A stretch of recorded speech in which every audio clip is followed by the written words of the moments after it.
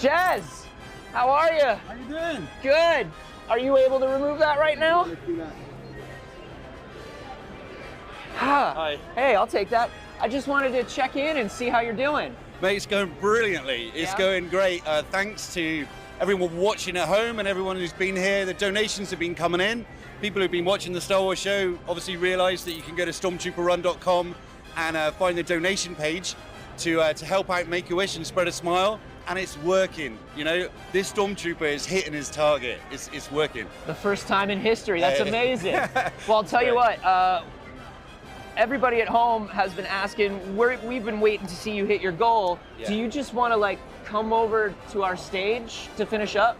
That would be amazing. Yeah? Yeah. Yeah. Let's Why do don't it. you? Yeah. Come join us on the live stage. Okay. All You right. have 90 seconds, Jez. 90 seconds.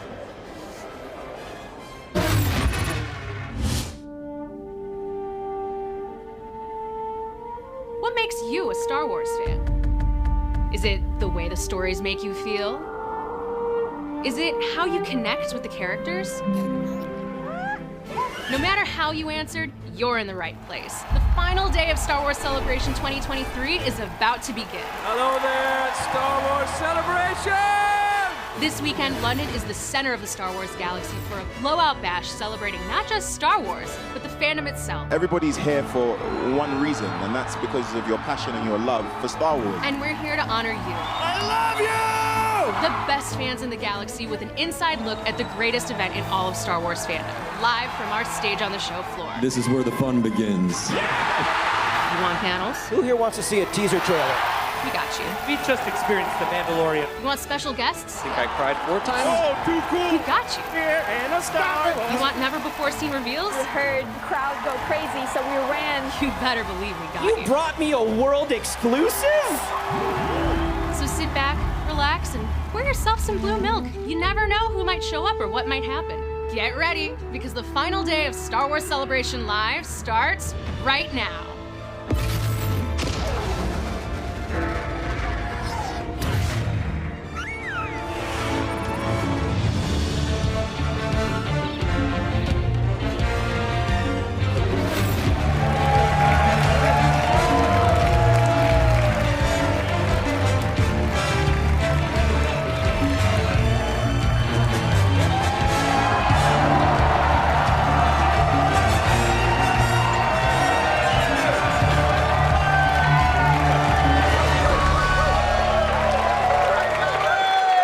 Goodness, good morning, Leia. How are you?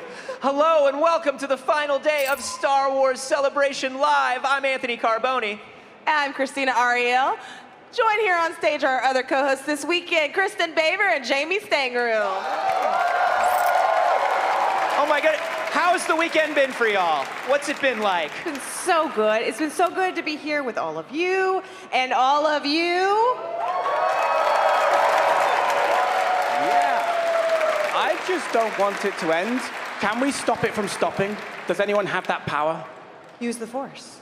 I'll try. Use the Force to keep us all in this building, and we'll just stay at Celebration forever. Just never leave. There's no way out. We live here now. Yay! And how could we possibly forget about our roaming cameraman and favorite droid to do all sorts of tosses and crowd work? It's Gil.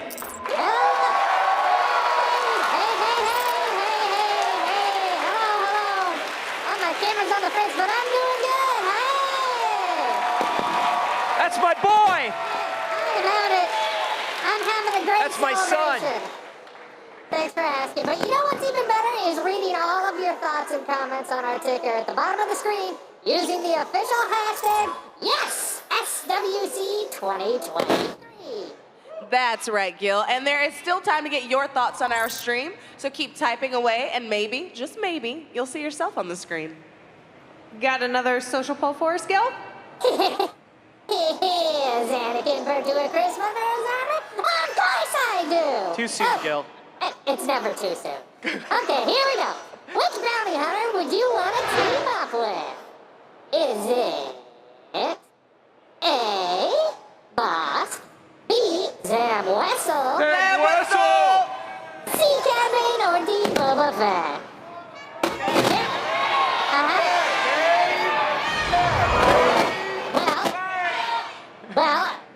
why don't you go on? You guys should go on Twitter and let us know right now on @StarWars, and we'll be back later in the show with the results. Damn Wessel Nation!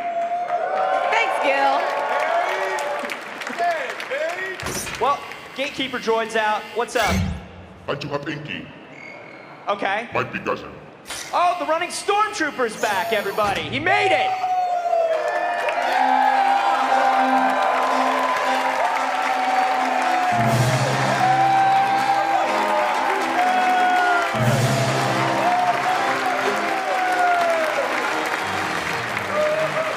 Oh, thanks for making it over to our stage, Jez. How's the run going? Have you collected a lot for charity so far? This is quite exhilarating and overwhelming, isn't it, everyone? It is going fantastic. So far, I've run just over 2 marathons this weekend, and I've got about...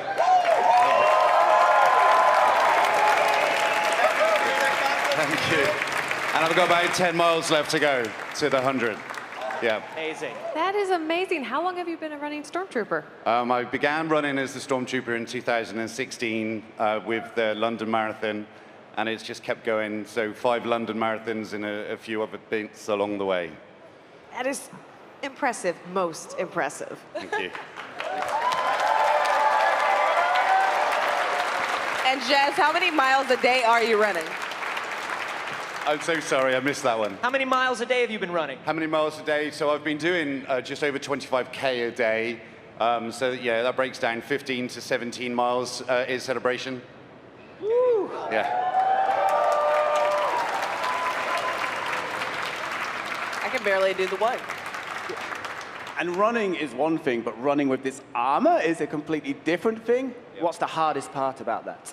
Well, this armor is just, behind the scenes, it's a bit like me. It's falling apart behind the scenes. There's so much tape and stuff going on. I am literally every day saying, come on, baby, hold together. I look like a Stormtrooper. I run like C-3PO. And it's just, yeah, it's hot. It's really hot. But it's for a good cause, of course. What charities? Yeah.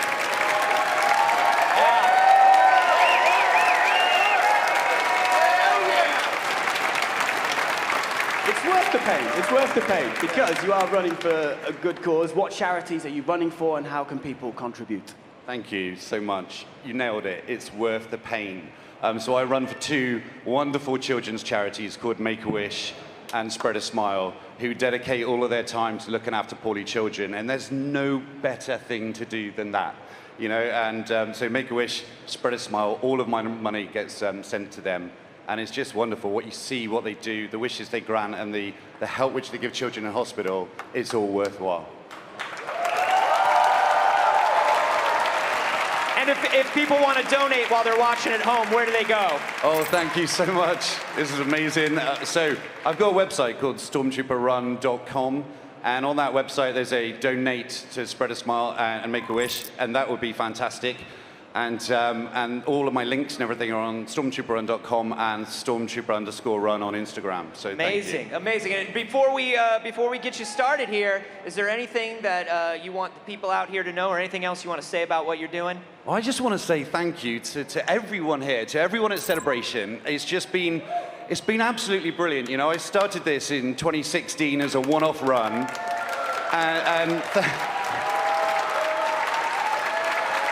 See, this is it.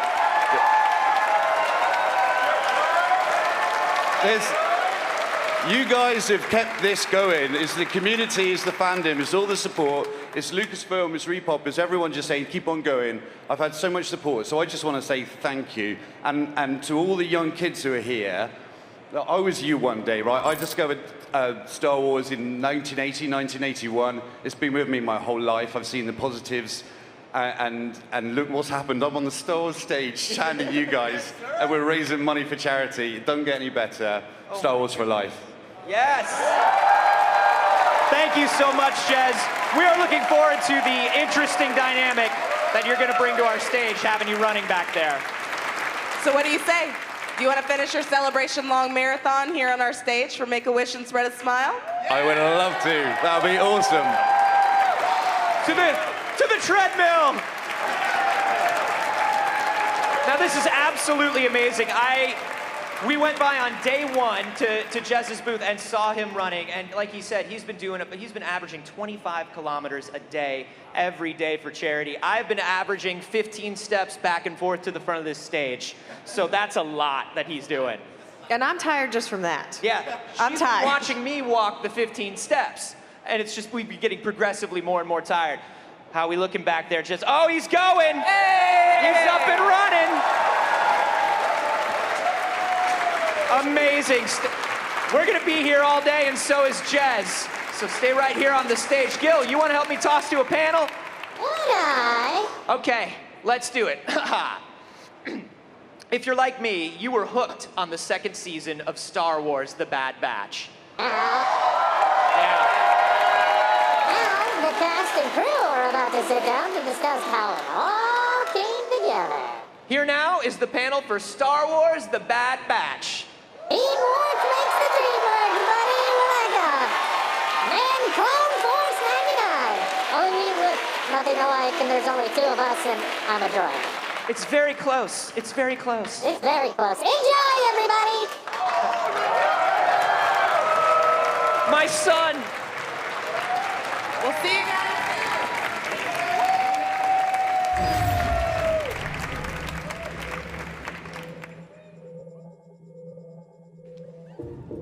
After all they have sacrificed, you now wish to discard the clone troopers. Is that what this empire stands for? Kamino was our home. Why is Rampart covering it up? I need your help. Together we can figure. He's an assassin. A clone? We are being targeted. We shall usher in a new era, heralded by the Imperial Stormtrooper. Crosshair, you know what makes us different? We make our own decisions, our own choices.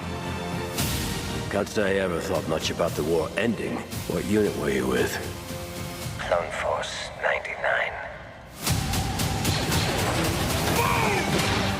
You can buy your freedom. We're already free. It's cute you think that. Everything is changing. I may process moments differently, but it does not mean that I feel any less than you. It's some kind of lab. What were they keeping in here? The progress we are making in the field of cloning is of great importance to the Emperor. Help him. That would be a waste of the Empire's resources. Lieutenant.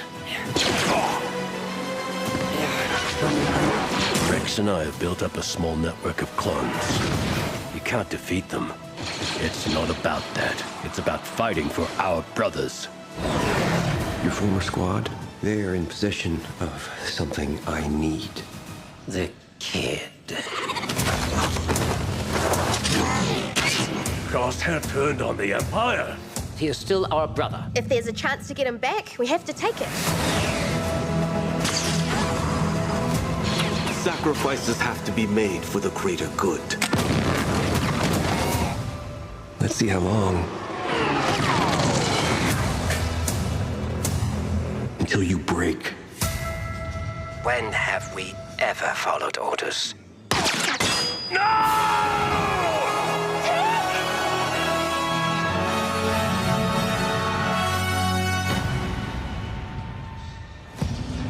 Hunter, the Empire's here.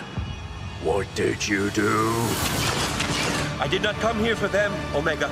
I came to return you.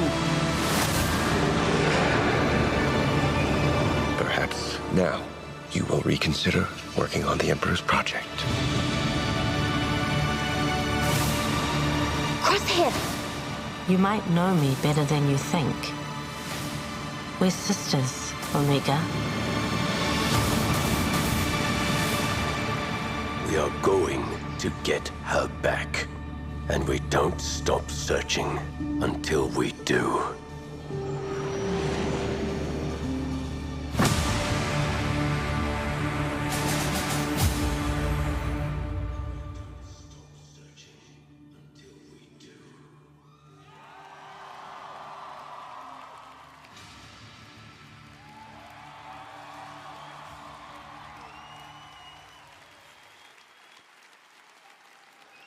Celebration stage, please welcome your host, Amy Radcliffe. Oh, they really played that. Wow, please give a round of applause to Atomic Blonde and DJ Elliott. So I'm guessing some of you in this room, big Bad Batch fans, eh? Yes, yes, season 2, I mean, a few things happened, I would say. It was pretty exciting, little emotional, a lot emotional, but luckily we have some excellent panelists here so we can all talk through some feelings and reflect on some of the awesome story that happened. It's just so much, like okay, we can do this, we can do this. So please, please give a warm celebration welcome to Brad Rao, Jennifer Corbett, Athena Portillo, Dee Bradley Baker, and Michelle Ong.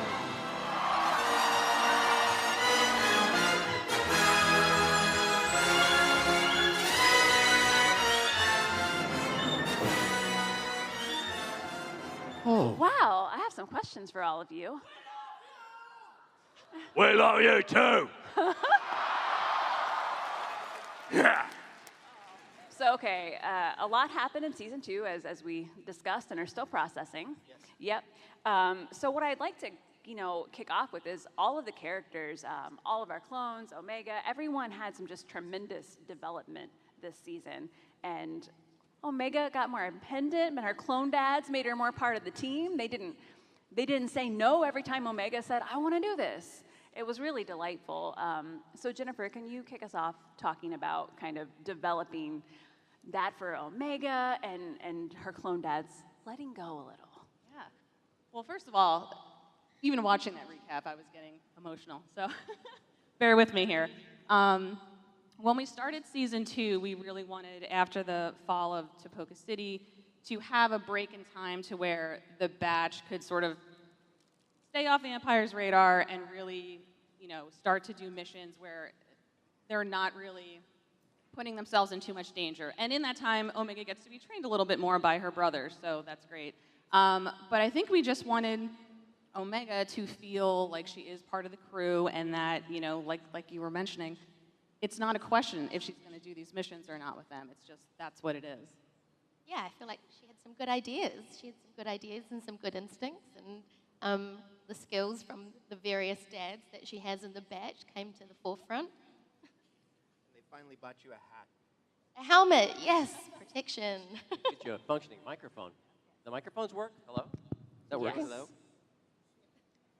If we're good. Okay, we'll get Brad taken care of. Oh, This was just my there prank. We go. Yes. I gave him the wrong microphone on purpose. Got you. And I do want to, Michelle, Omega, like a real go-getter. Just there with the plans, ready to go in and do whatever. And I want to talk about your exploration with Omega over the season, getting to be like this more like, yes. Well, season 1 was like very much sort of mirroring real life, as in I was new to this world, to Star Wars, and so it kind of felt like a nice development that in season 2, as a more comfortable and seasoned voice actor, I was also exploring a character who was also more comfortable and really leaning into, the life of a soldier, a good soldier, and dare I say it, getting a thirst for adventure. And it was nice to sort of have her be a little fearless, and her enthusiasm really got brought out by the wonderful adventures and missions that we sent the batch on. And it was nice to sometimes have a little bit of pushback. Brad, we'd sometimes have talks about how stroppy, how petulant, how teenagery is Omega in this moment. Because, there were some moments where she tested some of the batch, and that was fun as well, to have a different side of her. You got to. It's kind of the story of her coming online. She's earned her stripes and her place as a trusted member of the team. And that is the story that's unfolding here. It's really great to see.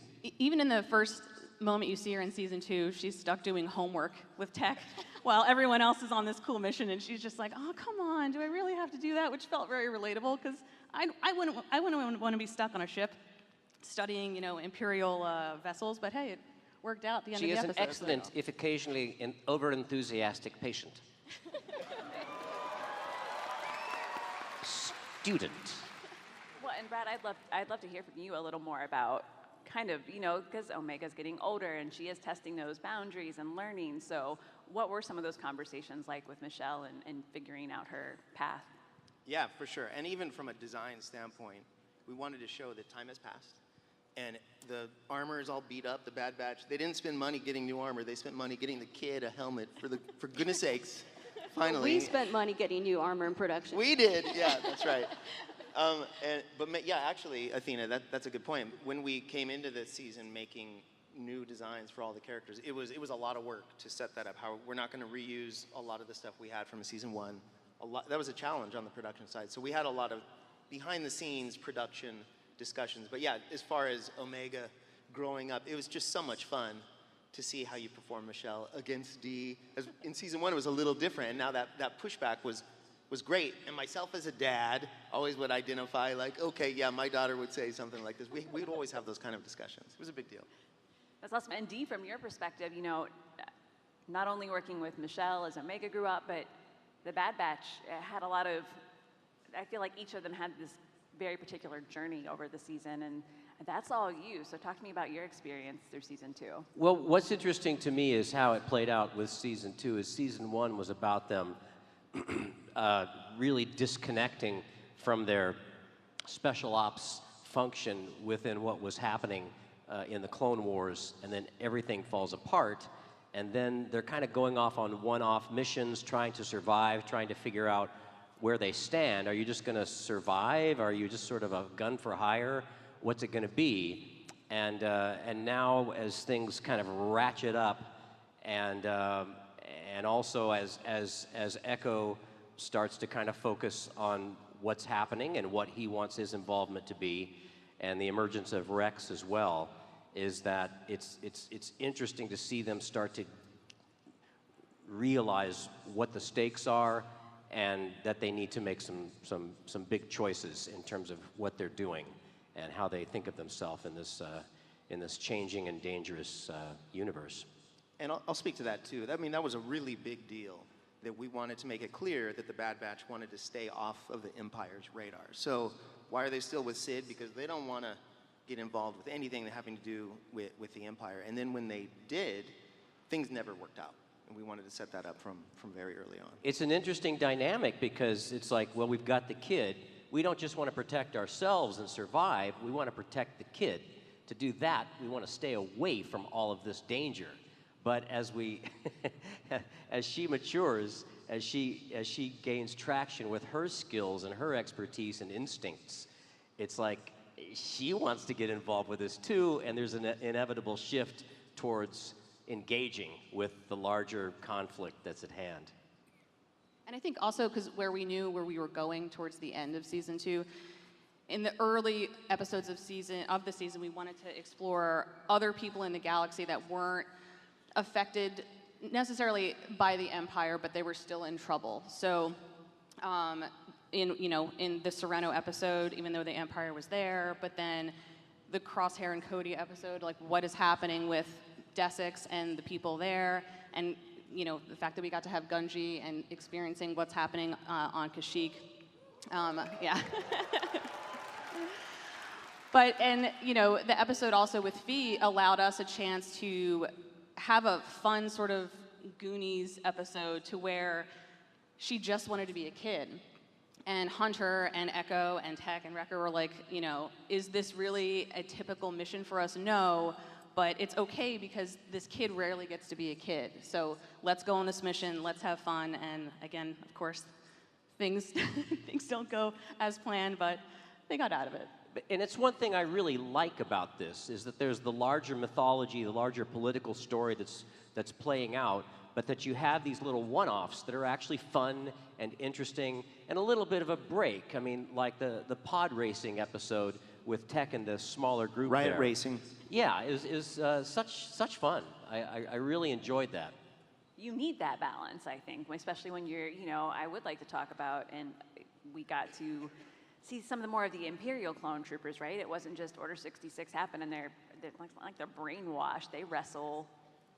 We saw them wrestle with like, oh, the Empire maybe not so great. Athena, can you talk about starting to explore that in season 2 and getting to show that that's such an important part of Star Wars history, honestly. What I think is funny is anytime we talk about exploring, I go automatically to production mode. And instead of talking about the story itself, I go straight to, yeah, let's explore that. Let's see, how many crowds did we have to do for that episode? We talk about going off location to different environments per episode. Okay, let's talk about for Pabu. When we had the tsunami episode, we were ready during the writers' conference. We're G-chatting all our supervisors from Andre to Joel to Keith to Paul about how are we going to kick this off? How are we going to make this effective? How are we going to stay within parameters for the water effects? How are we going to stay parameters and having to build all these new characters? So I always go straight to that mode in terms of thinking what it's going to take to go to these different locations. Yeah, when we came out of that writers' conference, sorry guys, we're going to have to figure this out. This is going to be tough. And it turned out awesome. Yes, it turned out very awesome. And Michelle, I'd love to ask you, you know, something Dee kind of mentioned is that Omega is a little like, okay, we're trying to keep Omega way out of the sights of the Empire, under the radar, but Omega's like, things are going wrong in the galaxy and we can't, it's like not right if we just sit back and do nothing when we can help.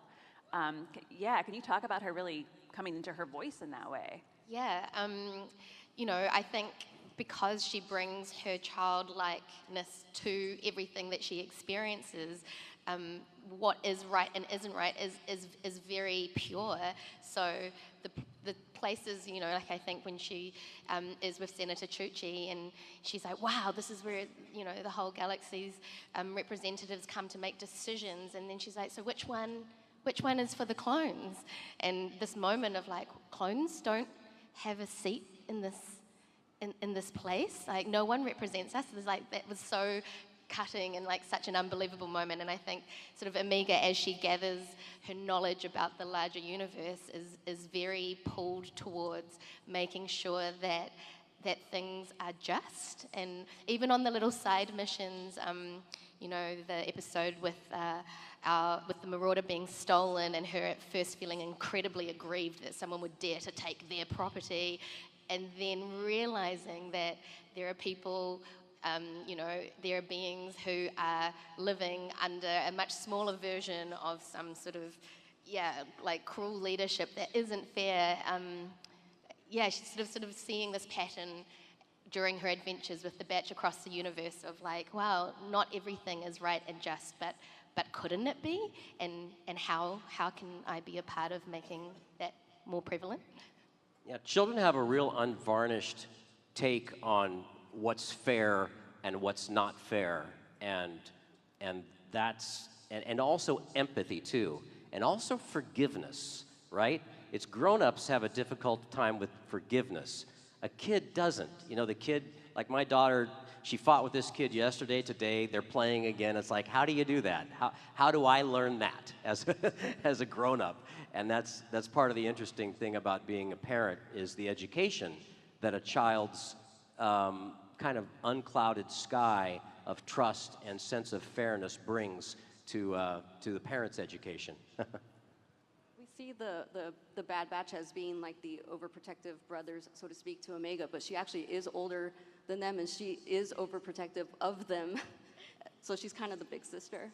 That's right, I forget that. But yeah, she is technically older than them. So it's a two-way street, like you were saying, Dee. I think the education comes from the batch to Omega in the form of, you know, smarts and skills and special ops technique and knowledge. But Omega gives back in the sense of how she approaches potentially some of the larger ethical issues and how she navigates those.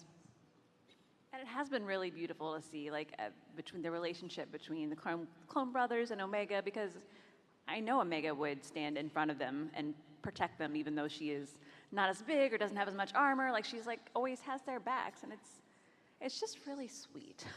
Absolutely, and I feel like in season 2 it was such a joy because I feel like Hunter was a primary relationship in season 1 because he was the first one on board to allow Omega into their crew, and in season 2 it was just delicious to explore the really personal relationships between each of them, you know, and obviously the journey with tech. I loved doing the flying lesson and just sort of like realizing, just like a kid, how she can push the buttons of various brothers and how she can manipulate them to get them to do what she wants.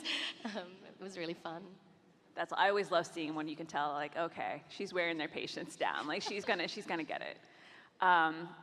Jen, I would like to jump back a little to the Imperial Clone Troopers, because in addition to that, we also kind of saw the transition, right, from Clone Troopers to Stormtroopers, and this awful situation of the clones essentially being phased out and left behind. And can you talk about developing one of several heartbreaking storylines in the series? I mean, that is really the tragedy of the clones, is that they are great soldiers. They feel that that's their purpose. And even in the first episode of season 2 with Captain Wilco, and how he's following orders, he's doing what he's told, except when Admiral Rampart says to falsify a report. And he's a good soldier, I'm not gonna do that, and Rampart takes him off the board, because it just sort of speaks to how the Empire views the clones as property. And we talked a lot about that throughout the season, and kind of like what Michelle was saying in the scene or the episodes on Coruscant, when she's talking to Senator Chuchi, and she asks why the clones don't have representation. That's very much the child's point of view, but it's very clear. Whereas Echo is coming from it from the soldierly point of view, and he knows that this isn't right and they have to be doing something more for their clone brothers. But it is tragic to sort of watch the Imperial clones who just can't fully break away, and sometimes they realize it a little too late, like Mayday in episode 12. And again, each time that Crosshair can come into contact with these kinds of clones really serves his story, because he also just wants to be a good soldier and wants to find his purpose. And unfortunately with the Empire, that loyalty doesn't go both ways. I love how that in that episode with Mayday, it was the one episode where Crosshair had the opportunity to really question himself when it says good soldiers follow orders, but not particularly in this instance. And I love how he bonded with him just immediately, well, because Mayday also allowed him to bond so naturally and try to save him as well. It's such a beautiful episode. I think it's my favorite of season 2 for what it means for both of these characters. It's very affecting. But also, I got to point out that a lot of the acting that you see, it's like I don't talk a lot in this one in particular, even though it's kind of a clone-centric story. But it's the acting that all of the rest of the artists involved with the production of this bring to the nuance of expression that you see, from the lighting to the shifts in expression to how it is edited and cut. This is an ensemble of artistry that creates all of this thing, and I'm very privileged and very glad to be a part of it. But they are an invisible army that stands with each cell of this, each moment of this scene, all the way through it, and they deserve the appreciation for what they've brought. Yeah, we are incredibly lucky. Our team at Lucasfilm, that Athena is our fearless leader, are so good. It's from everything that they've worked on with Dave to what they're working on with us on this show is the best team ever. Keith, to Dee's point, it was awesome to see that this particular episode was the one that in Twitter and Instagram got the most likes in terms of the visuals. Keith Kellogg, our animation director, Joel Aaron, our visual effects supervisor, our team at CGCG really pushed the boundaries on this episode, and this one was also one of the ones in the writers' conference where I was like, chatting everyone, okay, there's gonna be a lot of snow in this one. There's gonna be a creature in this one. Let's start talking about, yeah. So. Well, that's also great, because after we did this episode, then it's like, and next we're gonna do a tsunami. So no sleep for anybody. I also wanted to point out Alex Spotswood is our producer on the show, and he has done an amazing job. He has been with us since the very beginning on Clone Wars. And I like that you mentioned the snow because among the many things I commented on in this episode, I watched it. I'm like, look at Mayday's beard. Look at the snow in that beard. That's so good. I love Mayday. He's one of my very favorite clones now. It's a beautiful. To do a personal story. So I'm very attached to this episode. I loved, like, I was in the military, so getting the opportunity to really sort of focus on sort of, I view it as a veteran story. And, you know, obviously Star Wars is a heightened version of the military, but just to really pair two soldiers, Crosshair and Mayday, with Lieutenant Nolan, who's just the worst.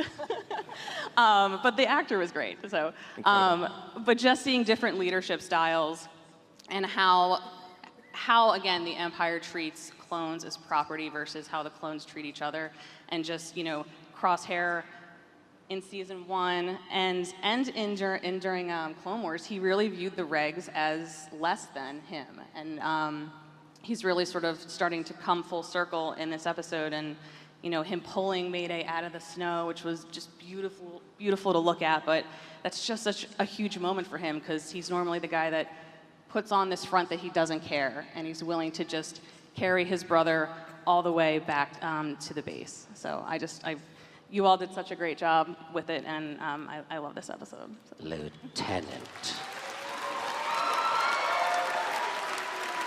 And Jennifer, I mean, you make like Crosshair. I didn't ever expect myself looking forward to a Crosshair episode, and it happened all season long. And Dee, I'd love to hear from you. I mean, Crosshair's arc over the season was incredible. What were those conversations like when you learned about where he was going, and what was it like getting into his head? Well, Star Wars to me, when it gets down to it, is a story of hope and redemption. And that's why, for me, Crosshair right now is the most interesting of the batch for me to voice because of his story, his journey that's playing out. And I'm so glad that it's taking this. I mean, it's just, you know, Jen, this is to your credit, and everyone who's constructing these stories before we come to perform them. Just what an interesting and compelling and relatable story this is. And I think that's really what you guys connect into about these stories, because we all need a sense of hope and a sense of meaning and a sense of being seen, and that you find this in very deep ways. I've been hit with a lot of emotion over the past few days of people testifying what these stories mean to you, and it's a really wonderful and beautiful thing to see.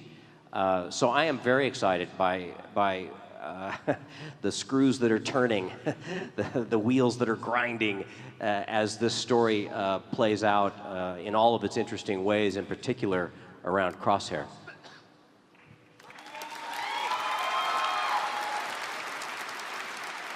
I'm just thinking about Crosshair now and how much I like him and how much I did not expect that to happen after season 1. Well, right. That's why he's interesting, because at first he started out as a little snide and standoffish, and the guy who's up there hanging out on the bluff who's going to be sniping, and he does that kind of personally as well. But then to bring him into a character, it's like, you know, I've got a grumpy side to myself. I've got kind of a side that needs to be taught to forgive and to relate and to have empathy. These are all things that every human being needs to learn. And to some degree, we all have further to go. And he is a cauldron of that's playing out, that makes it a really, really compelling and interesting fellow. Cauldron and a callus, a potential callus of the Bad Batch. You know, we tried to put him through the ringer in season 2, which, you know, I think we did, but I think he's so relatable because everybody has a friend who is that person who can admit when they're wrong or admit when they made a mistake. And, you know, at the end of season 1, he refuses to really back down, and now we actually get to see him learn from his mistakes. And it took some time, but, you know, he's trying his best. But yeah, from a production standpoint, also, we knew we were not going to see a lot of episodes with Crosshair. So we planned way ahead of time. When we see him with Cody, we wanted the palette to be burning hot red when they go to Desix. When he's with Mayday, it's freezing cold blue. That's very intentional. So we see him as he's going through his journey, he comes to some stark realizations in that 212 episode. It's pretty big. That's really cool, and I like hearing about those little touches that just accent everything. You know, every detail is so considered with these, and I don't, you know, we're watching them, and the idea is for us not to see, you know, not to realize that. So, good job, good job.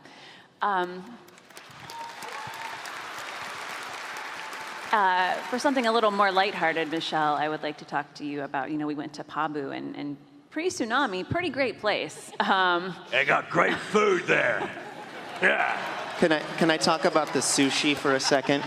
Please, please. Because the production design that went into each piece of sushi was astounding. There's subsurface light diffusion just to get it to be so delicious. The way that Record dips it, it was incredible. I'm telling you, the amount of times that Brad has talked about this sushi throughout the production of season 2, it got to a point where I'm like, if you mention the sushi one more time, Brad, I'm gonna get off the Zoom. Out of all the assets we've built so far, it's always the food. Brad's like, do we get more food in this episode? We're trying to make the Star Wars food better. That's my mission. Yeah, people eat a lot of ration packs, so let's change it up. But, you know, we got to see Omega, you know, and Dee talked about this little, like you could have some fun episodes, but Omega so rarely gets to be just a kid. And on Pabu, I'm like, look, she gets to have a childhood. And a friend hanging out with Liana, going on a kids-only boat cruise. I mean, before the tsunami. Yeah, it was fun, and it's like, I guess, you know, on the missions, you know, there's not a lot of, we have cue lines for laughter and such, but I don't get to do them that often. But I feel like in the Pabu episodes, it was like cue laughter, cue running around a tree playing, like make it fun. And I was like, oh, this is a really different side of Omega. It was. I can relate to that, like having a teenager where you, and those of you who have teenagers know that it's like part of this is there's an adult aspect that is online that has competencies and capacities that are analogous to an adult, but you also have a kid at the same time. And to allow both of those kind of contrary functions to exist and to negotiate and work their way out, it's not the easiest thing in the world, but it's a wonderful thing to see play out. And yeah, you have all of these elements with the added context of this happening within a war frame. That adds stakes and drama and a lot of difficulty as well.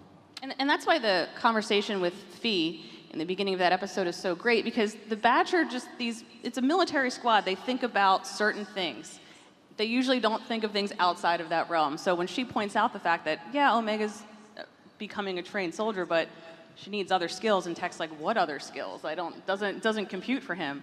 And yeah, like we got a chance to show Omega with Hera in season 1, and other than that, and then Gungi, but it's great whenever she can explore what it's like to actually be a kid. Yeah, and the way, Michelle, you asked Dee, can I go out on the boat? And Hunter says, have fun. It kills me. It's so good. It's so beautiful. Have fun. When I wonder when you all get the scripts, if you do what I do as a viewer, which is like, oh, they're having a great time. Oh no, they're having a great time. I don't feel good about where this is going to go. Is that your reaction? You're like, oh, they're having. Oh no. I mean, you always, yeah.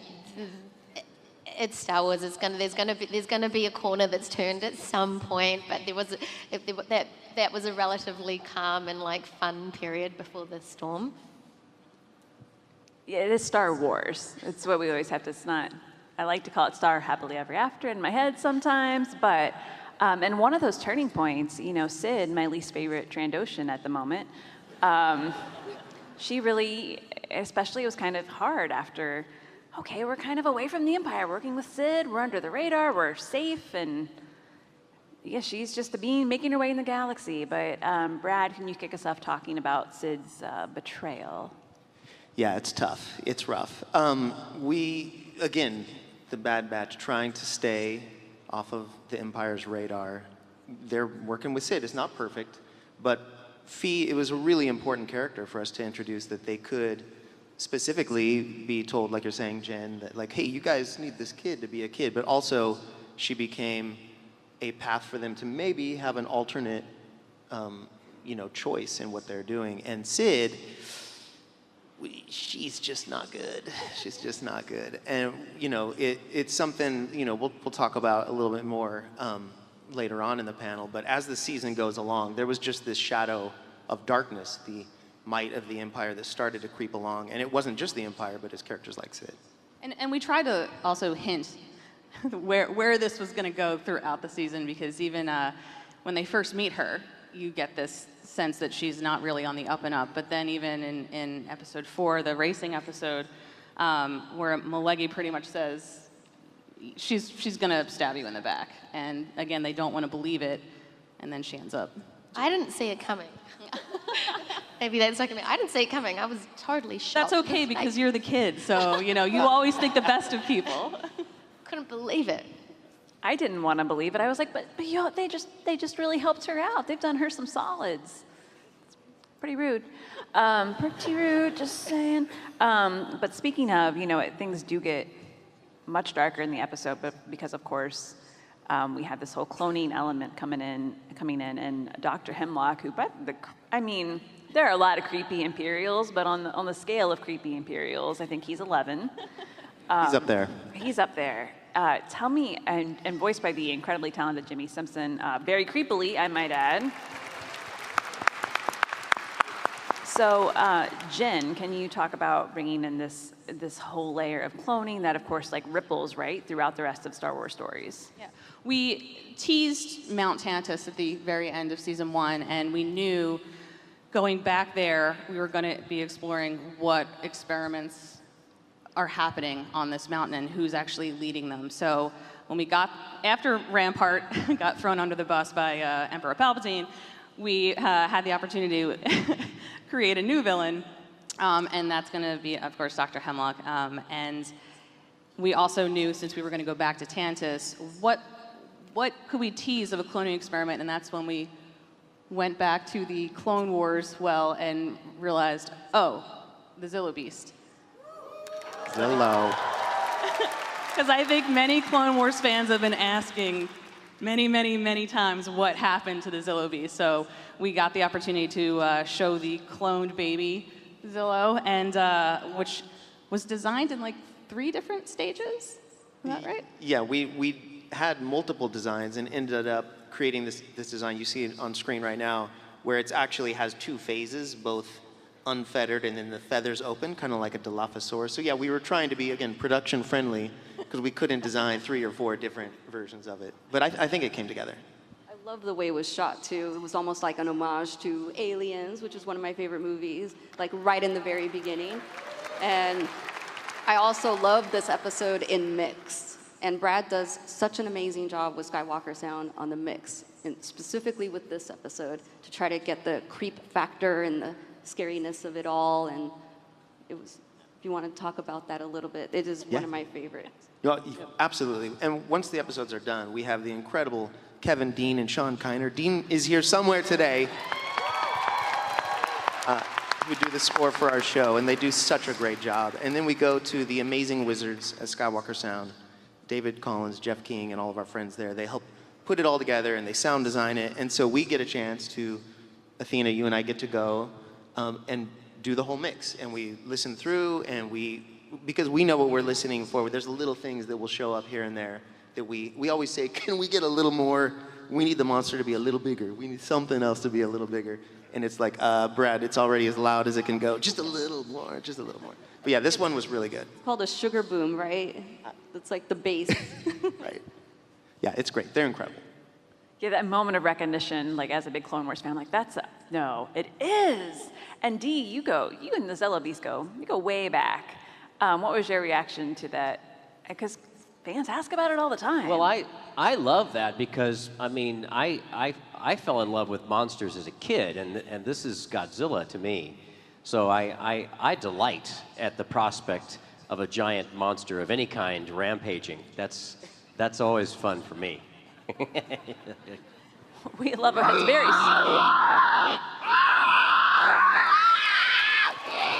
that kind of it just feels good. It just feels good. D, I gotta say, when we were doing the Outpost episode, and we were talking, okay, D, Crosshair is the Ice Vulture. Crosshair is the Ice Vulture. And then you just started doing it. And then you became the Ice Vulture. Yeah, I'm the Ice Vulture in that one, yeah. I love that. Amazing. Well, I would like to talk about a very important and important moment of season 2, which is Tech. And we love Tech so much. And Michelle and Dee, I would love to hear about when you found out, when you knew where Tech's arc was going, and know what the conversations were like. And Michelle, can you go ahead and start? Well, it's hard to talk about it still because, we obviously created this a little while ago, but I know for everyone out there, you've, only lived with it for a couple of weeks, and then just watching the recap before stepping on stage is bringing it all back. But we don't get the scripts in that much in advance. We sort of get a script each time we were about to go into record, just a couple of days before. So I knew that something was up because Jen and Brad were just sort of particularly sort of sensitive about, okay, if you guys want to talk about anything after you've read the script. And I was like, oh, okay. I guess it's either very harrowing or but never in my wildest dreams did I expect that we were going to lose someone from the batch. And I guess in hindsight, it kind of made sense because of, well, I mean, did it make sense? I don't know. I guess it's at least the journey that Omega got to have with Tech felt like a really strong and complete arc in the sense that we really got to understand each other better. He got to be his version of a big brother, and I feel like Omega actually, out of all of her relationships, I feel like Tech imparted the most of his sort of technical knowledge and his insight into how ships work and how all of that stuff. I feel like Omega really absorbed all of that, and to sort of, I don't know, to read that script and kind of sense it coming, and then this moment it was like, no, really, no, it can't be, and then reading to the end and being like, okay, no, he doesn't come back in this episode. At least it's it was really emotional. Yeah.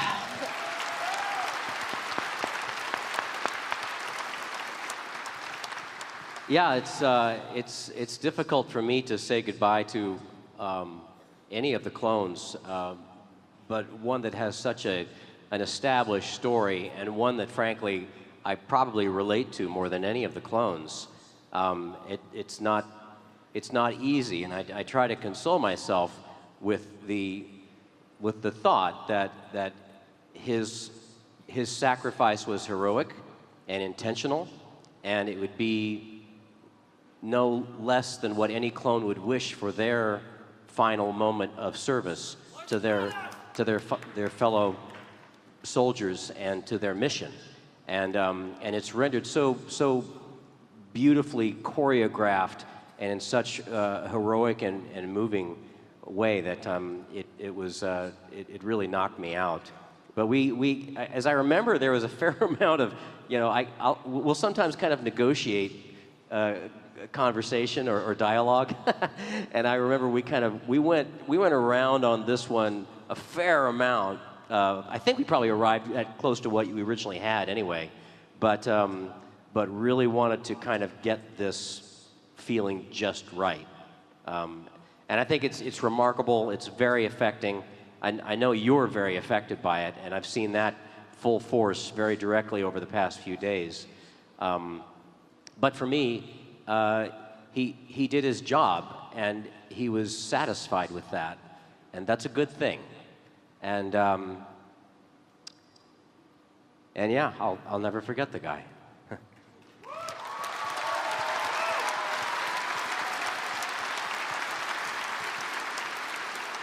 Jen, can you tell us, kind of coming to that decision about Tech and making that part of the story, and that's going to have such a big effect on the batch and on Omega. And on us. because these clones are our family, and so many conversations went into this episode. From early on in the season, we knew sort of where we were going, and it's difficult to talk about because it was difficult to write it as well. But a lot of this show is seen through the eyes of Omega, and we felt that it was important in this dark time in the Star Wars galaxy to show this is pretty much Hunter's worst nightmare, because he's been saying early on, we have to keep laying low or something's going to happen, and this is very much what he was afraid of. But when it comes to rescuing a brother and going to try to save Crosshair, this mission was worth the risk for them.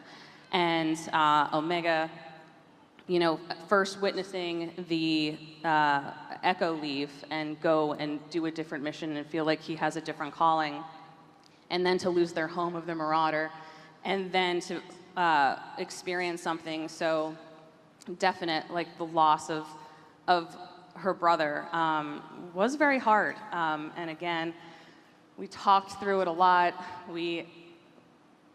I can't even.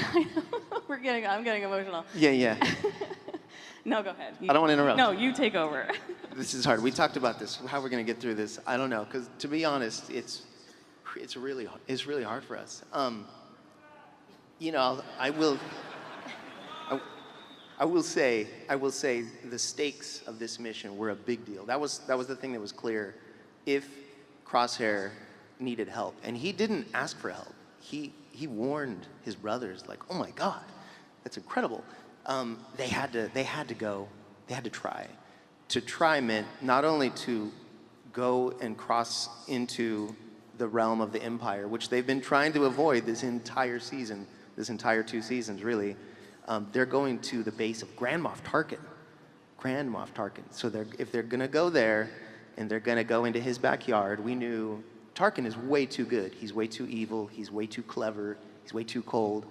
There's going to be some kind of consequence. And when we realized that early on in the writer's room, we were a little emotional about it. What does that mean? How are we going to do this? But we knew if we go into the lion's den and we poke the lion, there's going to be a price to pay. We even tried to talk ourselves out of it. We did. At many times, but then it just felt, it didn't feel genuine to the moment to have it all end happily ever after. And, again, it speaks to how the Empire views their soldiers, because the Batch would have gotten away if Tarkin didn't send those ships to shoot down not only the clones, but his own troopers. So he does not care about the loss to his own men. He just wanted to stop them. And again, that's just not how the Bad Batch or the Republic did business. And there was the only choice for Tech was either they all died or he made the sacrifice. And for him, it was really the only choice. There's such a beautiful symmetry to the quote that everybody asks for and gravitates to is, good soldiers follow orders. And for Tech to finish his time by saying, when did we ever follow orders? It brings it back to the other end of that spectrum of blindly following authority to sacrificing yourself for your band of brothers and for the mission. And there's a great, profound lesson and meaning to that I think is really, it's really beautiful. And I'm just so happy to have been along for the ride with this fellow. It was really beautiful, and I'm glad we were all able to be here together and talk through it. I know I needed it. I will miss Tech. But on a happier note, let's look back at some of your favorite moments from season 2. And I know it's been a minute since you all made it. Like Michelle said, we just lived it, but it's been a moment. But let's kick things off with you, Brad. Oh, sure. I mean, it's not a happy moment. Forget it. No, stop. I'm so sorry, but the Outpost is also one of my favorite episodes. It's such a great one. And in that episode, Crosshair literally questions the value of carrying dead weight. And then he literally digs Mayday out of the snow, puts his helmet on, and has this harrowing journey, very specific amount of shots in that montage as he works his way back. And it was just beautiful. I loved it.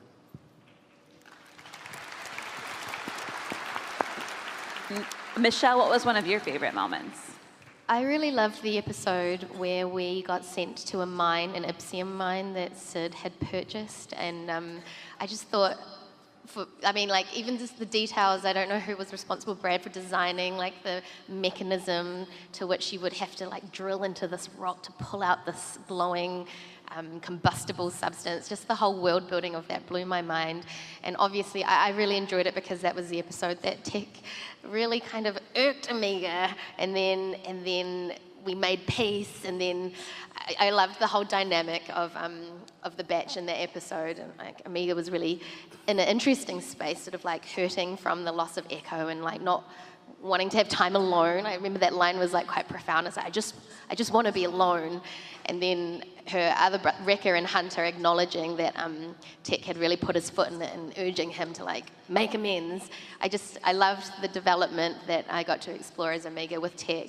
And also it was just hilarious. It was fun. It was adventure. Wrecker falling through the waterfall moment, and then also the heart. You know, like the feeling of that realization that our home had been stolen, and what did that mean, and that everything was changing and it wasn't okay. There was lots in that episode for me as Omega to explore. I really enjoyed it. Oh yeah, that one was so much fun. It was so much fun. Athena, how about you? Bouncing off of that, that's actually my favorite because of your performance. I love your character development in that. I love the relationship. I love how you handled when Echo left, how it made you feel. When we were in mix, I mean, I started crying just because of the performance alone, and then just going back to Tech, that moment of when she fell into the well, he didn't even think twice. He just threw himself right in. And that just goes to show that he will do anything for his family. But to your point, in terms of designing, Andre Kirk is our art director, and Joel was the one that came up with that liquid look through several meetings and discussions with Brad and CGCG. But yeah, that one is my favorite episode because of your performance. I think you did an amazing job. Oh, thank you, Athena. But yeah, I also forgot to mention the water, like the cave. So I'm from New Zealand, and we have this thing called bioluminescence, and I don't know if that was inspiration for it, but Definitely. Really, the water in the cave, and like I don't know, like how it sparkled, and it was wet, but it was really amazing. Like I wish I could actually go to a real cave and experience. Wouldn't it be great if Disney World built a Bad Batch land? Yes. And you could like see things like that, and eat at the Pabu station with sushi. And it all comes back to the sushi every time. The Pabu sushi bar. Every time. I've got a highlight that I find very charming. Is Fee's and Tech's negotiation of what's going on between them, and it's interesting because a typical relationship that you see in a story, a movie, a play, a television show, it plays out in an expected way, but their sort of tentative yet ongoing, unrequited relationship, there's a sweetness to it, and it's very interesting and unusual because of how they complement each other. I mean, some people are drawn to each other because they're very similar in a lot of ways, and these two are about as different in terms of how they negotiate reality in the world as can be, and yet there's something there, and it's I really enjoyed watching that kick along through season 2. It was really fun to watch that and be like, Tech, sweetheart, she's flirting. Like, oh, it was really cute. It was really cute. Oh, Jen, how about you? What's one of your favorite moments from? I have two. First is having Cody back Cody's a good man. And I particularly love the moment when they're standing at the Clone Memorial Wall at the end of the episode when, after Crosshair does the terrible thing and his eyes are opening to sort of what he's been a part of. And he says, what makes us different from battle droids is that we make our own decisions and our own choices, and we have to live with them. And I think that sticks with Crosshair, and that is what helps his journey later on. But I think what has topped that is being here right now, where I can say that the story's not over.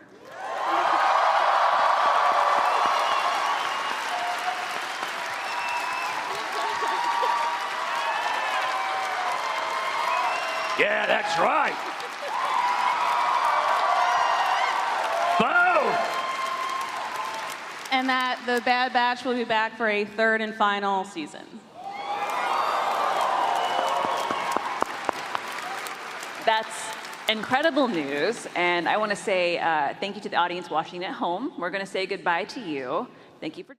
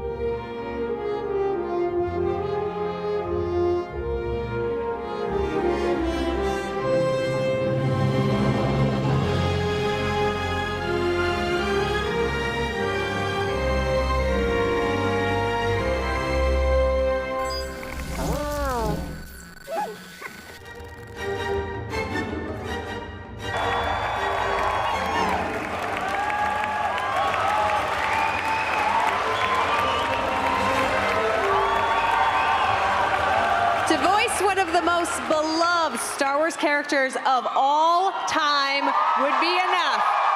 But on top of that, our next guest not only created a hugely successful clothing line that I'm a big fan of, but is also a staunch advocate for mental health and just about the sweetest person you could ever meet in a galaxy far, far away. Please welcome my friend and yours, Ashley Eckstein!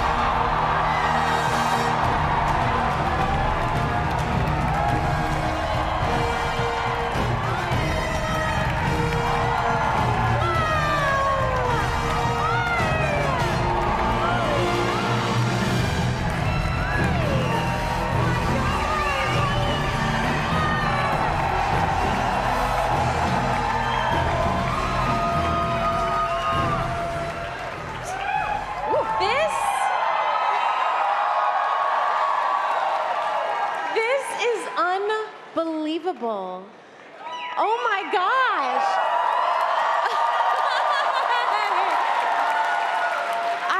I've been signing over in the autograph area all weekend and I had no idea. I could hear you all, but I had no idea that it was this over here. This is amazing. Wow. Just the roar of the crowd and the love when you came out. Well, before you even came out, just as soon as they realized who was about to come out, just the swell of excitement. I mean, I just have to say, I'm gonna say it right here, right now, Star Wars fans are the best fans in the entire world! Oh my gosh. So swag bag, awesome. Yes, no, I 100% agree. Obviously, Star Wars fans are the best fans, and Star Wars is all about family, and you have been a member of the Star Wars family for many years now, starting with the Clone Wars, which just celebrated its 15-year anniversary. So many people love this show, myself included. I know you love it. So many people have grown up with it. For a lot of people, it was their first steps into the larger galaxy. How does it feel to be up here and to be at this convention with your friends from the show, looking back on 15 years of the Clone Wars?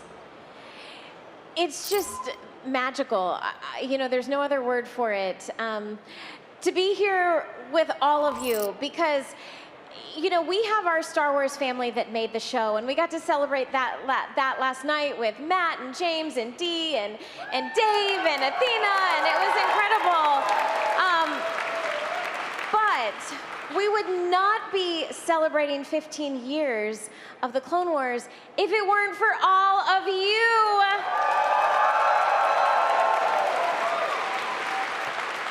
Thank you for your loyalty. You know, when Anakin tells Ahsoka in the final season about the clones, and he said, loyalty means everything to the clones. Well, your loyalty means everything to us. So thank you. Well said. And I know you're always at Star Wars Celebration. When I'm at Star Wars Celebration, I know I'm gonna get to see my friend Ashley. And I see you on the convention circuit, signing autographs, taking photos. Do you have any favorite memories from the years on that touring circuit, meeting so many fans who love your work, love the show, love Ahsoka Tano? Well, I can't pick just one. And the reason is people ask me all the time, they say, what's your favorite part about being the voice of Ahsoka? And it's this, it's Star Wars fans. It's getting to connect with fans literally from all over the world. We're here in London, and I'm from Orlando, Florida. And, yes. And getting to connect with people, and you know, you might not speak the same language, but actually Star Wars is universal. It is. You know, Star Wars for me is my love language. And if I can show love through Star Wars, and by being the voice of Ahsoka, if I can show love through Ahsoka, you know, Ahsoka means so much to me. I want to tell all of you, and I know I said this actually last year at Celebration, but after this weekend, after all of you sharing your stories with me, stories of surviving, stories of overcoming, stories of walking away and choosing a new path and changing your life and saving your life. Those stories matter and they stick with me, and I just want to thank all of you. You are my family.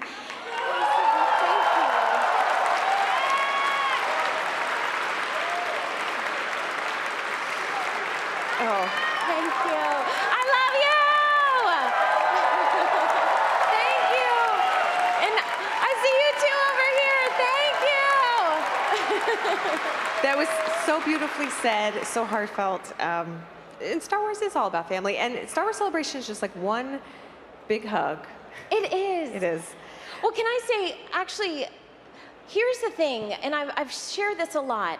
The reason I love Star Wars Celebration, and Star Wars Celebration is my favorite convention of all, because it is just that, it's a celebration. And when you walk in these doors, it's pure joy and pure happiness. And after the global pandemic that we all went through, there's not a single person who is untouched. I'm sorry, it affected every single person in some way.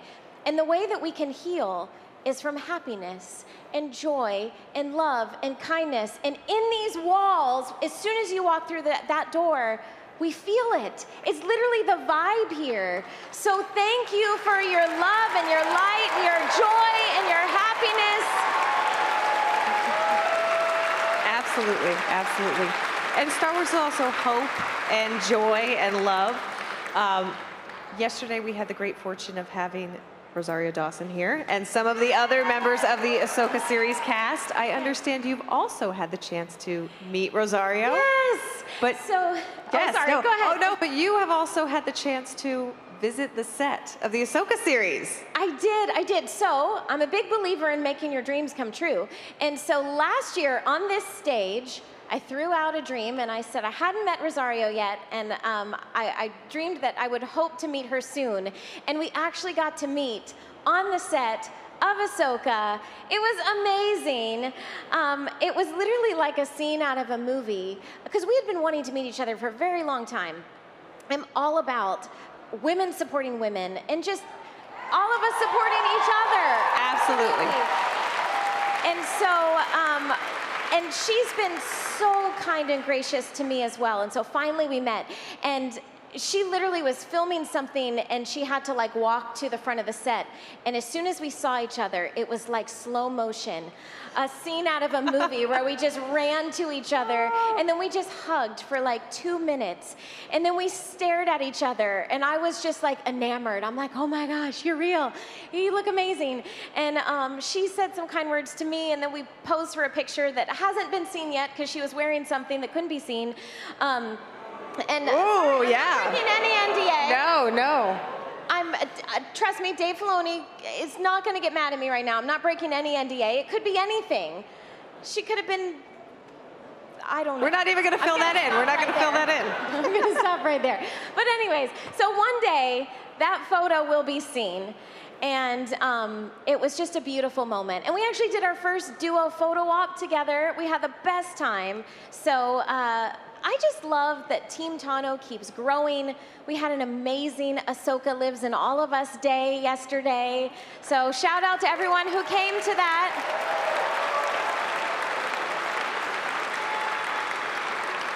And I know every collection for her universe, I think almost every new line has something Ahsoka in it. There's something to love with Ahsoka. Anything you want to share from anything that's new and upcoming from her universe? Oh my goodness. Well, her universe is constantly dropping new designs.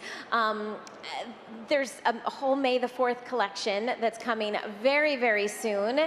And yes, and I hopefully for all of the European shoppers will be able to ship to you at some point soon. I've heard all of your comments. But yes, new designs coming soon. I actually got to design a collection for Ahsoka that is coming to Shop Disney next year, and that is global, so everyone will be able to shop it. But yes, always new designs coming, so check out heruniverse.com and then shopdisney.com. Awesome. You know I will. You know I will. Wonderful. Ashley, thank you for all you do. You are such a beacon of joy, and whether it's Star Wars Mindful Matters or your Mental Health Monday or just being the voice of Ahsoka Tano, you bring a lot of love to the Star Wars family, and we love having you here. So big round of applause. One more time for Ashley Eckstein. More Star Wars Celebration Live is coming right up.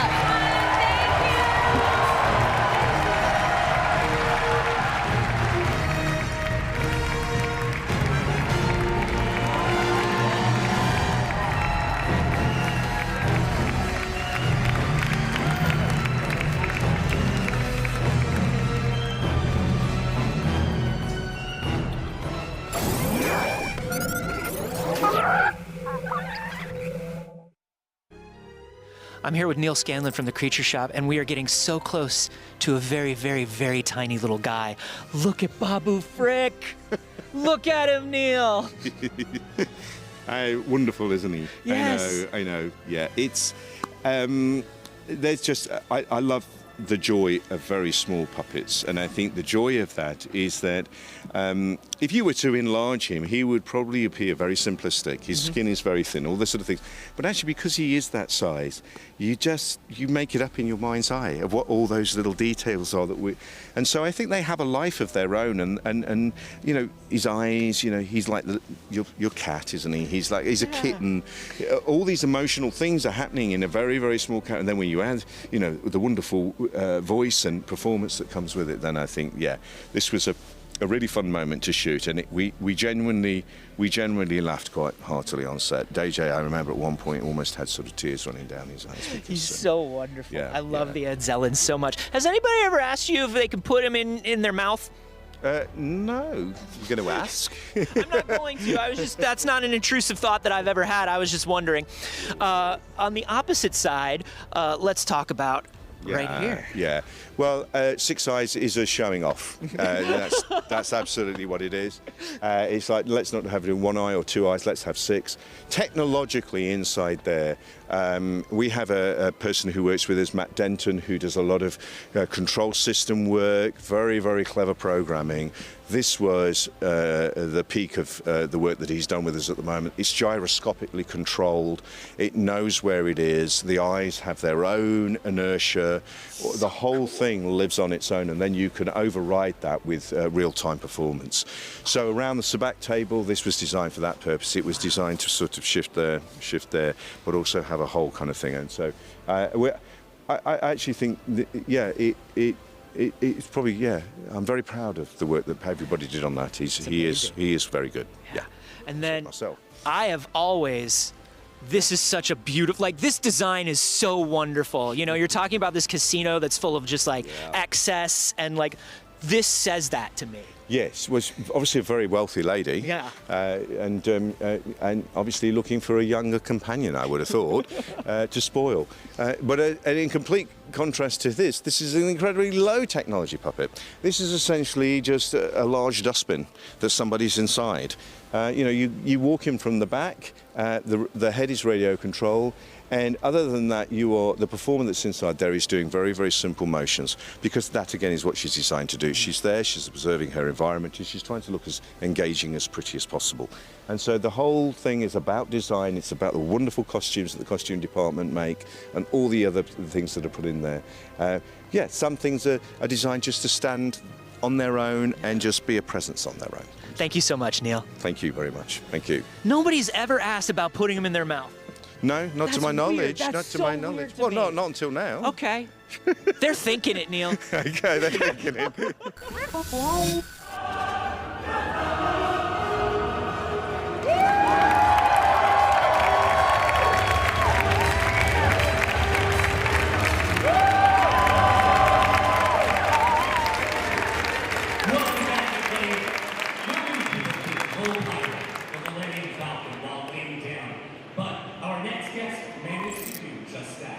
He's brought countless characters to life, such as Nine Young, Reeves, yes, Cy Smoothies, and oh, so many more.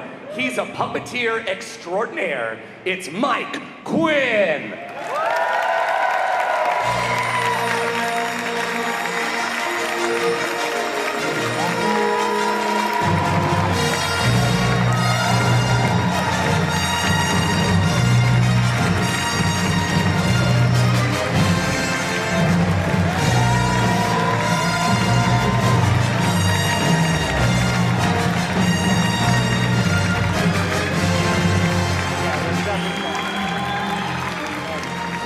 Oh my goodness, wow!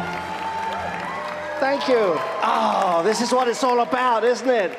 My goodness, look at you all. Oh, Isn't it great? This is the best thing ever in the whole world. It really, really is. Have a seat, Thank Mike. you. Welcome to the show. Right, can I take it home? We'll let you take it home. Yes, absolutely. I'm going to turn my back on you for a minute. So sorry, but I know you're all there. Yes. Wonderful. Oh my goodness. Mike Quinn is here, Thank everybody. You. Woo! Thank you. Oh, God. Okay. I can't believe you're all still standing. How are you doing that?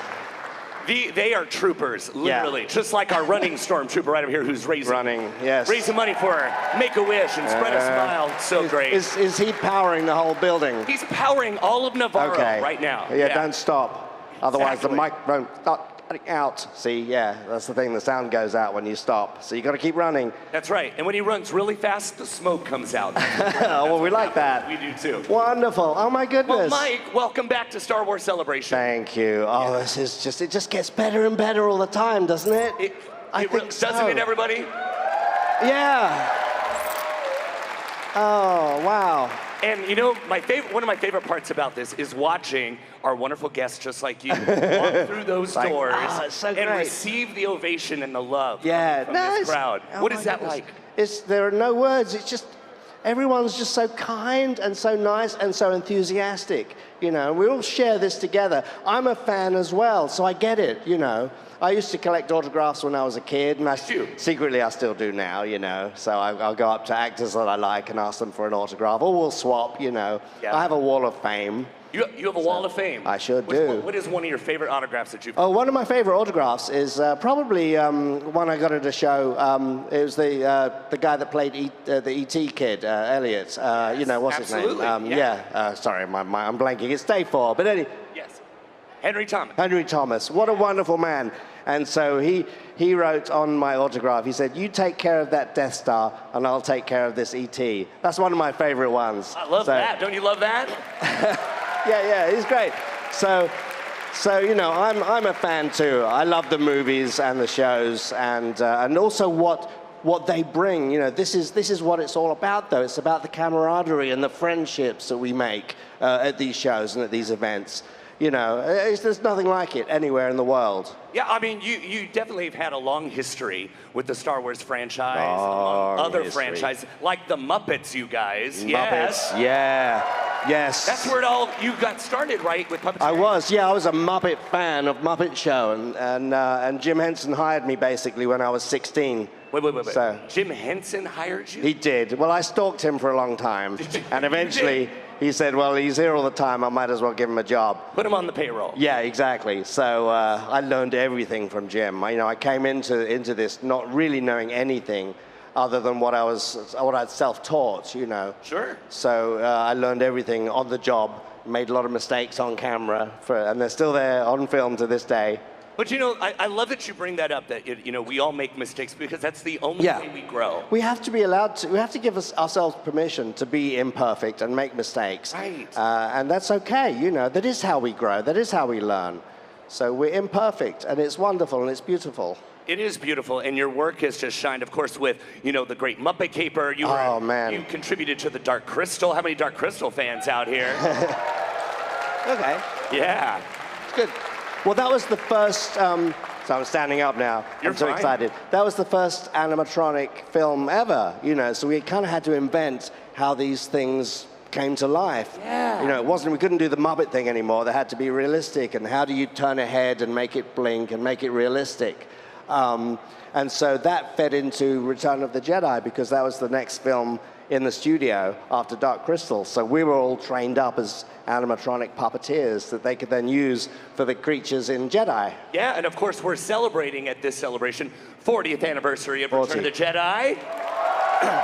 Yeah, which is weird because I'm only 35 years old. Which is crazy. Isn't that weird? Must be some weird time machine thing. It's the Force. That's what it is. So- That's what it is.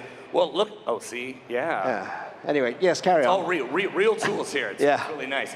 So looking back at Return of the Jedi, since that's a celebratory year for us here, of course, everyone loves your contribution to, of course, with Nine Numb. Of course, we love him, right? Right. Hey! Had to do it. Had to be done. You had to do it. Had to be done. These are the folks that are going to love that, right? Now, he's just like, the thing is, I was this enthusiastic teenager back then, like all wide-eyed, and this is great, this is great. Yeah. And that's kind of how he is in the film, though. That's how he's like, this is great, we're going to blow up a Death Star. Great, you know. So he was just like me, really. Absolutely, absolutely. Well, I mean, you've had, of course, great opportunities to blow up a Death Star, which is really nice. But you know, looking over the career, especially with Nine Numb, what memories come back to you? You mean from working on Star Wars? Yeah. Well, for me, again, being a fan of the first two, suddenly walking on set and seeing, oh my goodness, here are all the main cast in all their new costumes. What is going to happen? Because I didn't have the full script, you know, it was all under wraps. We just get the pages we were working on. So I was watching this unfold in front of me as a fan in real time, you know. It was wild. Sure. And you know, for those of you out there, if you've never puppeteered before, it's an art form. It really, really is. So when you are sitting in that chair, you know, under the puppet for hours and hours a day, how do you keep a performance fresh, you know, as a puppeteer? How do you find those ways, especially if a puppet is limited in the expression it makes? Well, you have to be a bit strange inside. But, you know, we entertain ourselves. That's the thing. You know, we love doing puppetry. We love doing puppets. And if we can do a puppet reaction that makes maybe our co-actor laugh or whatever, or scared or something, then that's what keeps us going. Is like being naughty with the puppet is always a good thing.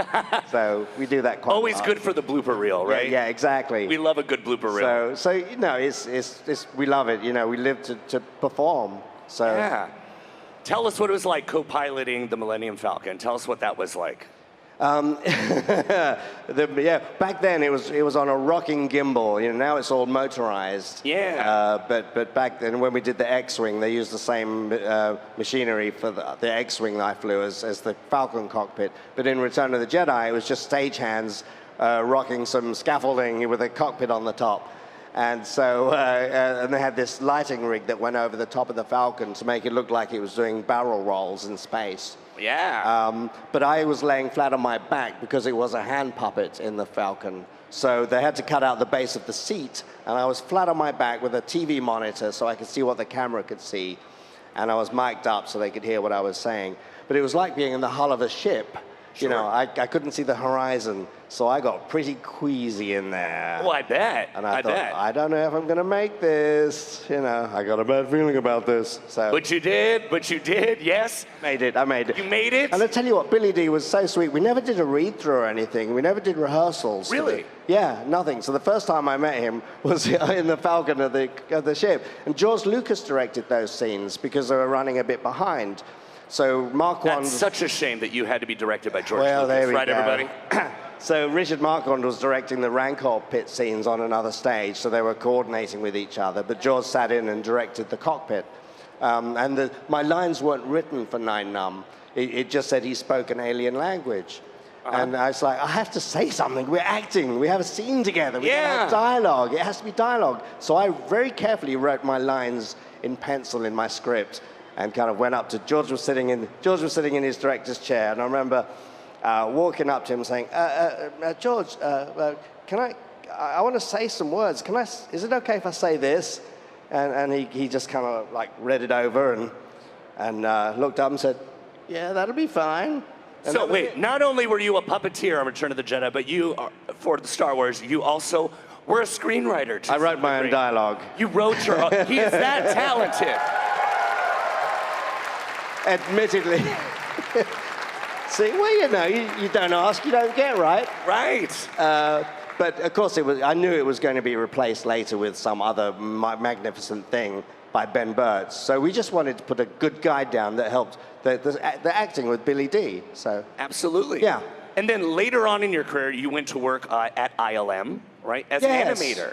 Yeah, that's right. Yeah, computer graphics were becoming a thing in the 90s, and I was interested in how that could help puppetry, you know, which now it does, of course. It helps hide puppeteers and enhance what we do and that kind of thing. But Toy Story had just come out, and I was fascinated by the characters and the stories they were telling, and it reminded me of what it had done for animation, what Jim had done for puppetry. So I was really interested in that. So I actually got recruited by Pixar in about 1996 or 7 in London. They basically flew me over there, and I became an animator on Toy Story 2 and A Bug's Life. Wow. So I worked on the Woody's Roundup marionette sequence, the old 50s TV show. You've just dabbled in just a few of the best franchises ever. Yeah, just once in a while, just touch on those things. So then, and then after that, I went to ILM for a year. So I did 6 months on Attack of the Clones as an animator, and yeah, there you go. All right. Yeah. So, you know, Geonosians, a little bit of Yoda, pit droids. Yeah. And then 6 months on Jurassic Park 3 animating dinosaurs. Amazing, amazing. Well, Mike, it's always a pleasure to have you here at Celebration. You guys love him, right? Thank you so much for stopping by today. And for everything else you've done for the Star Wars franchise. There is more to come from Star Wars Celebration Live in just a moment. Hey. Thank you. Thanks a lot. Thanks, guys.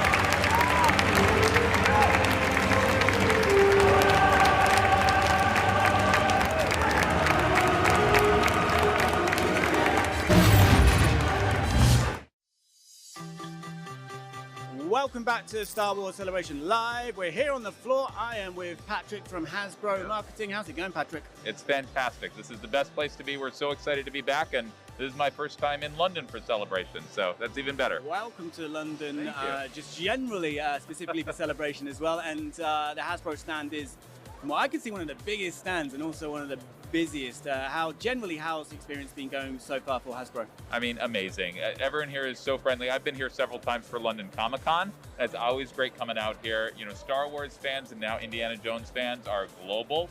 They're around the world, and it's always great getting out to the US and meeting them and hearing their stories and hearing what they love and bringing that back to the line. Well, there's a lot to go through. Let's focus on Young Jedi Adventures here, which is a brand new project. Yeah. What can you tell us? I mean, it's amazing. So I'm sure everyone out there knows it's Lucasfilm's first stab at a preschool dedicated show. I love it. I watched the first couple of shorts with my 4-year-old and my 2-year-old, and we are so excited to support with a full product line. So you can see it all here in the booth. We've got basic figures, feature figures, medium-sized vehicles, smaller-sized vehicles, the Crimson Firehawk, and then the centerpiece of it all is the Jedi Temple Headquarters playset. There's so much going on with this playset. Integration for all the figures, so many things for those little hands to play with. I can't wait for it to ship and get into the hands of my kids. So an amazing line. We're excited for it. Your kids and, let's be honest, you as well, Pat. Oh yeah, playtime is so much better when you're playing Star Wars. So the team did a great job with it. Emily and Cyan are our designers. Tony led up our marketing efforts. So really a team effort, and it's showing in the product. Big kids can play as well. And just finally, how do you approach a project like this, which is aimed at a specific audience, preschool, but also you're working from scratch with a brand new project? Is it a different approach the team has to take? It's always a little different depending on what you're doing. So you're right, we have kind of fan-focused lines, we have core kid lines. This was, again, the first Lucasfilm dedicated preschool entertainment. We have a lot of preschool experience within Hasbro that we drew from, true experts in the space. And yeah, to your point, kind of a brand new show. Great partnership with Lucasfilm as always, kind of a good back and forth. They're obviously the experts and know everything about the brand. We bring some good preschool experience in the toy space, so we work together, and I think, again, we're seeing a great line here. Thank you, Patrick. Yeah, looking forward to seeing more from Young Jedi Adventures, and there will be more as well from the Hasbro stand here at Star Wars Celebration Europe. But for now, that's it from the stand.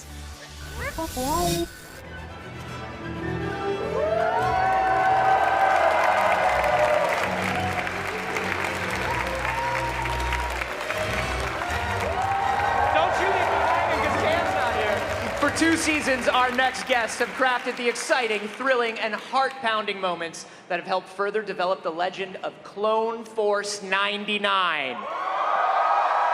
Now they're back and bigger than ever with the 3rd season of The Bad Batch. Please give it up for the creative team behind the show, Brad Rao, Jennifer Corbett, and Athena Portillo.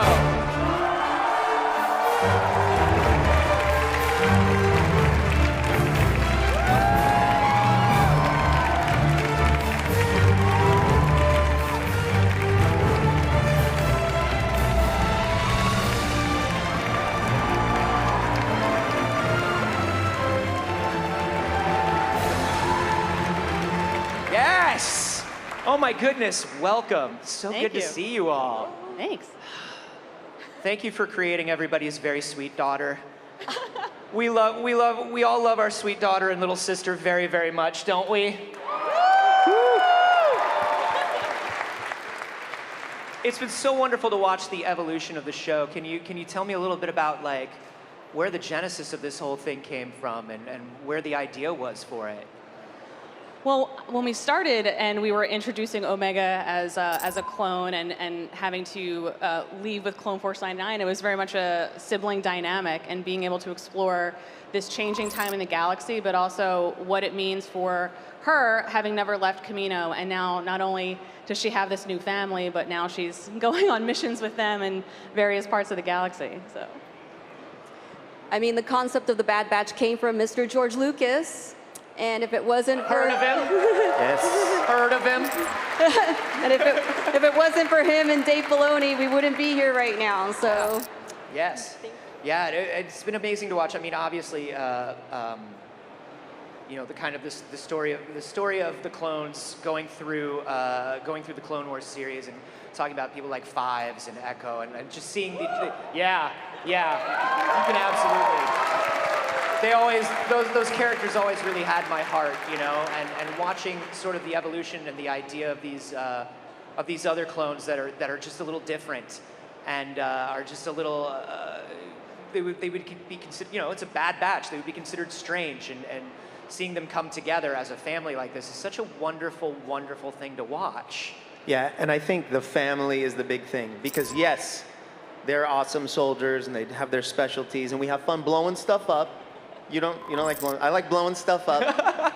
Jen doesn't like She's it. like, some of us have more fun than others blowing stuff up. I'm all like, give me the character relationship, and he's like, but where are the explosions? I'm like, all right, fine, let's figure it out. But it's the family, and it's really the space dads. That's what we glom onto. The space dads in Omega. We love it. And it's a great timeline because even though the Clone War is over, the story of the clones isn't. And that was sort of like something we talked a lot about in season 1 was where do they go from here and how do they figure out their purpose now that the war is over? Yeah, and that's been something that we have been watching a lot. It's been kind of a through line in a lot of Star Wars stories lately where we're talking about these 3 defined eras, but they aren't really defined eras. People have to continue their lives and keep moving on throughout these things. And the idea of, well, can a clone have a family when they weren't meant to have a family? What does a clone do when their one purpose is done? And it's the same for, you know, some of these Lost Jedi that we're watching in between eras and some of these characters. So why are these sort of in-between areas sort of interesting to you? I was going to say, when you mentioned family, what I love so much about the introduction of Omega is even though the Bad Batch are clones, I feel like she helps bring out some emotions and empathy and just family feeling out through them. And then in return, she has encompassed a piece of them. She's encompassed strength through Wrecker. She's encompassed like intelligence through Tech. I just feel like she's become one of them as well, even though she is their older sister, so. Yeah, and I mean, the idea that what is a family, right, Anthony? Like, it's like, what is a family? Yeah. We explore that. A lot of the shows, like you're talking about, a lot of the different series, different eras, play off of those same things. I think because it's a big deal. It's important. Yeah, it's huge. And now that the second season is over, did y'all enjoy the second season? Yeah. What would you say was, we'll go down the line here and talk about some of your favorite moments of season 2, because there were a lot of good ones. My personal favorite is the episode The Outpost, where Crosshair bonded with a new clone that we introduced, Commander Mayday. So, yeah. And just sort of seeing Crosshair care about another clone and go as far as to, you know, pull him out of the snow and bring him back to the base and try to save his life, because that's a big deal for Crosshair. Yeah. Watching that emotional growth and that thing of that, seeing the welcoming and the protecting coming out of that character is like, yeah, it's good. It's good evolution. It was a big moment. Yeah. Exactly. How about you, Brad? Yeah, I'm gonna stick with Crosshair. Yeah. One of my favorites, I also love that episode, was when he teamed up with Cody. Yes. Oh yeah. That was awesome. The Outpost was our super cold Crosshair episode. The Solitary Clone was our burning hot red episode. And the action in that episode we talked about on the production side, on the script side. We beat it up just to try to get it to be as particular as possible. How do these two guys who don't usually work together, and technically they're bad guys, so we had a lot of fun in that episode playing with themes and contrast, but there's a moment when Crosshair has Cody throw one of his mirror pucks to make the most incredible shot. It's so fun. Yes. It was really cool. Yeah, that was a good moment. That was a good shot. How about you, Athena? One of my favorites is the Goonies episode. Yeah. The one where they're stuck in the cave. I love the character development in Omega, and her relationship with Tech, her feeling of loss when Echo goes away. I just feel like Michelle's performance was amazing. Yeah, absolutely. Am I allowed to say a second favorite? Yes, also? of course. Obviously, Gunji. I love Gunji so Yeah! much. We know that's your favorite as well. Yes! Oh. Tell us why it's your favorite. I love a little hairy baby. I love a little hairy baby. Who doesn't? Come on. It's just such a sweet character, and I love him so much. I love him so much. But talking about this, talking about kind of these Goonies episodes, these characters growing out, the character growth, things like that. How do you sort of like figure out a season? How do you figure out where something's going to go? How do you work together to kind of make this happen?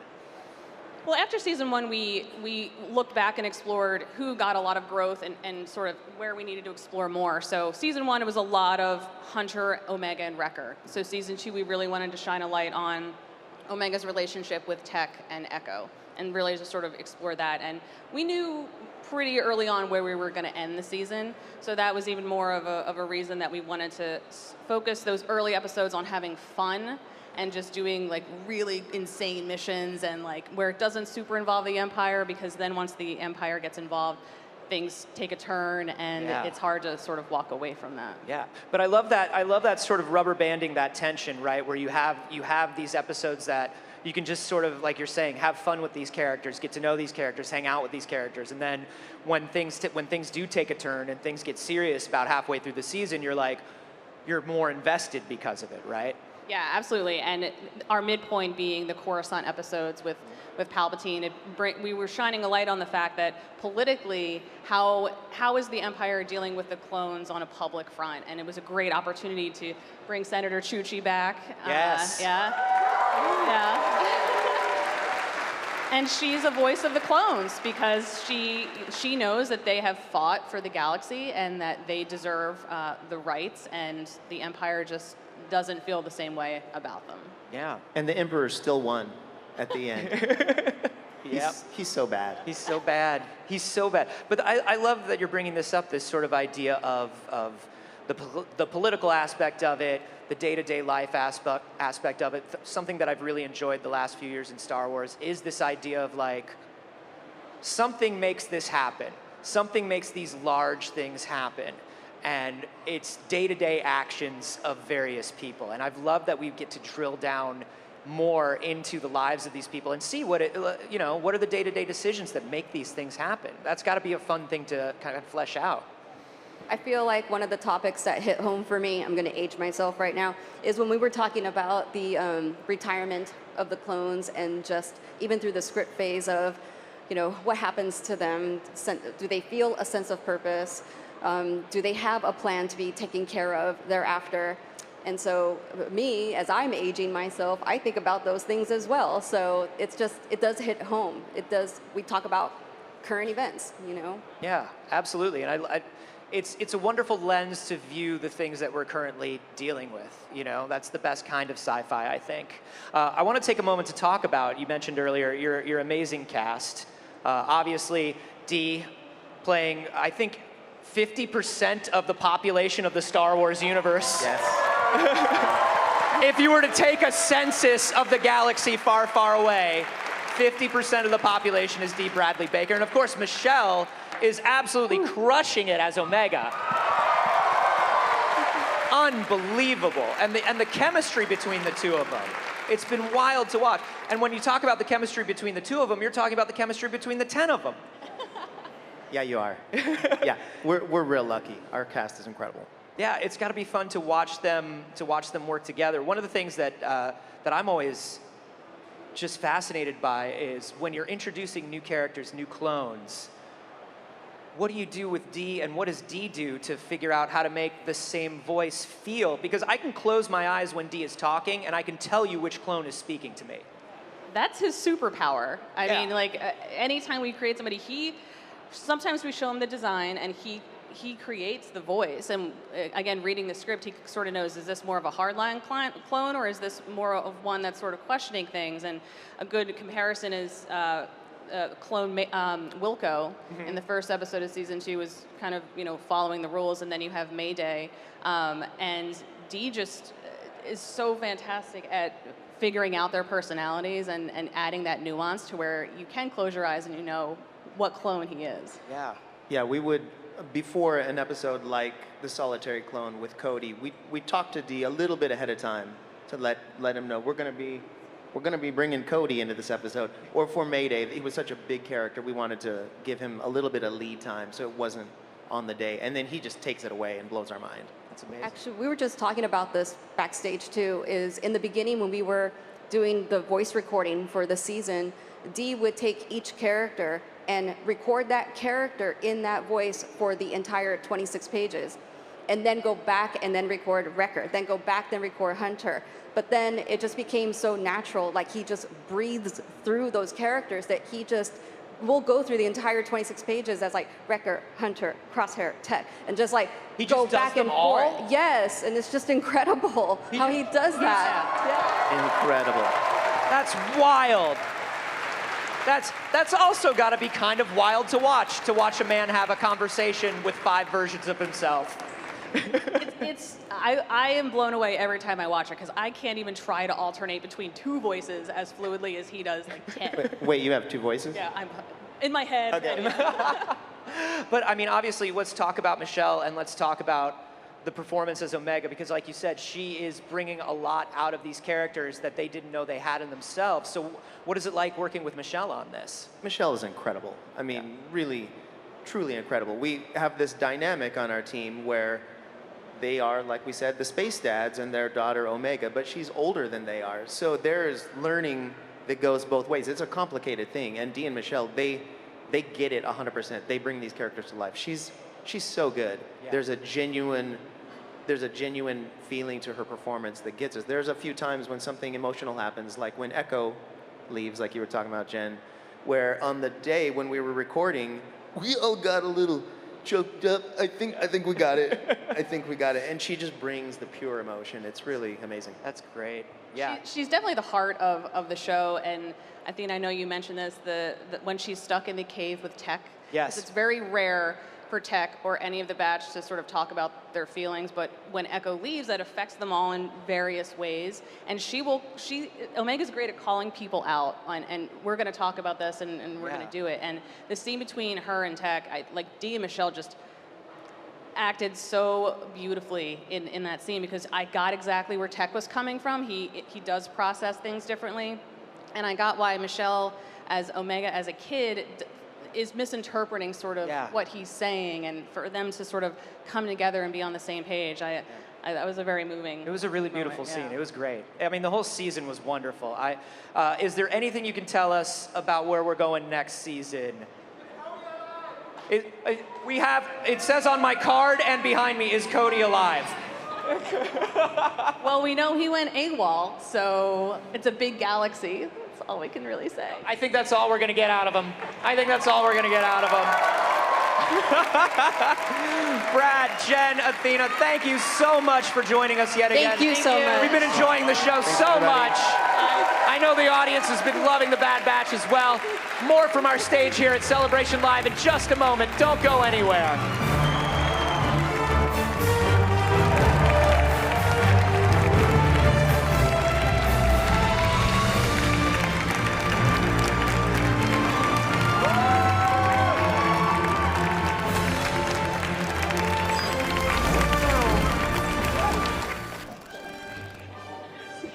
Hello. I'd like all my entrances to be like that. So if you've been watching the live stream, which you have because you are now, you probably recognize what we're standing in front of here, and part of the team responsible for this amazing Endor set and more around the Excel Center, Michael from Project X1. How are you, Michael? Oh, very well. Thanks for asking. You're welcome. Now, it's amazing what you guys have put together. We'll come into the specifics of what we have around us and beyond in a moment, but first of all, how did Project X1 come to be with this collaboration? We are 20 people in Germany coming together at the weekends, realize these props, and even the ATSC behind me weighs about 3.5 tons. Everything have to fit in one 40 feet high cube container. Our truck, so it's one truck, so we organized 4 trucks over here and have a setup time for 2.5 days. Wow, 2.5 days before celebration began, you were in this empty hall. The main thing is, running a show like that and giving us fans this experience is also a question of cost. So we are really trying to be as fast as possible and as professional as possible. In the Boulevard, we have the TIE Fighter, what's really made with EA. So that was a deal. We keep it and bring it to the audience, to the fans. We're basically standing on a film set. So let's talk about what you've done here for Star Wars Celebration Europe 2023. As we just saw, there are electronics involved with this. The idea to have an appearance on stage is done also in Chicago. We did our Imperial Blaster on stage to have an appearance from the stars on stage. And what else could be better to have a blast door or whatever, or a bunker door, what you remotely can be opened, so it pop up again. As a fellow fan, to see your fellow fans, how do you feel when you see their reaction to what you've created? It's really hard for me as a German with not a perfect English. But even if I had perfect English, I couldn't have really enough words to describe the reactions and that feelings. That's an undescribable moment what you ever thinking of for the complete life, because it's Star Wars. It is, and you and the team deserve all the feels, Michael. Thank you for having us. You are very welcome. And there's lots more to come from Star Wars Celebration Live, so don't you go anywhere.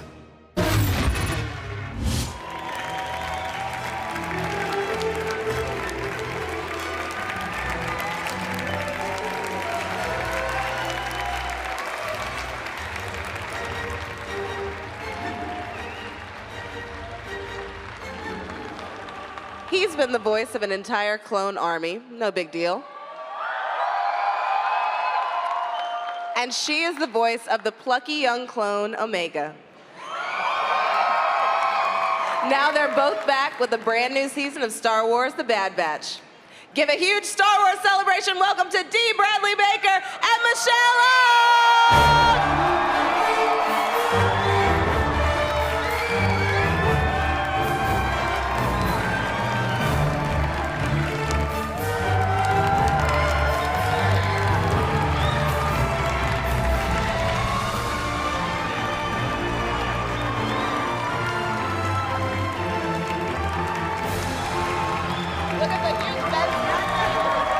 Oh, my Lula! Hey, everybody. Welcome. It's so Oh, how exciting. The energy and the love is just remarkable. You guys love the Bad Batch so much. This is a whole new depth that I've come to see this time out, and it's so touching and inspiring. And there's the Tauntaun. Oh, that's awesome. There is also an entire Bad Batch crew back here in the corner. Back there. Hey. Hello. We've got Tech, we've got everybody out here. It's fantastic. Oh my gosh, it's so great to have you all here today. Now, this season had a whole lot of twists and turns, a whole lot. So let's see, what was your favorite part of season 2? We'll start with you, Michelle. I really enjoyed lots and lots of it, but one thing that comes to mind right now is Tech's flying lesson for Omega when we were on Pabu. I just thought easy breezy Tech doesn't get ruffled very easily. It was quite fun to see Tech a little bit out of his comfort zone maybe for the first time in a while, trying to hold it together. Yes, he had a lot to learn from her and she from him. It was really, really beautiful, wasn't it? Yep. Also, it's fun playing an enthusiastic Omega, and I think she likes flying. And she's getting good at it too. She's really good. And what was your favorite part of this season? My favorite episode was The Outpost. That one really hit me the deepest. With Mayday as a new favorite Tech, a clone of mine. But I want to pick a favorite moment that's a very quiet moment and sort of an unfulfilled, lingering moment where Phee says goodbye to Tech. And they're saying goodbye, but they don't know that they're saying goodbye. And the way they try to negotiate the emotional chasm that still connects them, I think is a really beautiful moment where it doesn't finish, but sometimes that's how it plays out in life or in a relationship where you don't fully say what you want or feel, and people are different, and it just plays out that way. And there's something kind of beautifully real about that final moment together. It's also sad, but there's an understanding between the two that this is who we are, you know?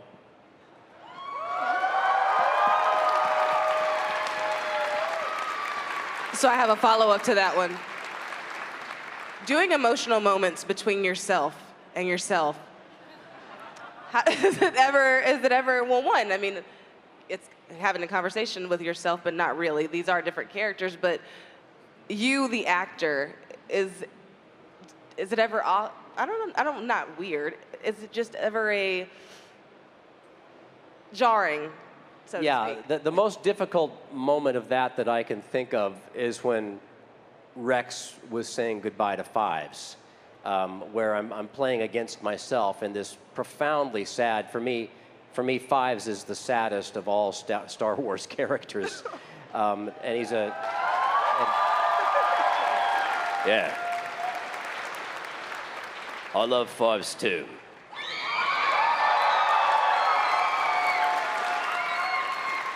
He was a good man, gone but not forgotten.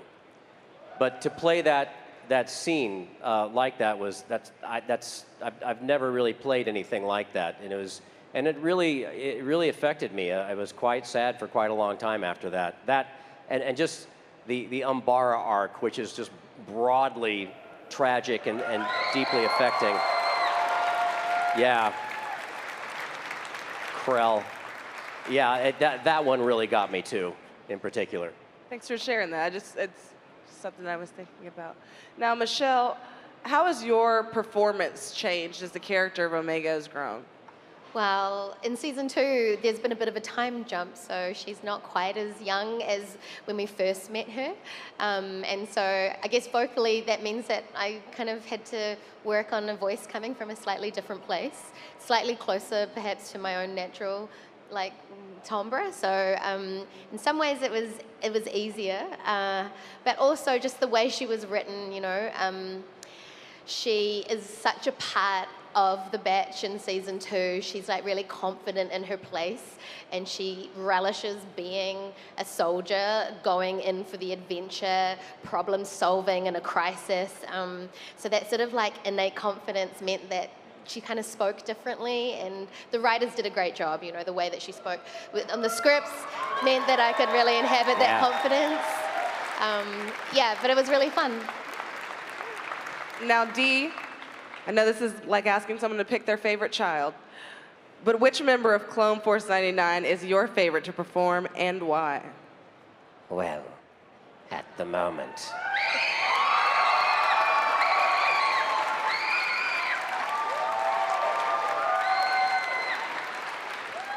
the answer to that question will be Crosshair, because his is an interesting trajectory, and I want to see where it goes.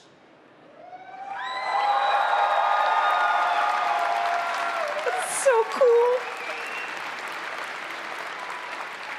Yeah. I don't like to do Wrecker because he wrecks my voice. But I like to blow things up because I like to blow things up. Yeah.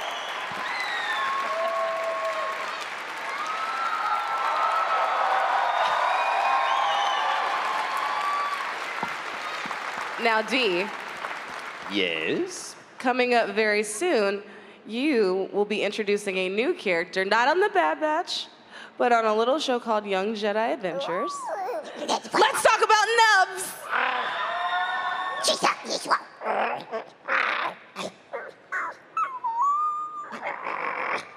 Yeah, Nubs is yes, Nubs! Little blue furry guy, very friendly, very energetic, and lots of fun with the Young Jedi adventures that are coming up on May the 4th. And he's a member of these young Jedis in training, and such a sweet, fun, bright, optimistic energetic little critter. Great fun to voice, about as far from Crosshair as you can possibly get. And it's like a little vacation to go over to this other little realm of the Star Wars and to create this new little guy. It's great fun. I think you're really going to love the series. I don't know if you saw the first couple episodes that they showed, but it's really great. It's something you can share with the young kids, where the sense of drama and darkness and the larger political story is not really so much the central issue, and it's lighter and it's fun, but it's very much Star Wars. It's very much Star Wars, so something to look forward to there. Now, Michelle, what have you learned about the fandom from being a part of this project? That it's a huge, big family. I feel like no matter where we go in the world, all of the people who gather look out for each other, look out for us, and I feel like it's really genuinely the warmest, most inviting family ever. So yeah, It's a really beautiful thing to see how you guys connect into these stories and these characters, because I think we all, and I know I've felt, an outsider or someone who's working against something or working through something that's very difficult. And to find a personal connection in these stories and in these characters, it's a really beautiful thing. And then to come together in this community, which is a very accepting, very inclusive, very energized and positive community, it's really what human beings should be doing. And I think it's wonderful what you have. And we really feel it. Like I can feel it.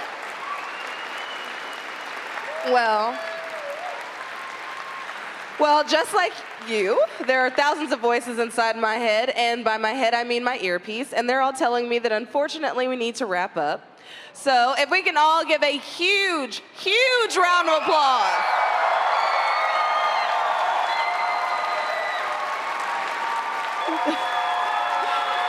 Thank you. Stick around for more from our stage at Star Wars Celebration Live, coming up in just a minute.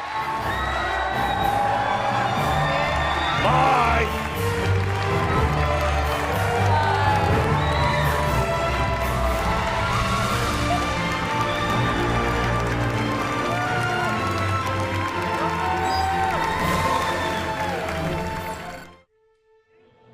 Well, hello you, and welcome to the LEGO stand here at Star Wars Celebration Europe, and I am with Michael from the Star Wars design team for LEGO.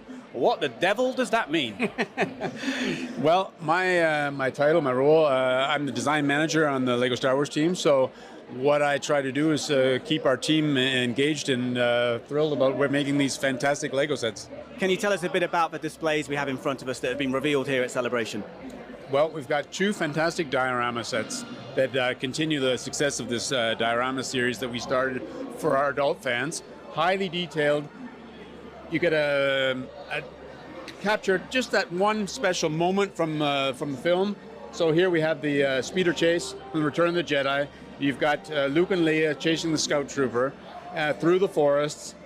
It's got all the action you remember from that scene packed into one LEGO set. And then, yeah, displays very nicely on your desk when you're done. And another Return of the Jedi themed piece here, again, 40th anniversary, so I suppose that's been on your minds designing these? Yes, and here we have Luke and Palpatine and of course Darth Vader. So this very, very classic confrontation between those three. Yeah, I think we all remember that from that scene. We tried to make sure that we captured this incredible, iconic window that from the throne room itself. Palpatine on his throne. Throne rotates here. And then you can choose just that moment that you remember as the deciding moment from that scene, I think, and display it the way you like. And our third set revealed here. Yeah, brand new content coming from Disney called Young Jedi Adventures. It looks great. I've seen the trailers. I'm really looking forward to seeing the whole thing. I think it's going to be a perfect combination of LEGO for our and Star Wars for our very young audience. This is for 4+. Brand new characters. This is the Jedi Temple with some training facilities and a speeder bike. Yeah, what's not to like? So that's for a very specific audience, but you mentioned the detail of these sets. In your mind, when you're designing these, you have young and you have big kids and old kids in mind, right? Absolutely. We know that one of the reasons you see the quote on the front of these is because we remember that moment when we saw the film. So we try to see if we can't pile a lot of detail into these sets to try and give you that experience that while you're building, you're recreating that moment, just the way you remember it from the first time you saw the film. Yeah, and just finally, we also have some of your new range here on display as well. An X-Wing in particular is grabbing the attention of a lot of visitors, I can see. Our brand new UCS X-Wing Starfighter. Fantastic new version of that ship. Our designer actually designed the very first version that we did as a UCS model. With LEGO, we're constantly making brand new elements, so those new elements give us new possibilities to build in different ways, so we were able to attack certain details of the ship in new ways and improve it, make it more accurate and closer to reference. Yeah, so there's some classic ships like the X-Wing. I can see a TIE bomber over there, but also, of course, The Mandalorian Season 3 has been covered as well. And we've got more to cover of the LEGO stand because there's a lot going on. We're working you hard, Michael. You're not going anywhere, okay? Let's go. More to see. Come on.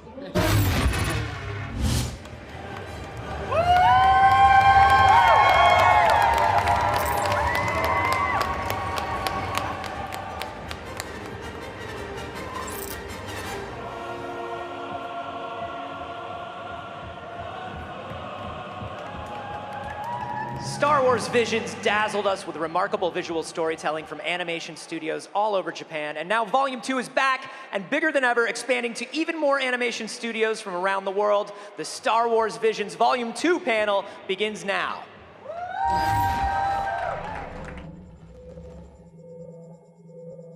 Well, if you don't mind. Hello, Star Wars Celebration! Oh, we are almost at the end, but we have one more excellent show for all of you. But first, please give a round of applause to Atomic Blonde and DJ Elliott! So, today, Visions, we have some Visions fans here, yes? Yes? For all of you and those of you who are watching us from home on the Celebration live stream, we're so excited to be here. We're so excited to learn more about Star Wars Visions Volume 2.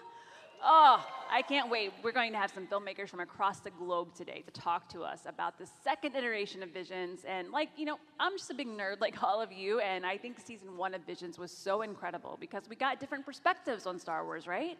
So let's hear more about Visions from the Lucasfilm creative team. Please give a warm welcome to James Watt, Jackie Lopez, and Josh Rhimes.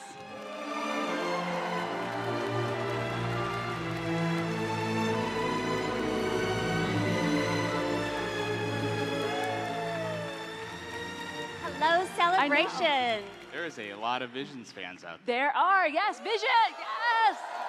Amazing. Mind blowing. Is there any cosplay out there? Do we have any Visions cosplay? Oh, I see some waving lightsaber. Okay. Oh, yeah, right there, right there. Yeah. There's a handful. Oh, look here. Oh, wow. Oh, wow. Oh, wow. Look at that. Amazing, amazing. Well, it's good to see you all. Welcome back, Celebration. Thank you. Thank you.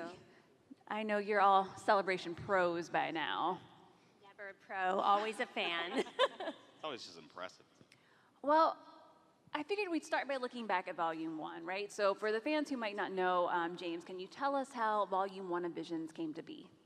Yeah, one of the really wonderful things I think about working at a place like Lucasfilm is you're surrounded by tons of people who are just as passionate about storytelling as we all are. And you feel that passion in all the work we do. People just commit so much to the work.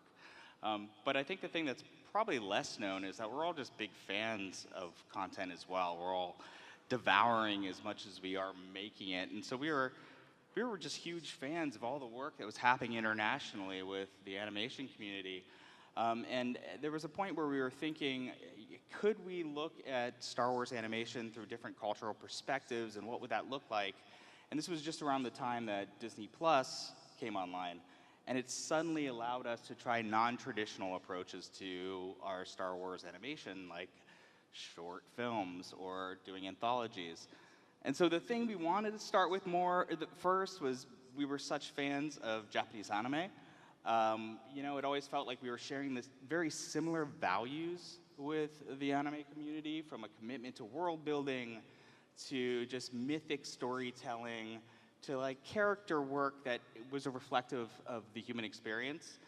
So it felt like, you know, that was the place to go. But what unlocked it for us ultimately was the idea of doing Star Wars Visions, you know, giving it a label that separated it out from the storytelling that was trying to connect to the ongoing saga, but really just become a celebratory expression of Star Wars from unique cultural perspectives. And I think that's why we got such unexpected shorts, like The Duel, which is essentially a Kurosawa film with Star Wars elements.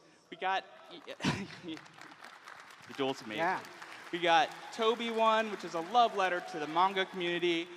You know, we've got a rock song in Tatooine Rhapsody, which, and by the way, a really good rock song. So it was all, you know, really incredible. And I think the thing that really made it all work was that it was storytelling perspectives that could only come from the Japanese community. That's awesome. It sounds like all the stars really aligned to bring Vision Volume 1 together. Josh, I was curious, what's your favorite thing to come out of Volume 1? Like stories, cosplay, like you have a lot to... Wow, I would just say I think all of the above.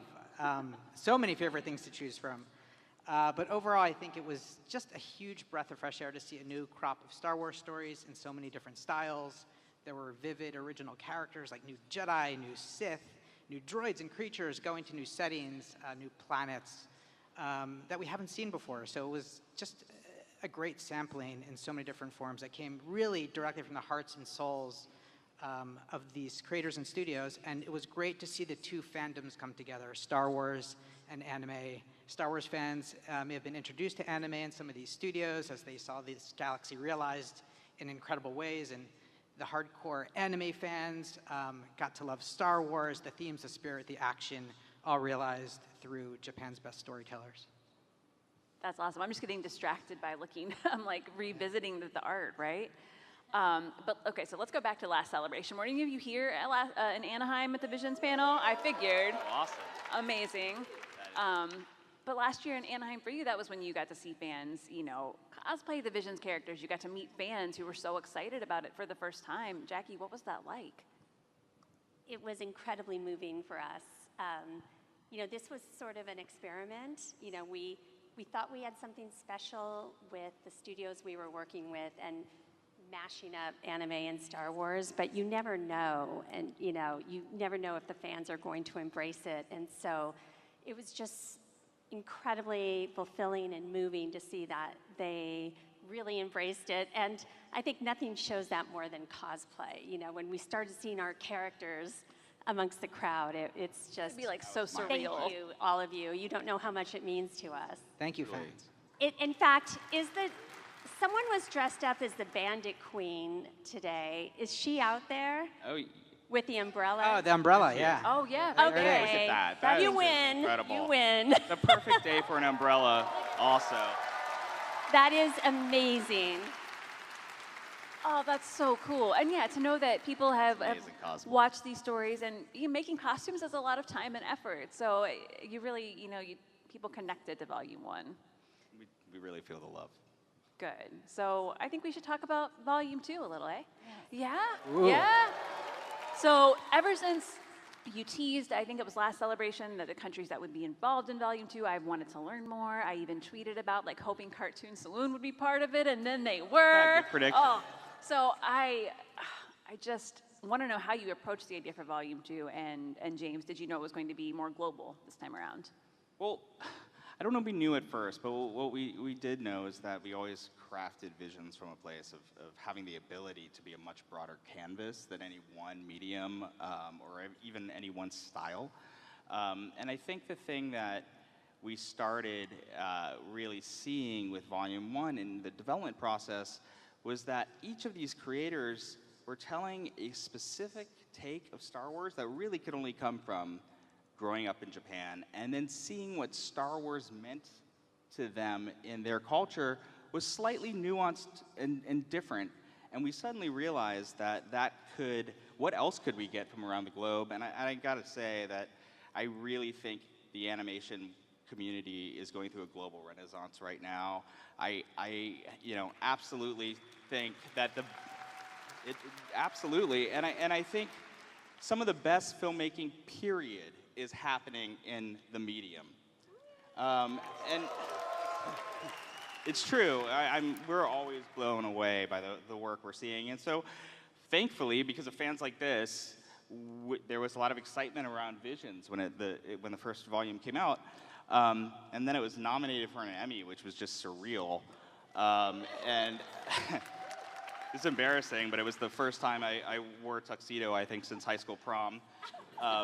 And I've gained a lot of weight since then. But it was just so cool, and we really felt like, let's see other cultural perspectives. What are different countries' takes on Star Wars? And so by the time, Kathy Kennedy has been such a huge supporter the whole time, Disney as well, and by the time this was moving forward, as fans, we had a pretty long list of people we wanted to reach out to. Oh gosh, I imagine it was like hard to narrow it down. So Jackie, how did you all decide which studios to work with on Volume 2? That was so fun. We have been fans of all of these studios for so long, and many more. And we wanted to make sure we chose studios that we thought would have a unique story for Star Wars, unique storytellers, unique visual artists.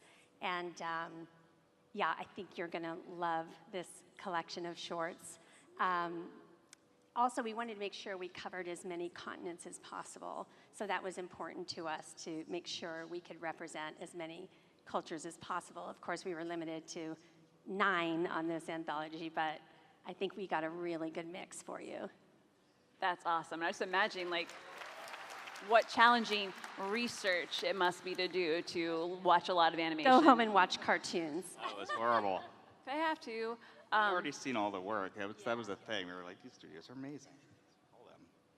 I love when you have an excuse to watch cartoons for work. It's the best.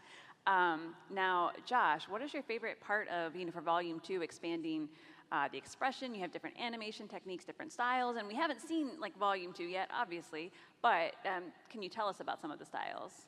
Oh yeah, there are so many different styles for this volume. There's CGI, there's traditional, beautiful hand-drawn animation. There's stop motion. There's CGI with stop motion flourishes, brand new techniques with characters traversing painterly landscapes. It's so stunning. These creators really took the idea of Star Wars Visions and just brought it to a whole new level, so can't wait for you all to see. Yeah, and I gotta say, I think that's the story of this volume, is the story of an entire globe that, somehow Star Wars is this cultural phenomenon that brings so many different cultures together, and you really see that in this volume.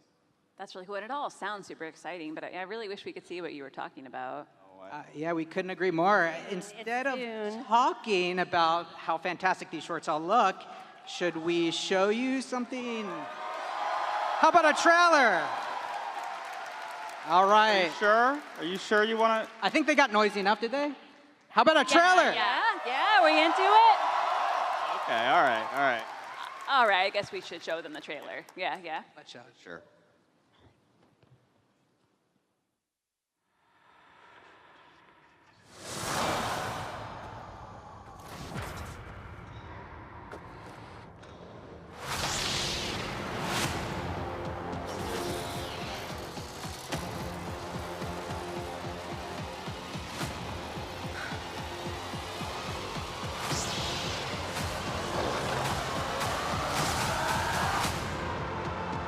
Everyone has an inner light. Follow the light. I always knew you were meant for bigger things. What if you just keep going? No need to fear. There are others like you here. I saw it myself. She has special powers. Can you get your porta potty off the starting line? She's a total... Exactly. Don't be afraid. May the Force be with you. It's showtime. The storm is approaching. I can fight them. I'm strong enough now. No one is stronger than them. We can beat them.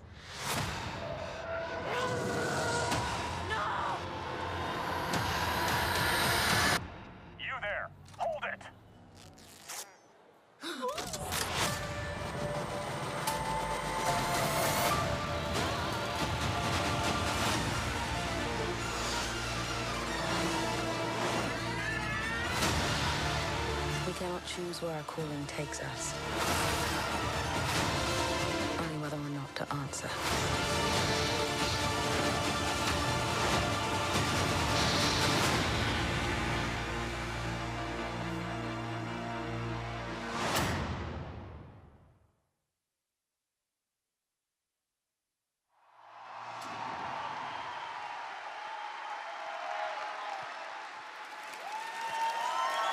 Right? Come on. Oh, I can tell already. That was so amazing. I'm going to have the same problem I have with Volume 1, which is they're all my favorites already, I can tell. That was amazing. And I wish I could talk to you all day, but we do have some more guests to bring out, so. Yeah, well, thanks for having us. Yeah, thank you all so much. Honestly, thank you. Thank you. That was a lot of fun watching that with you. Visions is really a showcase of talent and incredible animation creators. So they've flown here from all over the world. Let's give them a round of applause. Yeah, we're very, thank you. And you know, before we bring out our filmmakers, we have an exciting reveal. You might have heard some familiar voices in the trailer, but let's take a look at the cast of Star Wars Visions Volume 2, which is a pretty impressive cast, if I do say so myself. And now, let's bring out our first group of filmmakers, eh?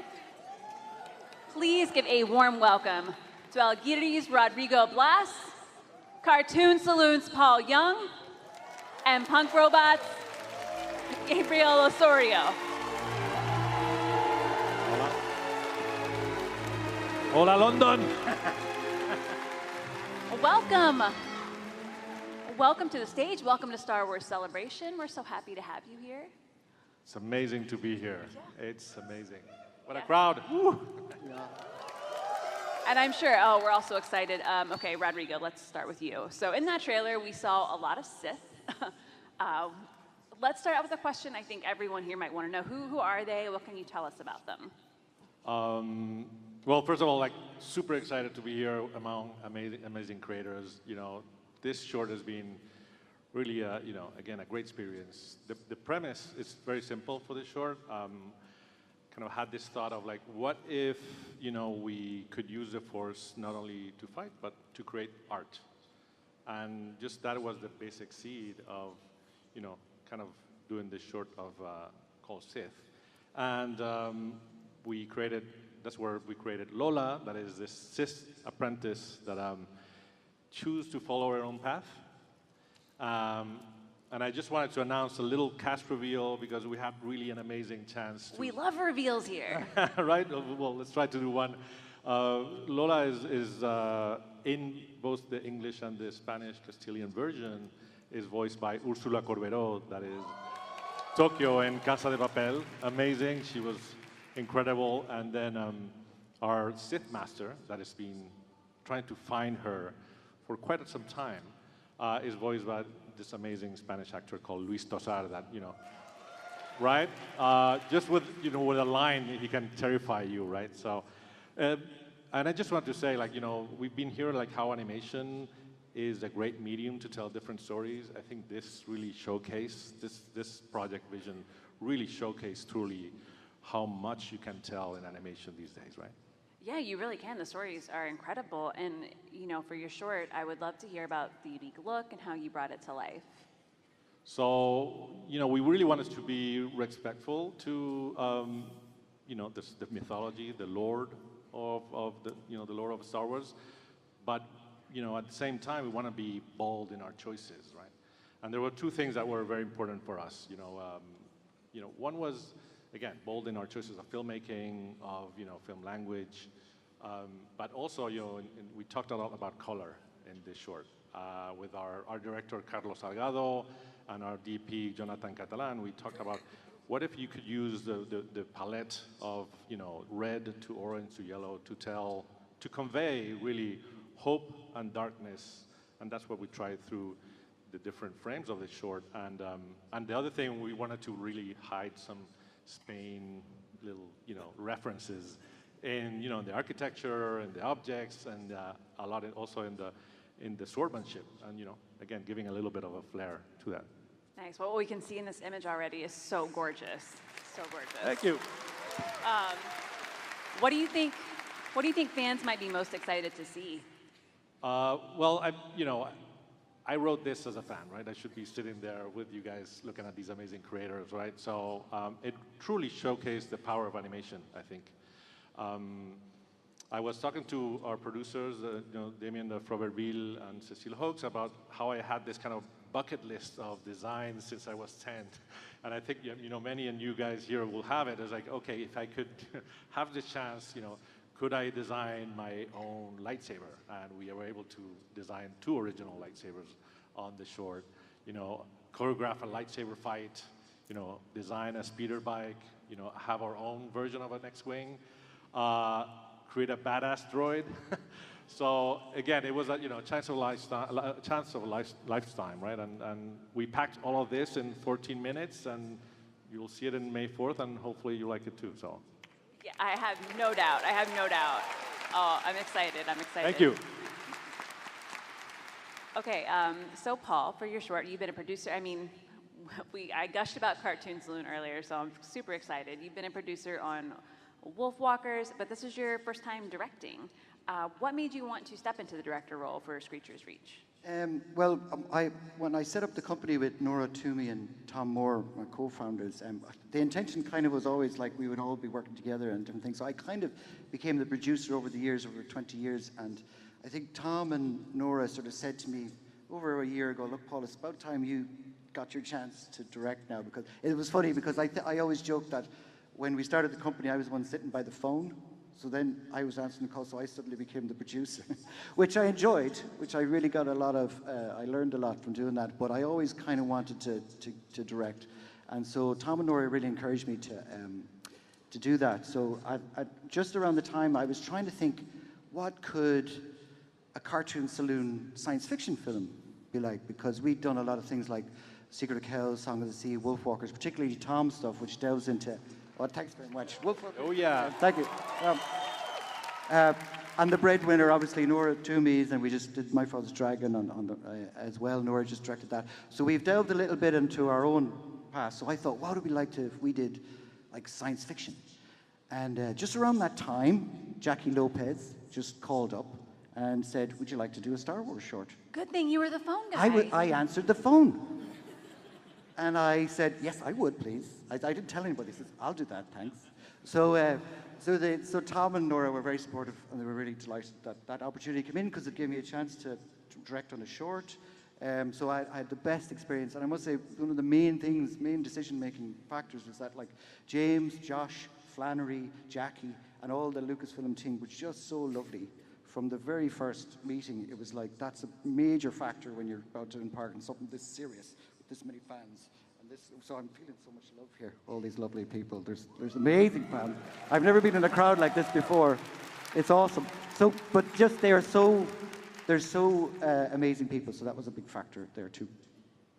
That's awesome. Up Kilkenny. And I'd love to hear, what Irish influences or Star Wars influences or Easter eggs are in your short.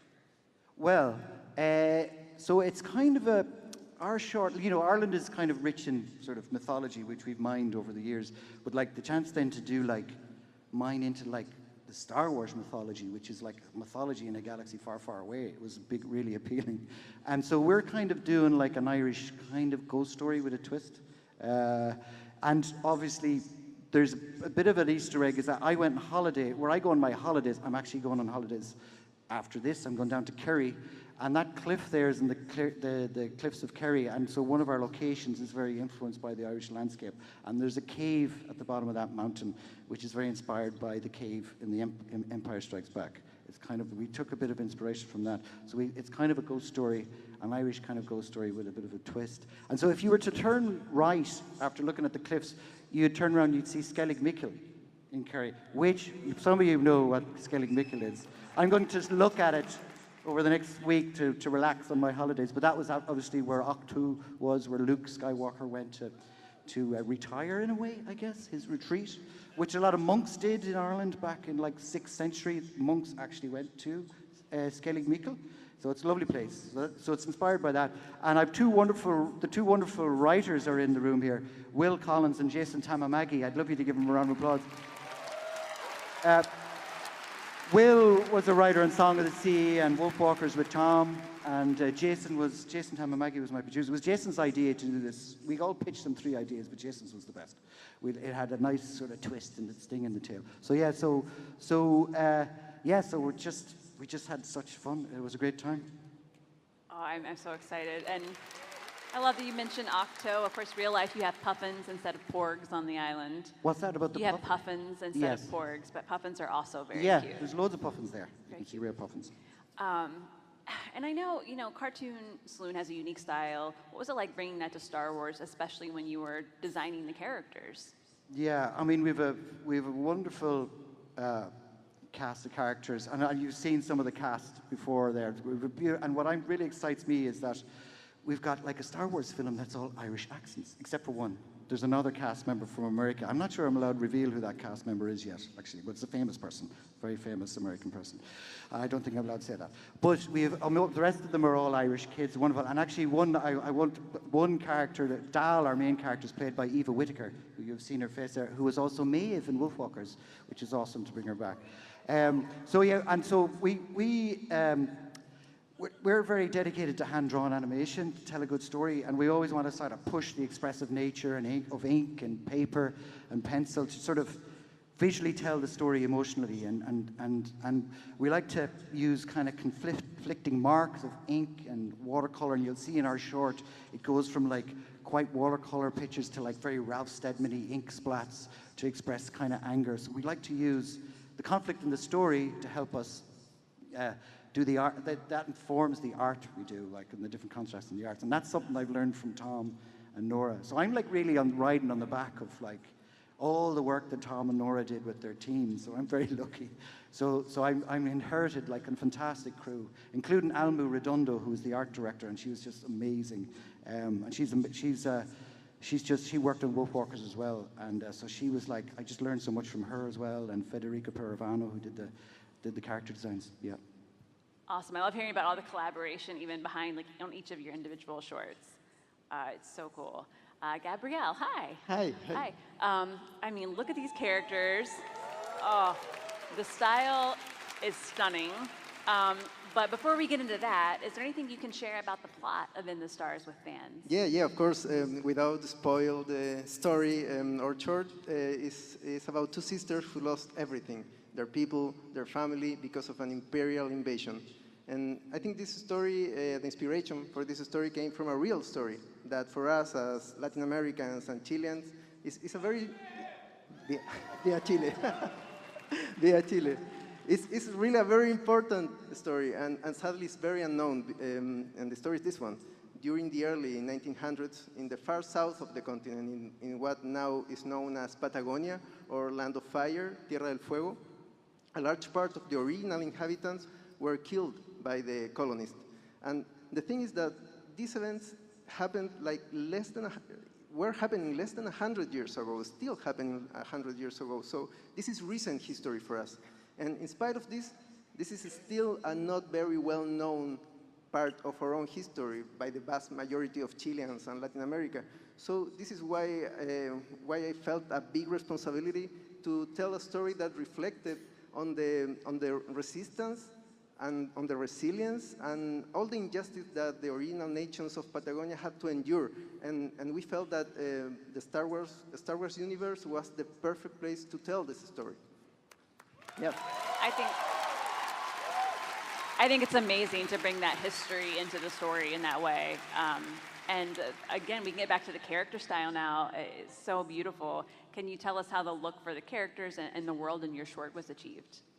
Yeah. We at Punk Robot, we like to see ourselves as a non-traditional animation studio. We like to mix different techniques, mix format, try new things.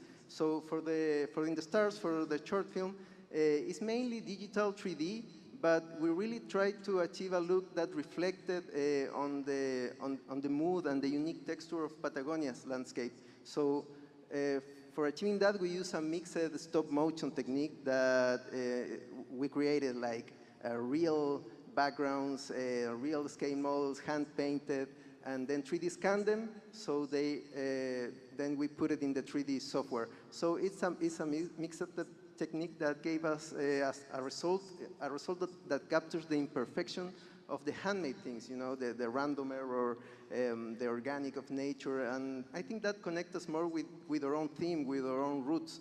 So in the short, there are even some things that are directly 3D scanned on Patagonia, you know, like plants and rocks and tree trunks and things that are directly from the southern tip of the continent to the short film. Yeah. That's cool, like to have that direct connection. I love that. I love that. And you know, what elements and themes from Star Wars did you pull into your short? Yeah, that's very interesting because I myself, I am a big fan of Star Wars. I think, like many of you guys, I grew up making scale models, painting spaceships, and I am a big fan of the sci-fi aspect of Star Wars, but as a writer and director, I always felt that Star Wars, at its core, is mostly about families that are separated and they overcome pain through hope. I think that was our main central theme. And the central question for us to make the story moving was how our characters can move forward when they have suffered this terrible loss. And I think that question was central for us. And alongside with this, at the same time, we really wanted to develop the theme of the Force. And for me, the Force is like this strong connection with nature. And of course, we really wanted our characters to be very strong in the Force. So yeah, that was very important too. I think talking about the Force, we also try to think in the Force as a metaphor to our own connection with our own roots. I think that's something very important because our roots sometimes get left behind and forgotten. And I think that is something that as Chileans, sometimes we forget our roots and forget our own original nations. And I think that's something very important to talk about, and we really wanted to talk about this in the short film. Yeah. Well, thank you all for giving us some insight into your shorts. I know we can't wait to see them on May 4th. Please give these filmmakers a round of applause. Gracias, gracias.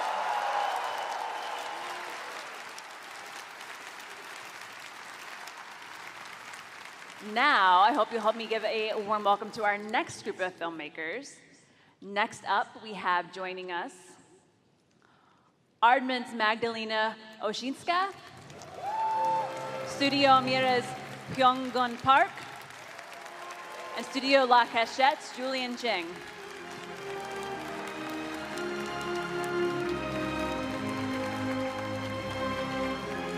Thank you, thank you. Hi, everyone. Thanks for being here.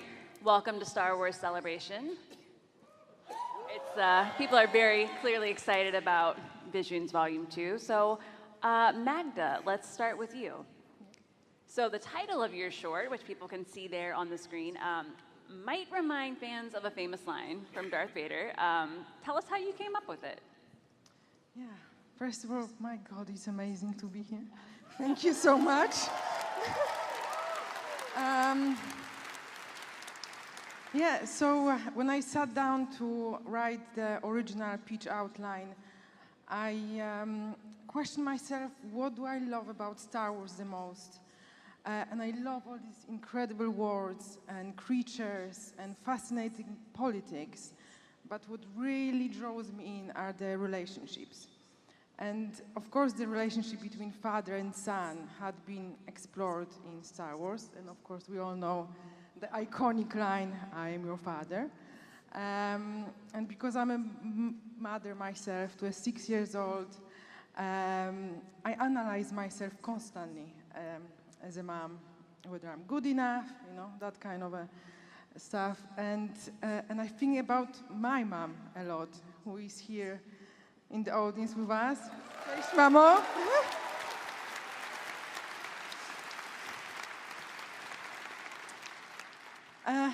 So I wanted to make a film about mother-daughter relationship and motherhood in general.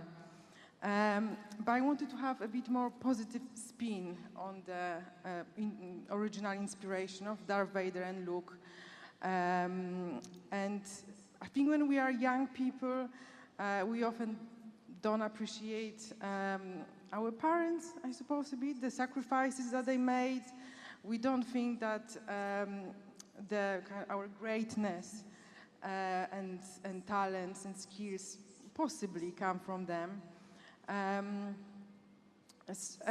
so I really wanted this film to be like a love letter to all the mothers, because I think quite often they are overlooked in films, and I think they are the real superheroes. Agreed.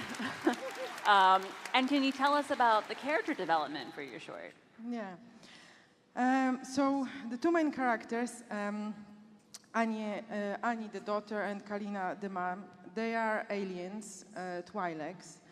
And I deliberately wanted them to be aliens because that was inspired by the way how I felt moving from Poland to the UK, and also the way how my mom feels when she visits me here, like aliens.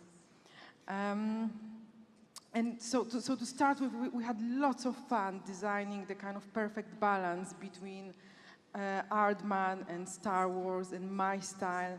And then quite quickly we moved into puppet making. And I've got one of the puppets here. This is Z1. The exact right reaction. I melted. So Z1, he's the pet droid, like a dog. The inspiration was, of course, the Star Wars droids, and there wouldn't be an Aardman film without a dog either. And it was also inspired by my first dog, that was a sausage dog, and, and she was called Zuzia, that's why Z1. Thank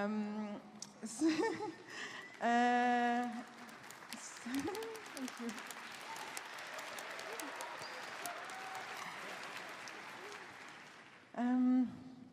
And yes, so actually, stop motion. When I heard about this opportunity to direct a Star Wars film, I literally could not sleep just imagining making a Star Wars film in stop motion. There is, in the original trilogy, there are stop motion elements, AT-ATs, Tauntauns, the chess sequence. And it feels really tangible and real. And this is basically what we are doing in Aardman, but in miniature.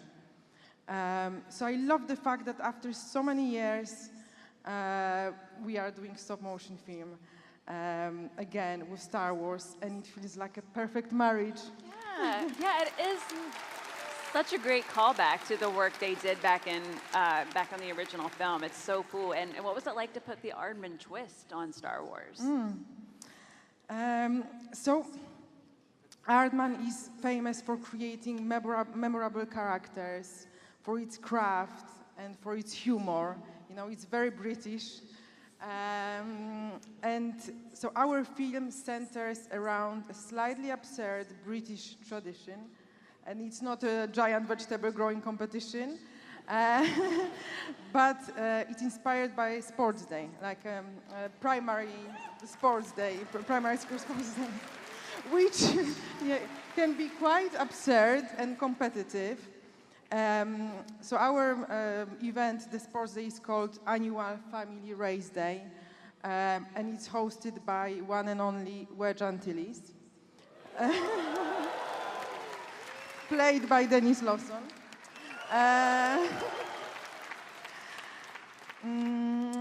And so also there wouldn't be an Aardman film without villains. And Star Wars, of course, Darth Vader, Aardman the penguin, famous penguin. So we wanted to come up with a worthy one. So that's Dorota and Julan, mother and daughter, this kind of very competitive duo.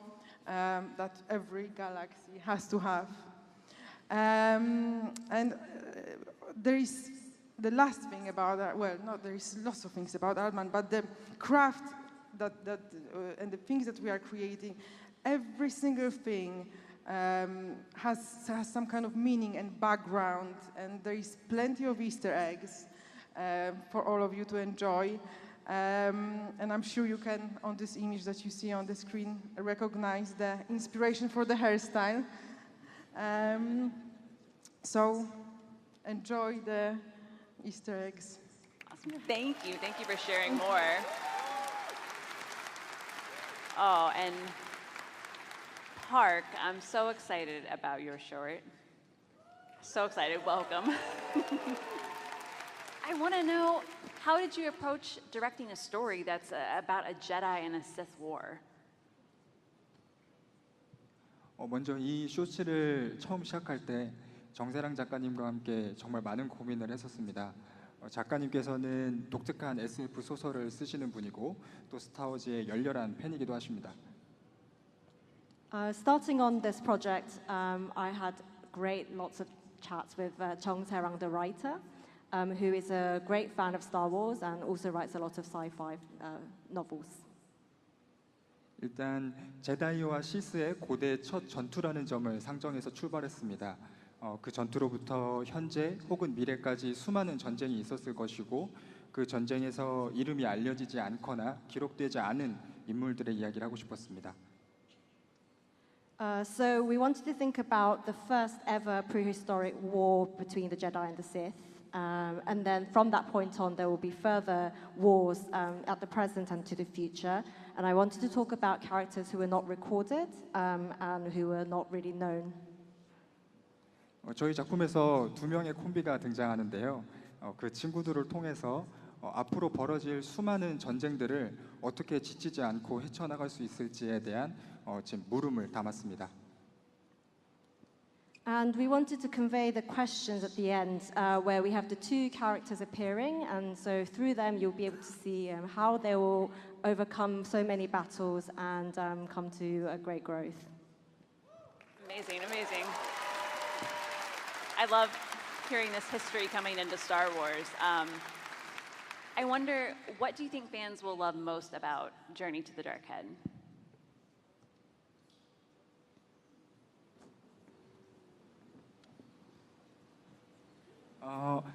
저는 스타워즈를 관통하는 주제가 선과 악의 대립이라고 생각합니다.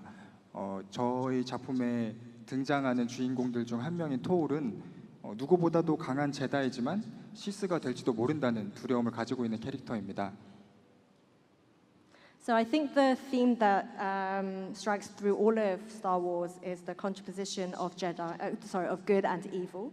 And one of the main characters, Tol, is a great Jedi, but also fears for being a Sith. 네, 그 토울을 통해서 선과 악의 기로에 놓여 있는 인물의 고뇌를 다뤄보고 싶었습니다. 아직 부족한 제다이가 경험을 통해 어떻게 내면의 성장이 일어나가는지 그 과정을 여러분들께서 좋아하셨으면 좋겠습니다.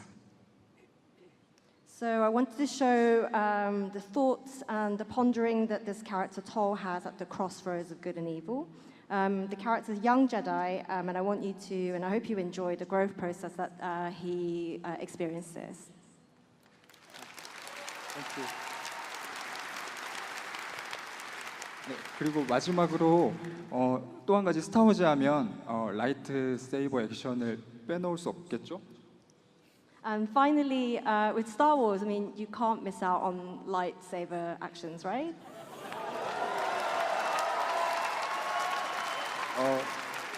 저희 스튜디오 미르가 스타일리시한 라이트 세이버 액션도 함께 준비했으니까 꼭 봐주실 거죠?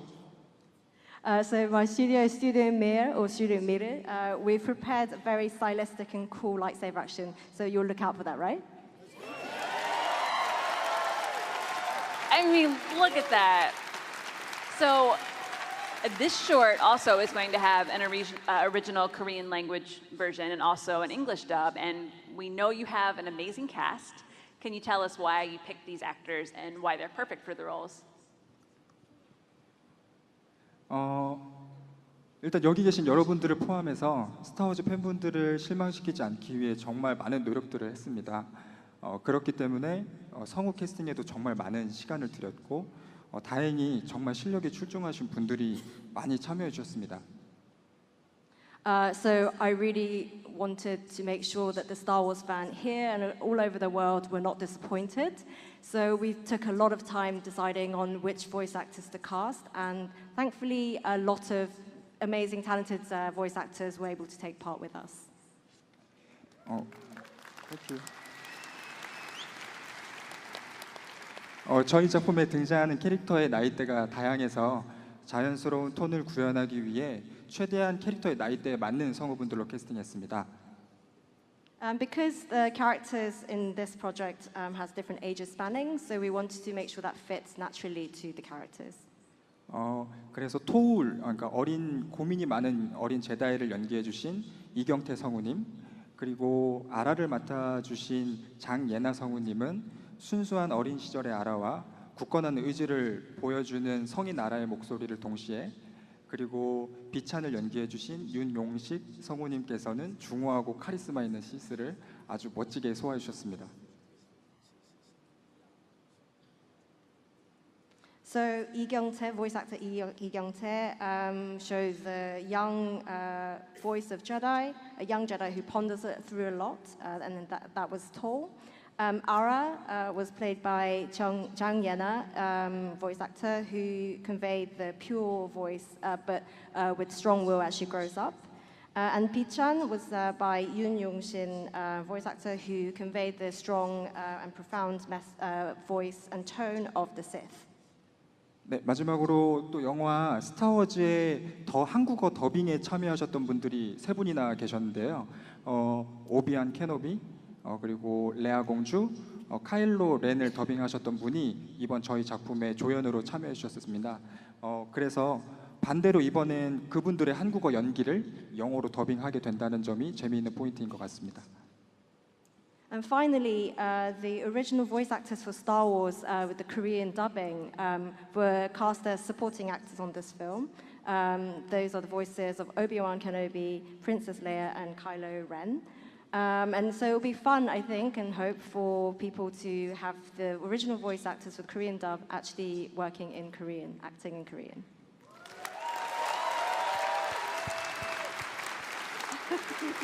Thank you. And Julian, moving on to The Spy Dancer, this short looks like we kind of stepped into a painting, and there was a little bit of it in the trailer. And it looks like your main character might be entertaining stormtroopers, but the title has the word spy in it. So tell us a little about your short. Well, thank you. First of all, it's really amazing to be here with such a passionate crowd. I don't have the words. So yes, our main character is indeed a dancer, and she's been performing in her cabaret ever since the Empire actually invaded her planet. And we took our inspiration. We wanted to pay tribute to these, side characters in the Star Wars universe, like Jabba's dancers, that make the universe so rich and vivid. And also we got our inspiration from World War in France, where you could find those famous dancers such as Mata Hari or Josephine Baker performing in front of the soldiers. And actually in those places, they would gather information, secrets whispered by the officers. And so they were totally like spies for the French resistance. And so our main character in our short is really much in the line of these very strong female figures that eventually helped even change the tides of the war. That's amazing, and I love that concept brought into Star Wars in this way. And I know Studio La Cachette is known for action scenes, so what were some of your challenges in creating, that's a different kind of action, right? Dancer and dance scenes. Yeah, all the lightsaber fights were taken. So we're known for action scenes. Maybe some of you know about Genndy Tartakovsky's Primal. So for this one, we wanted really to go beyond pure action and fight scenes. There are some. There's a lot of action in this. But we actually went with this idea of a very elegant dancer who has been creating her unique way of dancing using veils that she can swirl and a dress that she can expand. And so that, the stormtroopers attending the show, they get fascinated by it, but also a bit scared by it and it was really fun creating this motion for her that is really this blend of pure delicacy, but also pure strength, Yeah, that's beautiful. I love the idea of fashion be, like something that's kind of, wrote off as frivolous sometimes as being such a part of the story and part of her character. So I know you can't give a lot away, but can you tell us about some of the other characters and maybe, I'm sure there's an incredible voice cast. Well, I would say it's a very romantic story, not because it's French, but it's, the characters, they share a very strong and emotional, intimate bond with each other, so that was very important for us. So you get to discover our main character's dancing troupe, and also the stormtroopers. Like, we kind of don't often see them like with their helmets off, enjoying a night off. And we'll be also seeing the hidden in the series, a fun group of mechanics who actually would really want to form a resistance movements against the Empire. So Amazing. Thank you. Thank you for telling us more about the group. And thank please you very much. give a round of applause to these filmmakers for teasing their beautiful work. We can't wait to see it. Thank you all so much. Thank you. Thank you. And please give a warm welcome because we have our final group of filmmakers up next. Please give it up for 88 Pictures, Melinda Deschend. Lucasfilms, Leandre Thomas, and Day Art Stagio's Arthur Lysum. And Sugarfish's Nadia Dairies and Daniel Clark.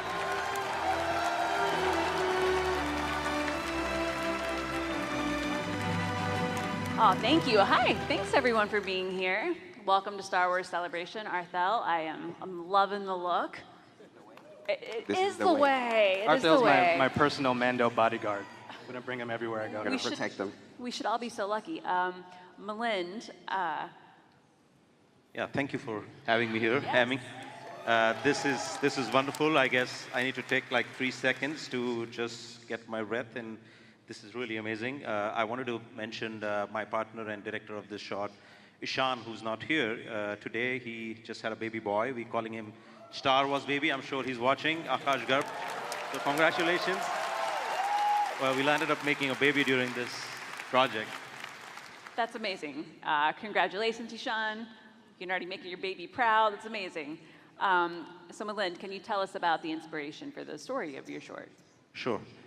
So, our story drives inspiration for a lot of personal experiences for me and the other people that develop this story. Our film revolves around a lot of sibling dynamics. So each one of us have gone through that at some point of time where you're an elder sibling and you have to take care of a younger one. Sometime you're a father, sometime you're a mentor, sometime you're a partner. You have to do everything and to make sure that they're always safe. In our film, it's about the brother and sister, where brother lands up being an accidental hero, where he has to take his younger sister to a safe passage. However, in the end, there's something unexpected happens. Now for that, you will have to watch the film. It's very emotional for me, and I'm sure a lot of people like me will feel that. But for us, to develop the story from Indian side and get into the Star Wars universe is really, really, really big. So thank you. The other part was about, India. It's about food, colors, language, a lot of tribes, geography, music, Bollywood. These are some of the pillars of Indian culture. So what we wanted to do is we wanted to get most of these pillars and integrate it into our story. So what we did, we created a new planet called Golak. We have a new tribe called Jangori. We have a lot of cool costumes with different patterns from all over India. We created our version of the roadside motel called Dhaba, and we have a really, really authentic Indian music. We wanted to make a very entertaining, fun film with a lot of adventure, and invoke the same sense what Star Wars films have done. So we have given our try. It's an Indiana Jones meet Sholay, which is a classic Bollywood film. What we have is, this horses chasing the train to a massive cantina brawl with lots and lots and lots of bandits. So what can you expect from an Indian film like that? So it's a very first unique opportunity for us. And I really want to thank Lucasfilm and Disney to give us this opportunity. And I want to say, in the trailer, we did see a few lightsabers, and I noticed one character with a red lightsaber who looks pretty menacing. Can you tell us about him? A boy running over a train, trying to save his sister, and chased by a lot of Imperial army, and this led by an evil commander. So what we are presenting from first time, never seen before, our version from India of the Inquisitor. Look how imposing, and Star Wars villains, right? It's a whole thing. So how did you go about creating an iconic I am really one? nervous. I hope the fans love this. You can show us some love. I think this is really unique opportunity for us. So we did a lot of research, but we went back to our mythology. So in our mythology, we have a lot of stories about good and evil.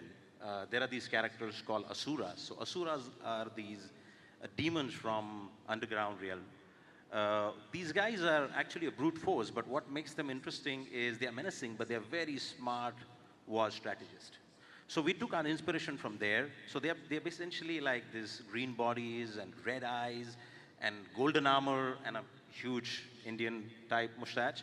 So we took that, and then we took the other part where we went and visited some of the old World War era movies like Schindler's List and Inglourious Basterds. We wanted to get these menacing, evil military general sense from there. So we got a combination, but the most interesting part was the voiceover actor called Neeraj Kabir.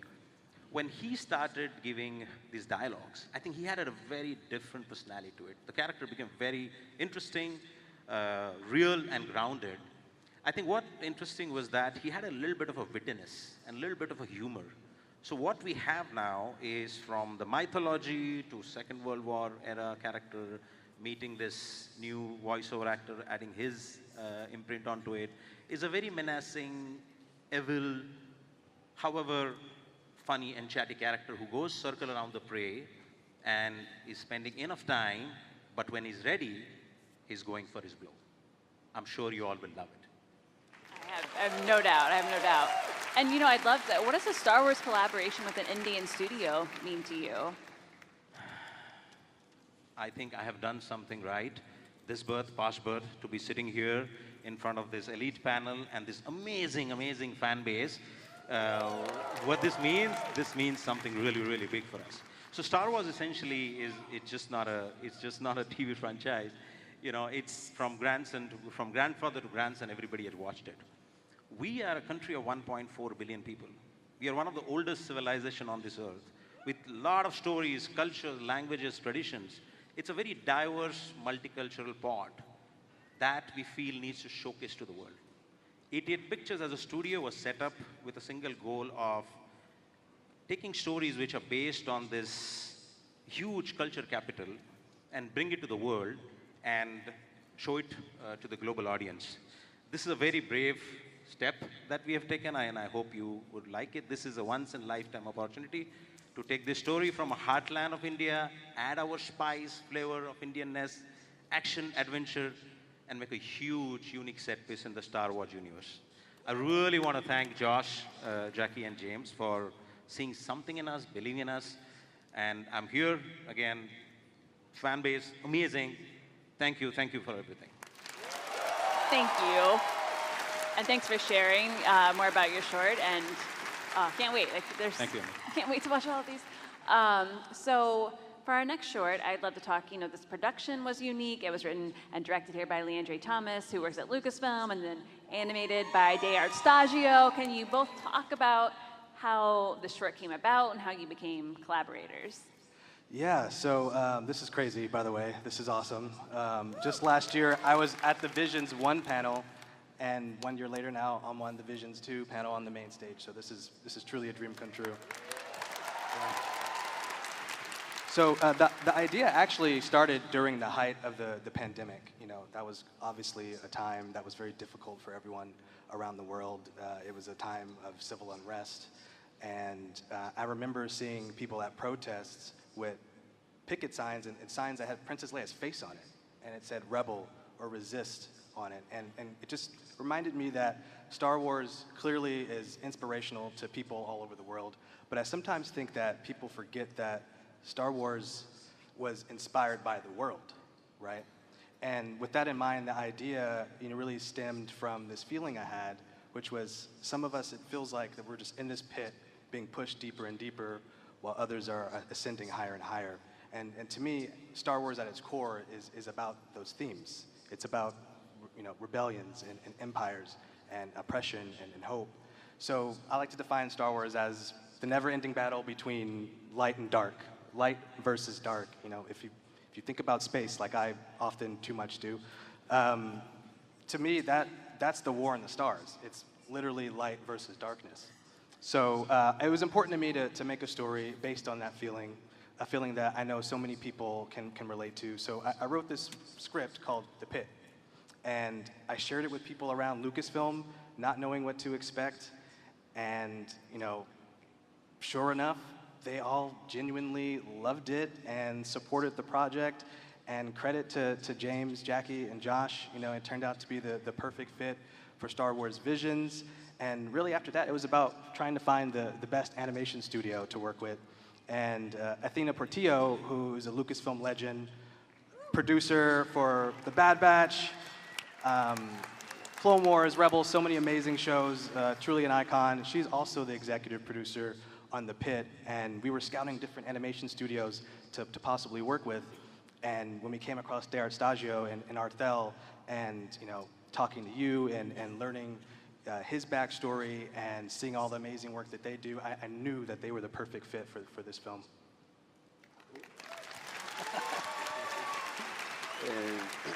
So thanks for believing us, Leandre. And yeah, so just being an American-owned anime studio based out of Tokyo, Japan, we were excited to see a story that kind of spoke about experiences that we were familiar with, and especially in a world that we all know and love. So when Athena and Leandre presented to us this opportunity to be a part of the second volume of Visions, we definitely didn't hesitate. We were like, yes. Awesome. I'm glad it seemed like it came together so well. It's perfect. Leandre, you have personal project you've worked on outside of Lucasfilm, but this is your first time directing a Star Wars project. No big deal. Can you tell us any of the highlights you have from directing the short? Yeah, the highlights, really, it was just being able to work with everyone at Lucasfilm. To me, they're like family. Everyone else at the company, I feel like they're all masters of their craft and people I've known for so long. I've worked there for almost 12 years. But I never got to work with them as a writer and director until now. So that was really special to me. And it's something that I've always dreamed of and worked my entire life for. And I've worked around even people like Dave Filoni. I've worked around him for many, many years. Yes, Dave. And he was actually someone who was a resource for this film. So he worked very early on with me, and we started talking about The Pit, and he was a very good mentor to me. I like to think of it as a master and apprentice relationship. And it was huge. And when we weren't talking about production, we were just nerding out and talking about Star Wars and movies, which producers hate because it kills a lot of time. But I cherished every minute I had with him because he's amazing. And then the other highlight was working with Arthel and DeArt Stagio. I'm really proud of the animation of this movie, the look and feel. It's traditional anime with a Western twist. It's also meant to feel really nostalgic. It's meant to feel vintage and older because the message in this film is an older one. It's not new, so we didn't want it to feel too cutting edge. We wanted it to feel like the anime we watched growing up in the 80s and 90s. So hopefully it feels familiar to everyone here as well.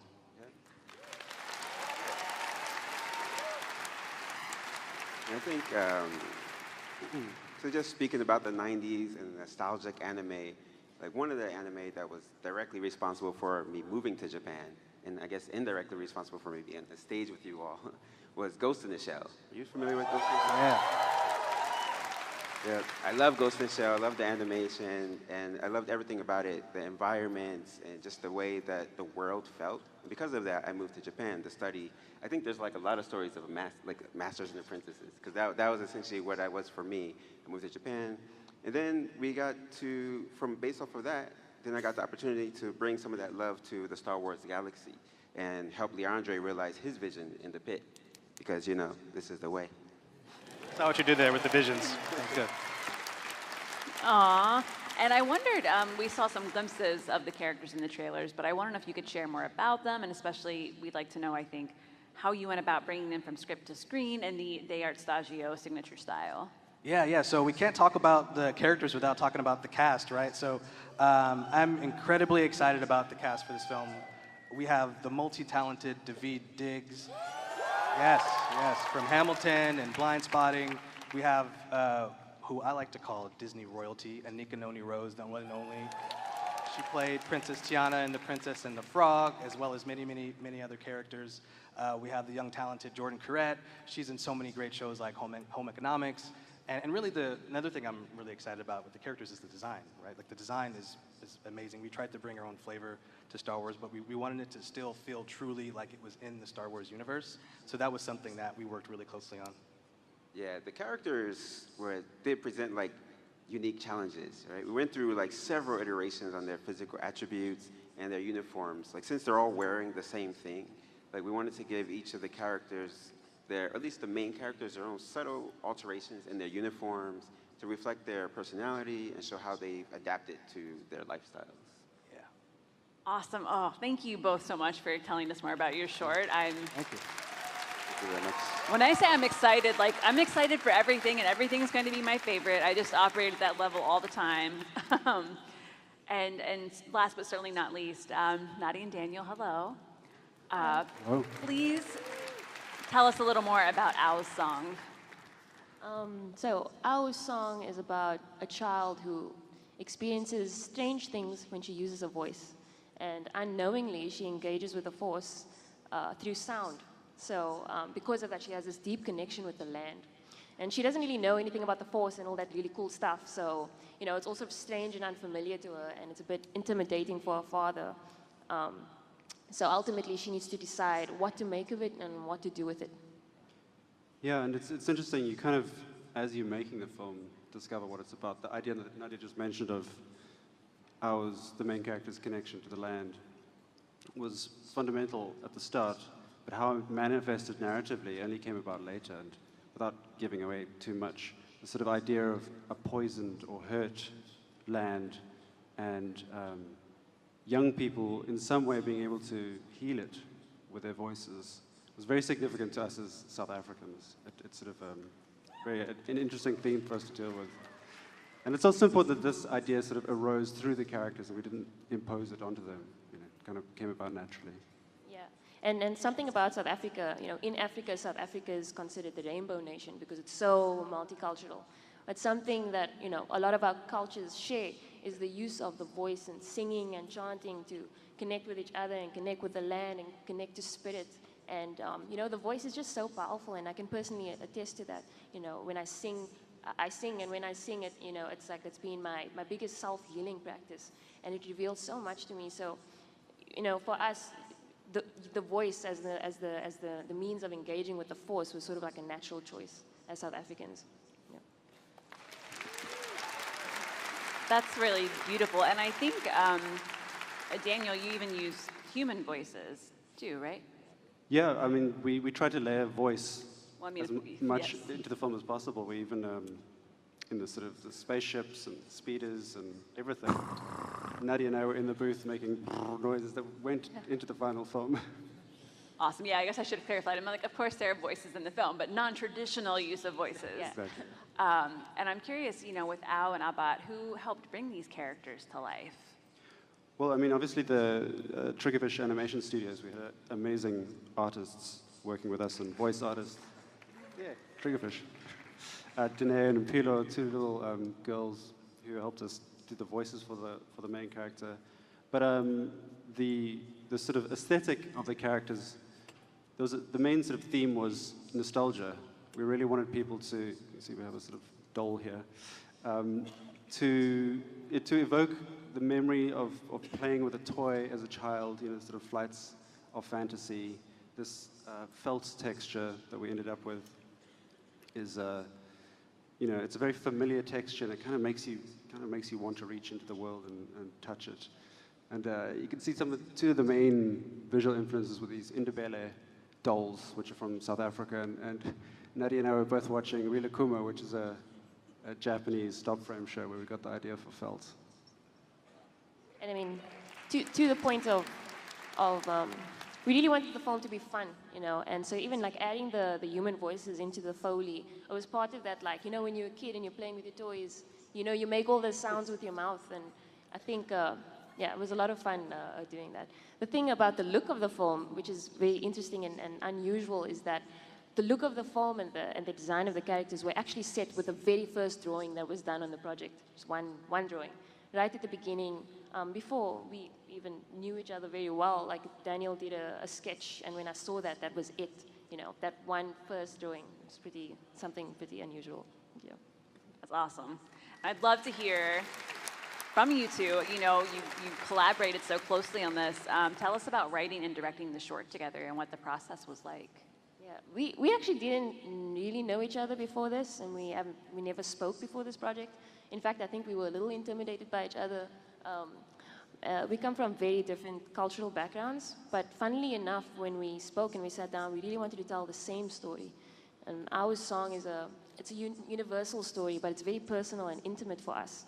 The relationships, the characters, the themes, they're all based on our personal experiences. Daniel and his grandfather, me and my father, and my relationship with singing. And even the Jedi in the film is inspired by my cousin, she's a Sangoma or shaman who practices indigenous rituals.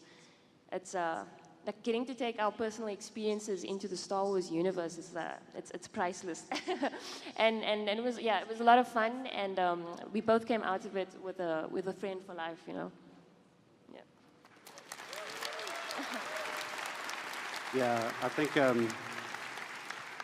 you never know. I mean, like Nadia said, we hadn't even really spoken before this, and we both feel very grateful and lucky that our sort of vision, excuse the pun, aligned so neatly, so quickly. Yeah, we really discovered the characters through discovering each other, and which, there's something kind of Star Warsy about that whole people coming from different backgrounds coming together with a shared vision and purpose, and really just forging lifelong relationships by going on an adventure together. That's beautiful, thank you. And that's kind of what happens at Celebration just by liking Star Wars, right? You form lifelong friendships just from sharing that with others. Thank you all for joining us and telling us more about your shorts. Please give them a round of applause.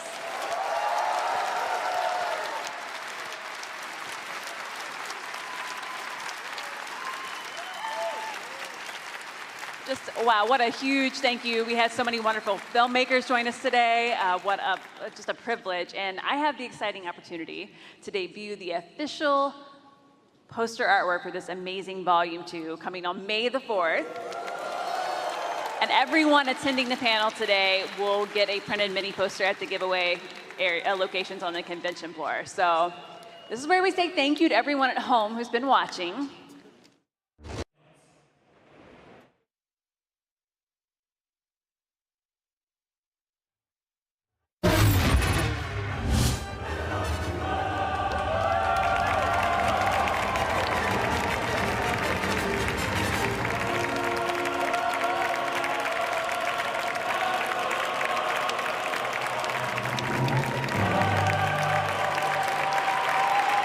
When he's not voicing for Battle Droids or playing the slightly overweight Bib Fortuna, he's behind a mixing board as the supervising sound editor at Skywalker Sound. Please welcome Matthew Wood.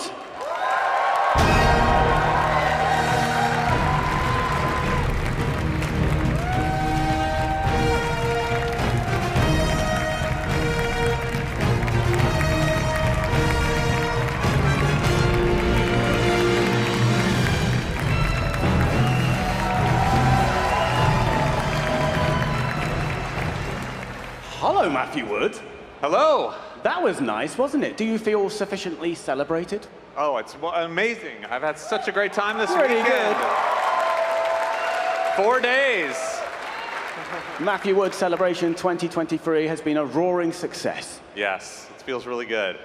Excellent. Lots to talk about with you. I want to get into as many parts of your Star Wars career as possible. But first of all, focusing on your sound work behind the scenes. What is the most satisfying sound effects in the Star Wars universe for you personally?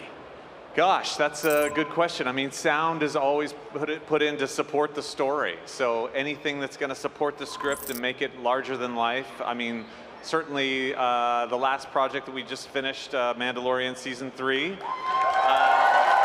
Yes.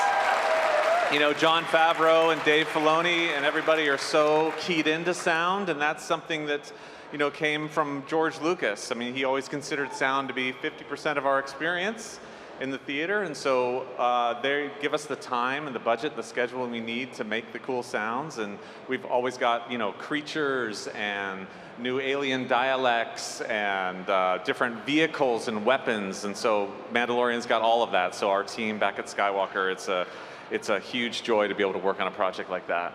You're going a little bit politician on me. You haven't given me one. Pick one sound effect. One sound? The most satisfying Star Wars sound effect. Oh gosh, what? Yes, well, there you go. Seismic charges. Yes, of course. Charges. We call it the prang. We call it that one back at, you know, it's the Jango's ship, the seismic charges, which we brought back for The Mandalorian. And that's always been something, that was like the full absence of sound, actually, that made that really cool. It was a moment that Ben Burtt created for Attack of the Clones. Ben Burtt, anyone? Ben Burtt, yes. So that was a moment where we thought about taking sound away for a brief moment, and it kind of leaves you breathless for that moment, kind of like how we did the Holdo maneuver, but on an extended version in Last Jedi. But that sound being gone, really, when it comes back, it's that much more powerful. Yeah, that's a good one. I personally like just a door closing. Is that door weird? closes? You like door closes? We got a lot of door closes, a lot of opening closes. We got a lot of ramps that go down. We got a lot of those things in Star Wars. And what are some of the things that you're always adding in there when you're doing your sound mixes that nobody would probably ever notice, but you'd be driven crazy if they weren't in there? It's funny you mention that, because we have a group of voice actors that we like to use on a lot of these shows. And I've got Sam Witwer and David Collins, and we come in and we watch the shows. And for instance, like we had that one episode where we had where Jango was going through with all the Tusken Raiders and becoming part of their culture, and we would have a good 20 minutes long of Tusken talk that we'd have to do. You know, all that. You know, we're doing that. You know, myself included, all the way through that show, and that's that group of people that we call Loop Group. And we just do every single voice that's in the show that's not the primary characters. And that's actually, you know, you have to write a lot of Huttese. You have to learn Jawa, you know, that kind of thing. We do a lot of Jawa work, but that voice work is a real big part of the process as well, which a lot of people kind of don't know that we do, and that's a huge part of it. I want to get into your voice acting in a moment, but just finally on the sound design. You mentioned Ben Burtt, of course, you know, created so many iconic sounds, and the stories behind the sounds are so interesting, you know, using elephants, I think wet tires on tarmac. Yeah, that's the TIE Fighter, actually. TIE Fighter, talking about. yeah. So for you, what's been the most surreal, unusual environment that you found yourself in to record and create an iconic Star Wars sound? Well, when we made the prequel movies, we shot the Attack of the Clones and Revenge of the Sith were primarily shot in Sydney, Australia. And so I had a lot of opportunities to fly around there and check out all the different environments while I was there. And I went to the Cairns Daintree Rainforest. I went down to Melbourne to like watch a bunch of penguins mate on an island. Okay, as you do. Yeah, so there was a lot of things that we take little pieces from that. That became a lot of the Geonosians for in the stadium. A lot of the monsters in there and the creatures in there. So you never know what you're going to get. Ben Burtt was amazing at recording all kinds of crazy sound effects that we bring back to the studio and layer and change and make into things like creatures and vehicles and like the pod race in episode 1 was purely just going out and recording every single vehicle we could possibly imagine to make those pods be very unique.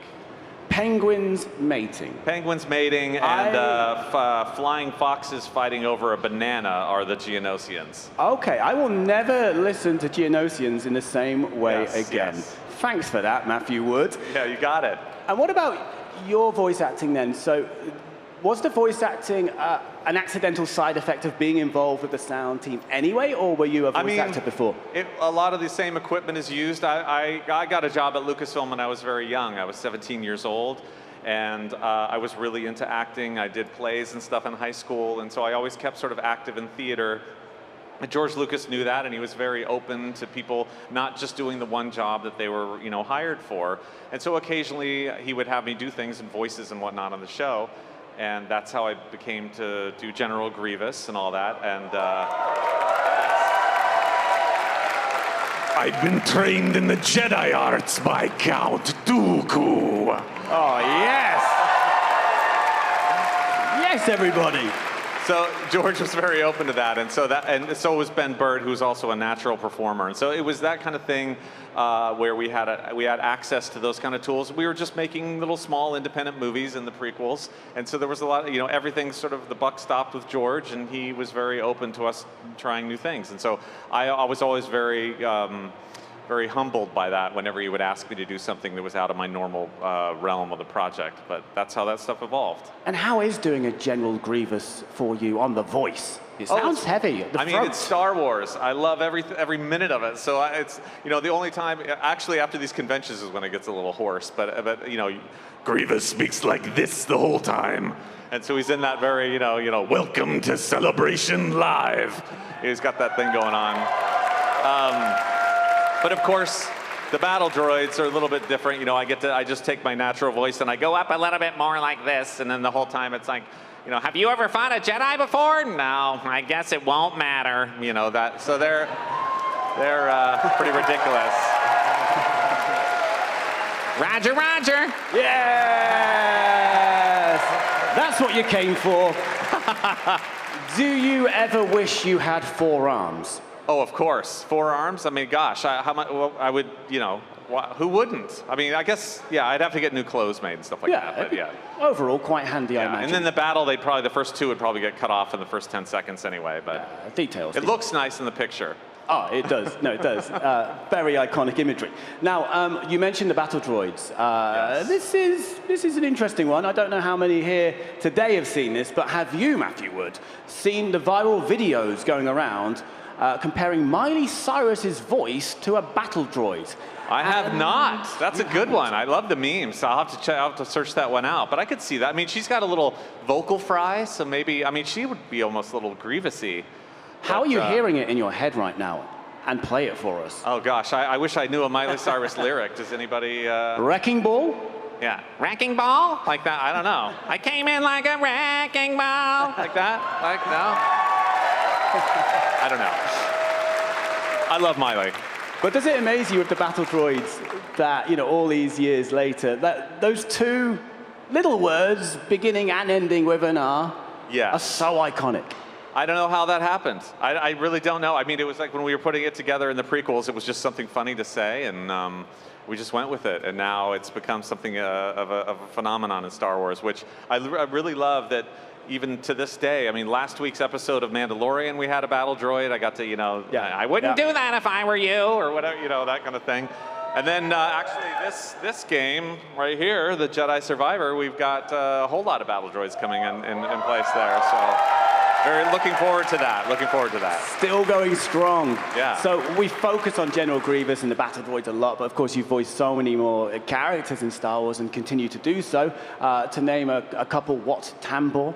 Oh yeah, Wat Tambor was one that we did in the prequels, as well as that was a Ben Burtt, and then we did it in the Clone Wars. And Dave Filoni was always very open for casting me in all kinds of things in the Clone Wars, and mostly out of necessity, since I was doing a lot of the design of the vocals. So he'd be like, "You do that," and I virtually did almost every droid in that show, which was hilarious and fun for me. And of course, Poggle the Lesser. Would you be open to voicing Poggle the Adequate? Poggle the Adequate? Sure, I'll take it. Yeah. It's another IMDb that was credit. Hoggle was like taking a comb with a bit of wax paper on it. We did a lot of this. It was such a weird character, but you know, it works for Star Wars. Yeah. So we've covered some of the sound design work, voice acting work, and there has been some physical acting performance as well. What's more fun for you then, creating the soundscapes, voicing characters, or getting into the heavy prosthetics for an acting gig like Bib? I think it's all fun. I mean, I still to this day, I've been in the company for 33 years and I can't believe it. I grew up with the films when I was 5. My parents took me to see New Hope when I was 5, and to this day I still feel like, is this really happening? Am I really just sitting here in front of everybody and doing Star Wars? I love it. I love it. And the one great thing about coming to these events is I work in post-production, so I have a team back at Skywalker Ranch working, and I get to take this energy from all of you that are so positive and so motivating. We get to take it back and use it to make the shows. So I'm very happy. Thank you. Thank you so much. And so much more to come from Matthew as well. Ladies and gentlemen, let's give Matthew Wood one more big round of applause. Make some noise. So thank you once again to Matthew Wood for stopping by and gabbing about Star Wars with us. We've got lots of more to come from Star Wars Celebration Live, coming up in just a moment.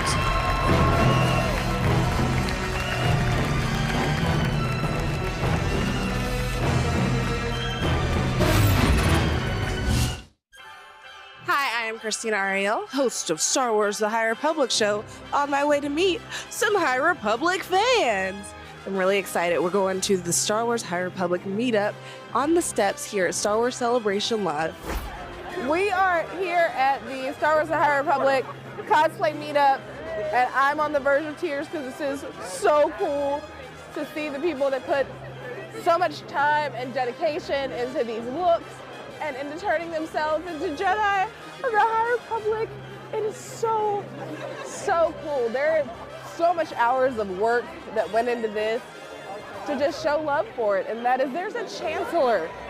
This is the coolest thing. This is one of the things I love most about Star Wars is just seeing the love that people have for it, to put their time and creativity into it, and it's just masterful. Michael Seglain, how do you feel right now seeing all of these people so passionately into the High Republic that they've created costumes and had this meetup and just that they care this much? It is so overwhelming and unbelievable and incredible, and I do not have enough words for this. It's wild, unbelievable. That's all I got. Honestly, we're all so short on words. We care about the High Republic. We care about what we're doing. There's so many different phases. It's incredible to see. We were impressed with Anaheim, and this is easily triple, quadruple Anaheim. Amazing. Really amazing. Okay, I gotta get live feed from Charles Soule. How do you feel right now? I can't believe there's a real Porter Engel's actually here right now. He's right here. He's right behind you. Here he is. We're hanging out with Meet your Porter dad. Engel. Yeah, this is the greatest thing. Hello, Kevin Scott. Hi, how are you doing? I am in a very happy mood right now. It's incredible, isn't it? It's just, look around us. This is just the work. I killed this man, and I'm very sorry. Worse than that, he had a teacup that was smashed, and it's all my fault, and I'm sorry. So, no hard feelings. Okay, this is good. The amount of work that's gone into this, it's awe-inspiring and it's humbling. Because, these people spend time with our characters every single day to make these amazing creations that we could never do. We can do this. Yeah, I am struggling to put it into words, which is difficult because that's my job. But yeah, it's crazy.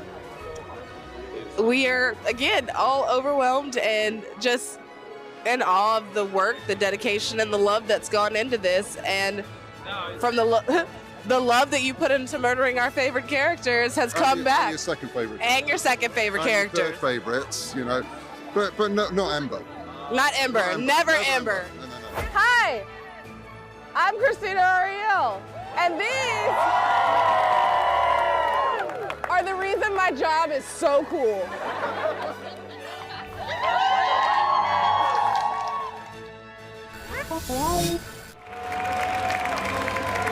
Welcome back been designing Star Wars for over 20 years, you have a lot of stories to tell, especially when you've been mixing what you first started on with the prequel era into the more established original trilogy era. Now, Doug Chiang is showing us just how he did it for Obi-Wan Kenobi and Season 3 of The Mandalorian. The Doug Chiang designing Obi-Wan Kenobi and The Mandalorian panel begins now.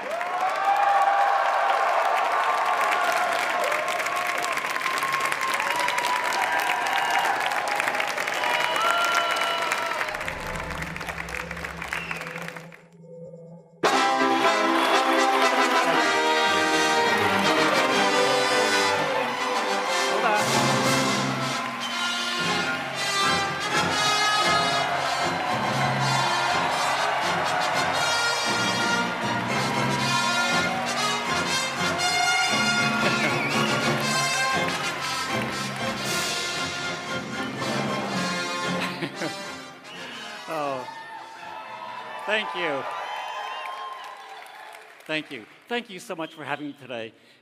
And thank you for actually coming out and caring about art and design. And, and I hope you're enjoying Celebration. And by the way, happy Easter Monday. Yeah.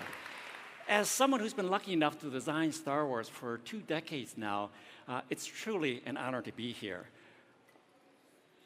You know, the crazy thing is that I never thought I would actually be working on Star Wars when I first saw A New Hope when I was 15 years old. And today, I'd like to share how we approach the designs for 2 of our latest live-action series, Obi-Wan Kenobi and Mando Season 3.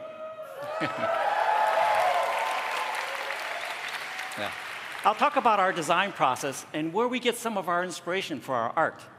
We have so much content now that I could easily fill an entire presentation by just talking about 1 or 2 episodes.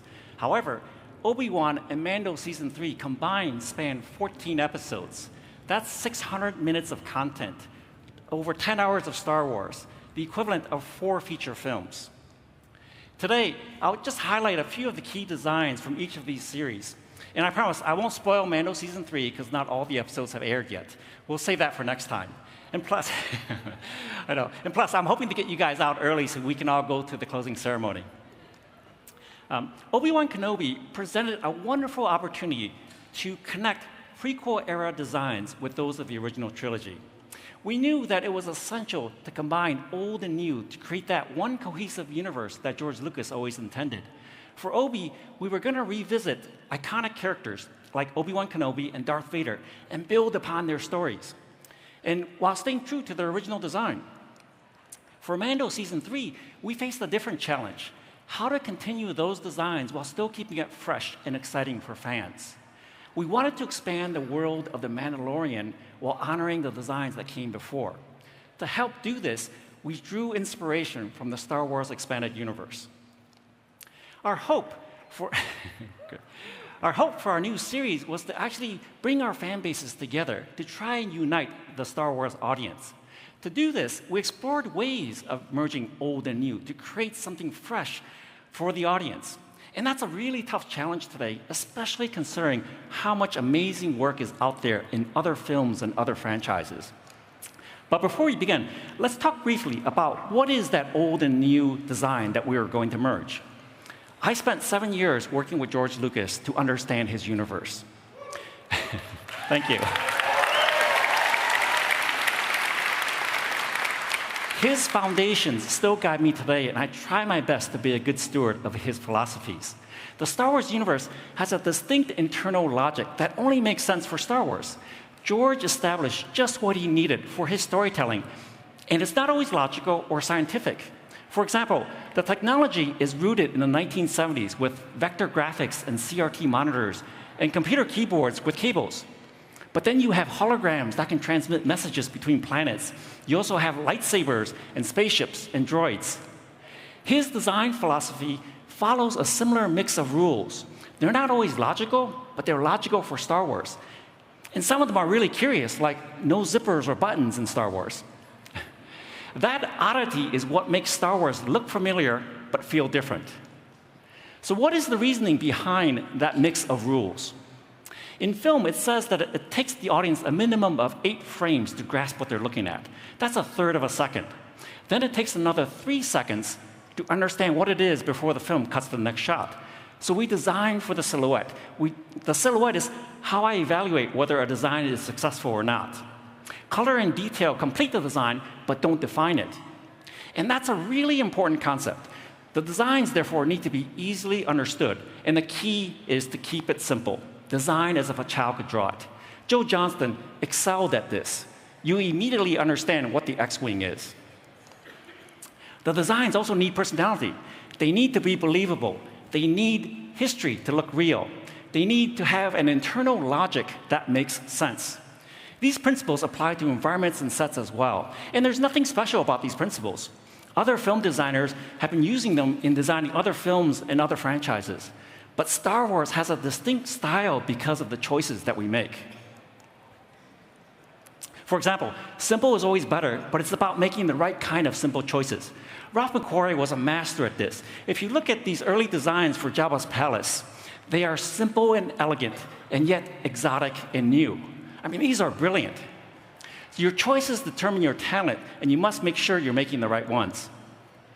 Star Wars is carefully orchestrated to look ordinary and obvious, and that's because the individual ingredients are simple. But like any good recipe, it's how those ingredients are combined that makes all the difference. So what is that Star Wars recipe? It's basically 80% grounded in history or reality, and 20% based on invention. The 80% anchors it in our real world and makes it authentic. The 20% is what defines it as Star Wars. That 20% can come from invention, mixing old and new, changing scale, blending different eras or cultures. That is the line that we walked for Obi-Wan and Mando Season 3. And that line ultimately defines Star Wars from other films. And that line is the mix of rules that George determined. It's not always logical, but it's logical for Star Wars. For our shows, it takes on average about 7 weeks to design each episode.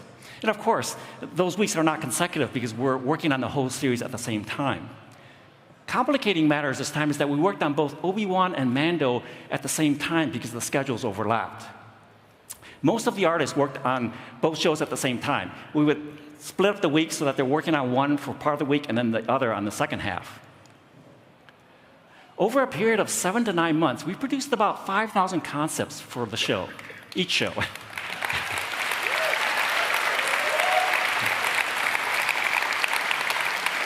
And that's despite the fact that the design team is actually smaller than a typical feature film. So we always start the design process well before we get a script. And that's because we want the art to go hand in hand with the writing. For us, we consider art as another form of writing. And as we begin, the concept team starts small, but then it quickly expands to 19 artists across both shows. The artists live worldwide in Australia, the UK, Canada, Sweden, Tajikistan, and the US. We are truly a global art department. Time and budget is always our biggest challenge. We have 2/3 the time and budget of a feature film, and yet we have more content. Once the filming date is set, the clock starts ticking. Typically, that's about 30 weeks out or 7 months. And that may seem like enough time, but it's not, especially if you consider that we're designing and building 3 feature films worth of sets, characters, and vehicles.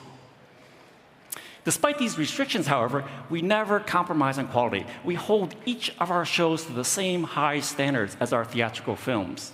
We do this by taking advantage of our limitations. I found that the most creative work is done with the fewest choices and the most restrictions.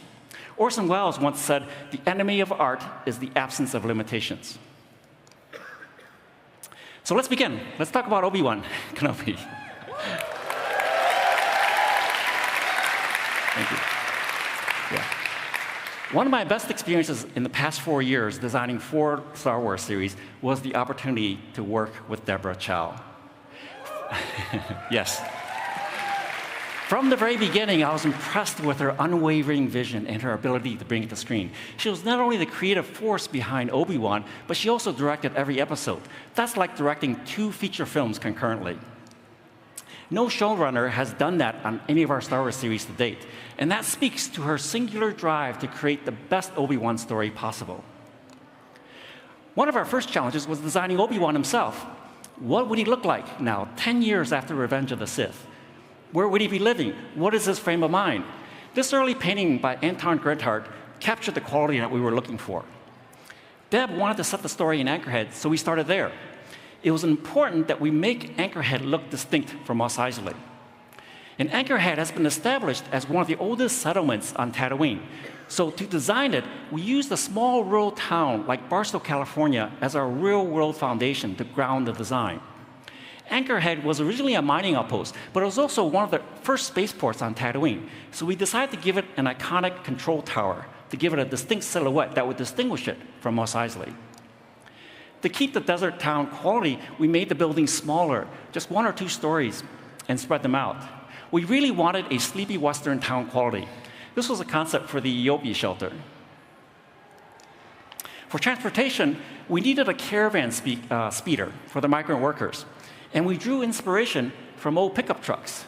The rounded nose gave it a nice retro quality, and I really liked the old rusted tractor aesthetic. The addition of the front wings put it firmly in Star Wars. And like old pickup trucks, we even had it towing a converted trailer. This was super fun. I mean, it's familiar without being literal, and you understand what it is right away. Next up was Obi-Wan's costume. We wanted to make sure that we got it right.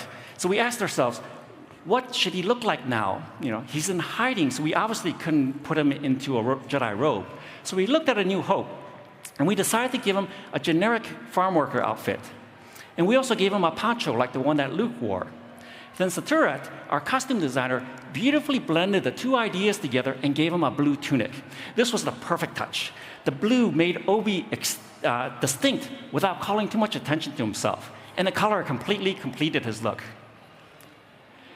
And this is the concept for Obi's hideout.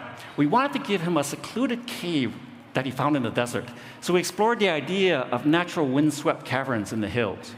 This is the back entrance. And here's our physical set built in our backlot. The rocks were simply carved foam. On our shows, we go through a lot of foam. And here's the concept painting of Obi's main living quarters. We kept it modest, almost monk-like and austere. And the design of the interior was meant to look natural and windswept. And this is our physical set. Again, carved in foam and scenically painted to look like stone. The Grand Inquisitor. This character was first introduced in animation, and our challenge was interpreting the designs to bring them to live action. In animation, you have a lot of creative freedom to exaggerate proportions and stylize the character for dramatic appeal. But the qualities that make him look great in animation make it really hard to translate into live action. So our approach was to reverse engineer the design. Imagine that the live action version came first and the animated version came second.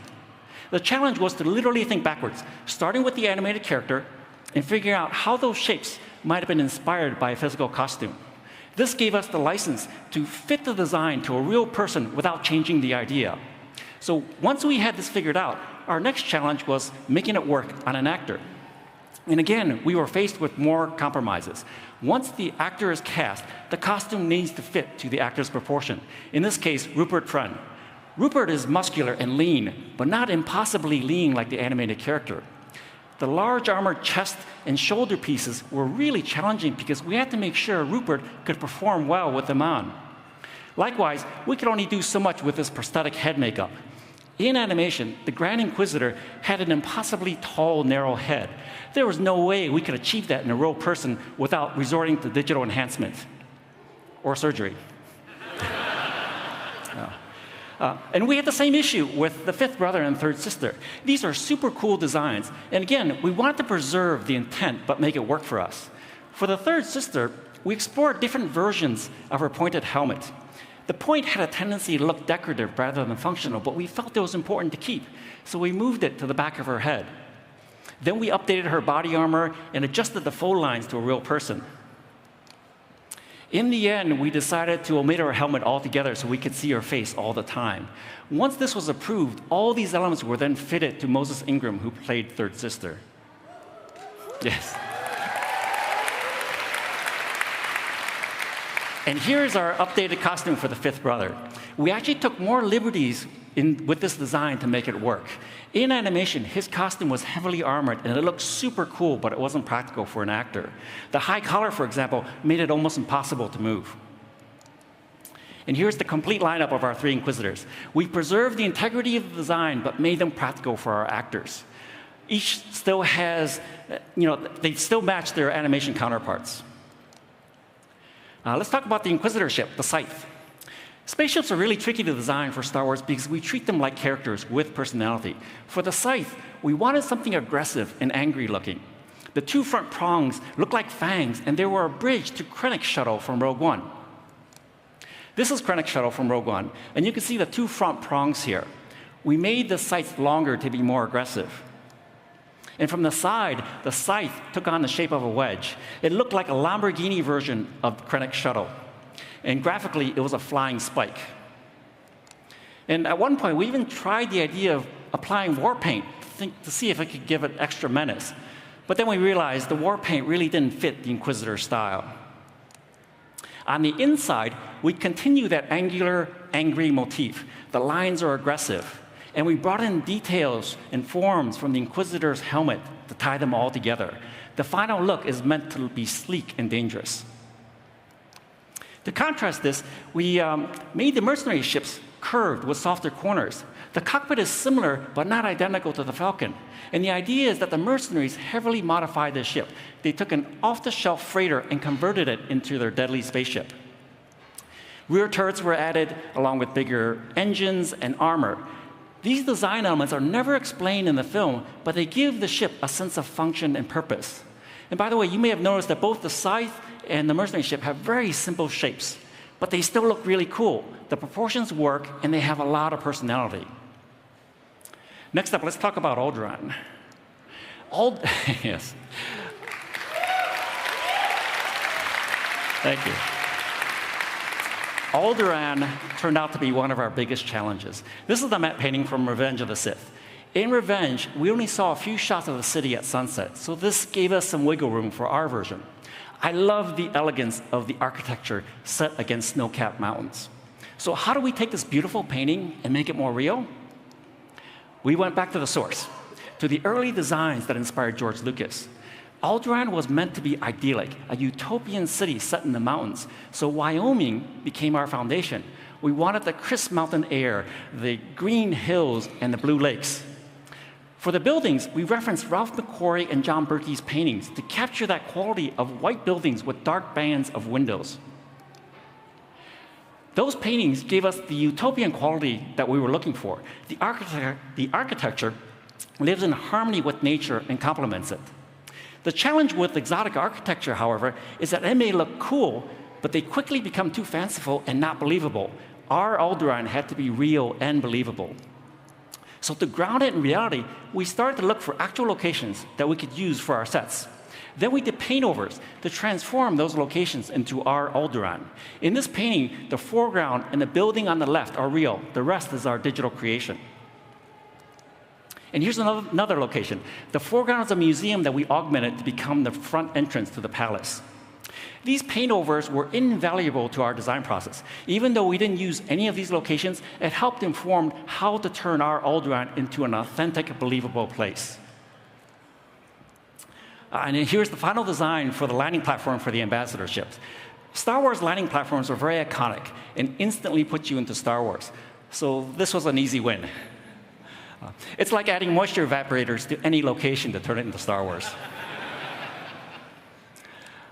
And here's the reverse view, looking back at the city. The terminal building was inspired by Calatrava's architecture. Santiago Calatrava is a bold, modern architect, and his style has influenced a lot of future cities in cinema. So we adopted some of his style to give our city that authentic quality without going too fantastic. Let's talk about the interior in Leia's bedroom. We wanted to make sure that her bedroom reflected her warm, curious personality. The clean white aesthetic can quickly become sterile and cold, almost clinical, so we decided to give it warmth with color and texture. In her room, we added bright colors and messed it up. We didn't want it to look like a typical kid's room. We wanted it to be creative and messy, warm and cozy. This had to be a bedroom for a bright 10-year-old, so it came down to the set dressing. We filled her room with scientific toys and gadgets, gave her room rich patterns and textures, and a sense of sophistication for a little girl beyond her years. The room needed to mirror her intellectual energy, so we came up with Star Wars director sets, telescopes, and other high-tech gadgets. And here's the final set, after she cleaned it up. This set was shot in our volume stage to take advantage of the large bay window. In fact, this set was designed with the volume in mind so you could take in the full 180-degree vista of the city and the mountains. And here's a behind-the-scenes look at how it was shot. Our interior set opened up into our LED screens that played a real-time image of Alderaan. We could change the time of day, sun direction, even the city layout in real time. That's the advantage of shooting with LED. Next up, let's talk about Lola. Lola, yes. Lola was super fun to design. Deb basically wanted a tiny droid sidekick, something with a lot of personality and functionality. It had to be small enough to fit into Leia's pocket and yet be very expressive. So Lola was going to be our Jiminy Cricket companion to Leia. We needed her to fly and walk and literally be a Swiss Army knife droid with lots of gadgets. But most importantly, she had to have a lot of charm. We made her into a simple saucer shape to keep her compact, literally. Her shell split into wings, which then made her look like a cute ladybug droid. And the wings could also become ears and be very expressive. After the design was approved, the amazing thing is that the team at Legacy Effects actually made her for real. Yeah. Here's the physical puppet in action. It was an incredible feat of engineering and puppetry. All of this was packaged into a 4-inch body. Her single eye gave her face so much character and was so expressive. She looked super cute and yet was completely functional. Next up, our gangster city of Daiyu. Deb, early on, pulled together a bunch of reference images to describe what she was looking for. These images were terrific to help me understand the world that she wanted to create. She liked the Hong Kong aesthetic with the rich jade green and the deep maroon reds. This color palette would distinguish Daiyu from the dozens of other dystopian cities that we've seen. So we turned Daiyu into our Hong Kong planet. We gave the air a green patina and played into the rich textures of Asian fabrics. Daiyu was going to be super congested, so we figured all the landing platforms would be elevated above the rooftops. And as you drop down into the street, you can start to see and feel the congestion. We hung laundry out the window, strung cables across the street to create this web of chaos. In this painting, you can almost smell the garbage, feel the humidity, and hear the noises. And we even added paper lanterns to tap into that Asian quality. And giant red graphics were painted onto buildings. And this is our final design of the Market Street, a mix of modern and old architecture. There's an urban funkiness to the marketplace that I really enjoyed. And here's our actual set, built on our volume stage.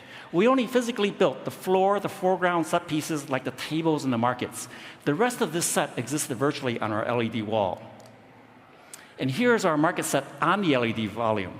Our stage floor was only 40 feet by 70 feet, and yet the city streets looked like they were hundreds of feet long and the buildings hundreds of feet tall.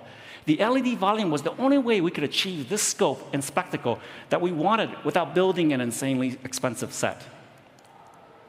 And here's the concept painting showing the reverse view by Brett Northcutt. When we design our volume sets, we always try to maximize as many scenes and sets as possible for one build. So the sets are always designed to be modular, both physically and virtually. And this is the LED set. The virtual city was fully interactive with real-time digital doubles walking the street and vehicles flying by. So the production value that you gain from an LED set like this is incredible. When you're there, actually standing in the middle of the volume, you feel like you're really in the city. After Obi-Wan rescues Leia, they make their way to an automated cargo port high above the rooftop. This was the approved design. And you may notice that there's a similarity to the landing platforms. We kept the same landing platform language from Endor. This helps keep it connected to Star Wars. It's a simple, tiny detail, but it makes for design continuity and helps reinforces George's internal logic.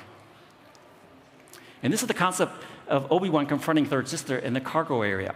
Since we were up high, we decided that we wanted to open up half of the building to get a grand view of the city below.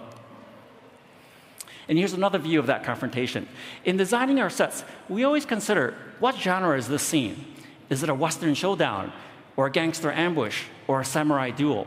Then we lean into that for our set design. In this case, it was a gangster ambush. This is the automated cargo transport that Obi uses to escape Dayu. And I really wanted to have this look like a flying locomotive, giving it a no-nonsense, purely functional aesthetic. So it was inspired by a diesel train engine, and even the colors. And for the cargo doors, I thought it would be fun to tie to another transport from the prequels, the Trade Federation's landing ship.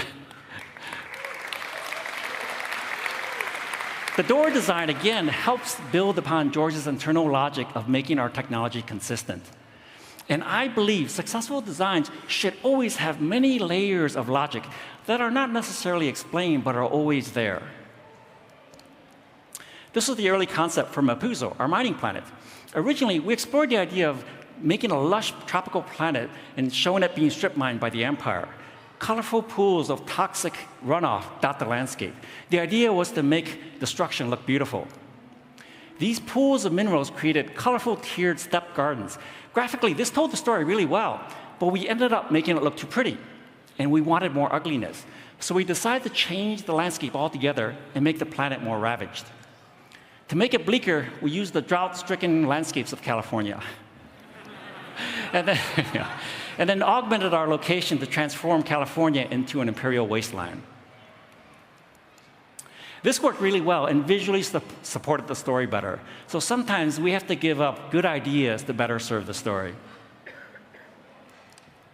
The other advantage of using California was the red clay. The red clay kind of gave a very distinct look. This is a concept for the imperial landing platform carved up in the mountaintop.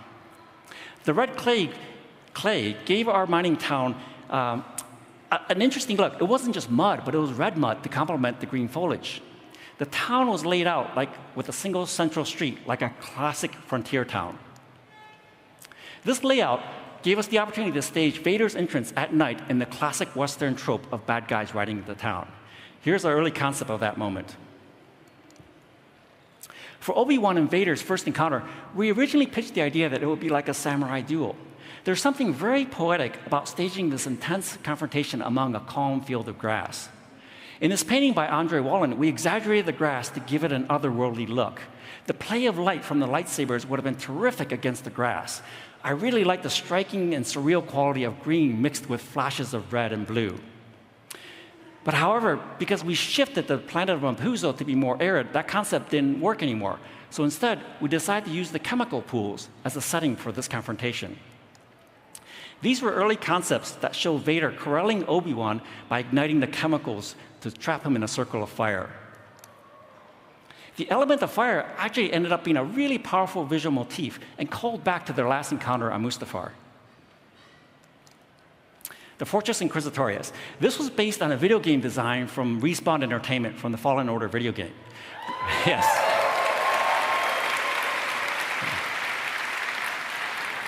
Respawn did an amazing job establishing this place in the game, and we built upon what they did. We only modified some features to better fit our story. The tower juts up above the water to graphically mirror Vader's castle on Mustafar. And we also made it rough-hewn to look like a tombstone in water. We made the water green to be cold and less inviting.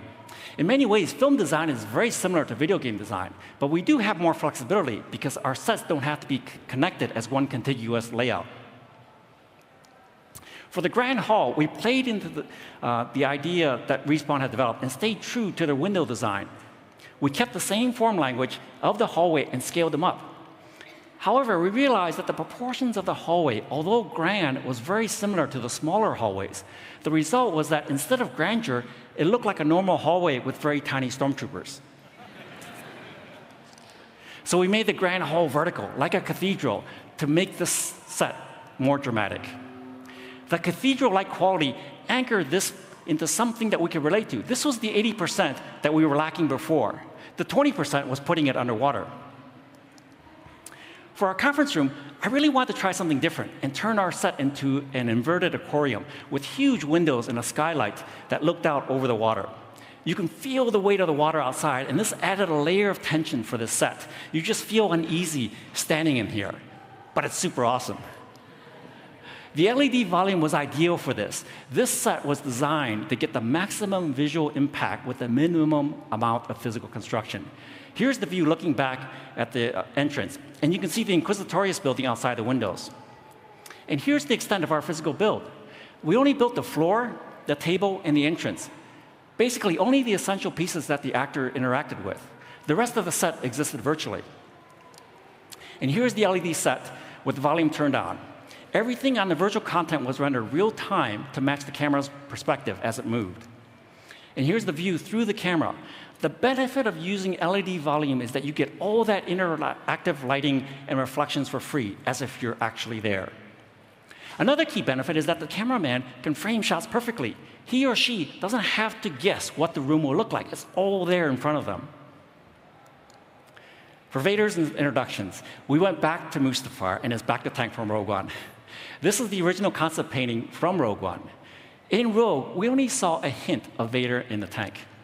For Obi-Wan, we want to see much more of him. In fact, we wanted to see our whole process in terms of how he suits up. This was our recreation of that same set. And for the first time, we were going to reveal Vader in all his various stages. Brian Mathias, one of our costume designers, did a full analysis of his costume to figure out all of the various stages of his assembly. This is stage 1, when he's in the tank, and it shows his life support tubes and his harness. When the water drains, robotic arms come down from above to attach the tubes and his breathing mask. Then his robotic limbs are attached. Then his chest and back plates are brought in. Then his upper protective garment is fitted and his voice box is connected. And his outer garment is put on. And then his shoulder and chest pauldron. Next, his belt and inner robe and neck piece with their breather. And then his chest control plate. And finally, his helmet.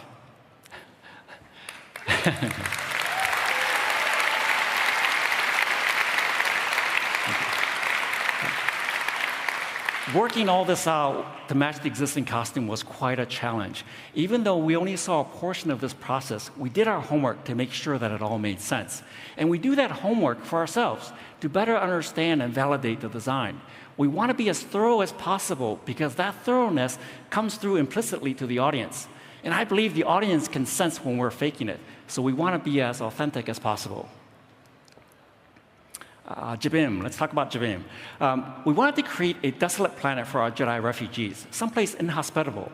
This was one of the initial concepts set on a remote volcanic planet. The surface is pocketed with sinkholes from old volcanoes and lava tunnels. As the design evolved, we decided to make the planet more toxic and more unpleasant by turning it into a galactic dumping ground for trash. We kept the concept of the craters and moved the refugees underground to be protected under these giant shield doors. This became our homage to the villain's lair in James Bond, You Only Live Twice, designed by the legendary Sir Ken Adams.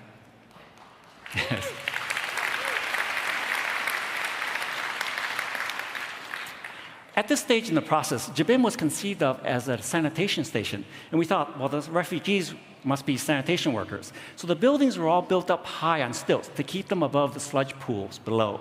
Interestingly, this started to remind us of the trash compactor scene from the Death Star. So we thought, well, if this is like a trash compactor scene from the Death Star, how about a giant Diagnoga too? Maybe the refugees had a pet Diagnoga here for protection. In this painting by Andre Wallen, the refugees set the Diagnoga loose on the troopers. These early explorations are always super fun to do. We like pitching wild ideas in case something like this sticks. This would have been a really fun set piece, but then we got the script. So finally, let's talk about Vader and Obi-Wan's big finale. One of our initial ideas was to set the fight on a barren moon with giant skeletons in the background to make it creepy and weird. We wanted the environment to mirror their emotional conflict. We even explored the idea of having good and evil lighting, warm and cool tones in the environment to reinforce this dichotomy. In this painting, we simplified the skeleton to be giant ribs that stuck out from the ground. This started to resonate for us. There was something powerful about the strong vertical and horizontal graphic that created tension. The landscape looked angry and dangerous. But the bones were getting too fantastic. We needed that 80% of reality to make this authentic. So keeping that tension, we explored a more grounded version by turning the bones into giant bamboo-like trees. This worked, but because we know the scale of bamboo trees, this again made our characters small and ended up diminishing the impact of the set. So we turned the trees into giant rock spires instead. This worked much better. It was dramatic, it was epic, and it was something that we can relate to. In this painting by Matt Alsop, you can see Vader and Obi-Wan down there as tiny figures. The scale of this painting was deliberately made extreme to create this epic backdrop. Now that we had the concept for the Barren Moon, we started to stage the fight. It's important to have progressions in our sets so that as the fight intensifies, the landscape intensifies as well. The first stage was set in a wide open area to get the classic Western trope of gunfighters standing off. And as the fight progresses, we slowly move up into the rocky spires. The spires start off small at first, but then as the fight fights their way up the plateau, the spires grow taller and more dangerous looking. Until finally, the setting for the climactic battle is in the middle of these giant spires that look like teeth. In this painting by Matt again, we tried harsh theatrical lighting to create an almost operatic quality. I wanted to see if we could heighten the drama by exaggerating the lighting. And now for something completely different.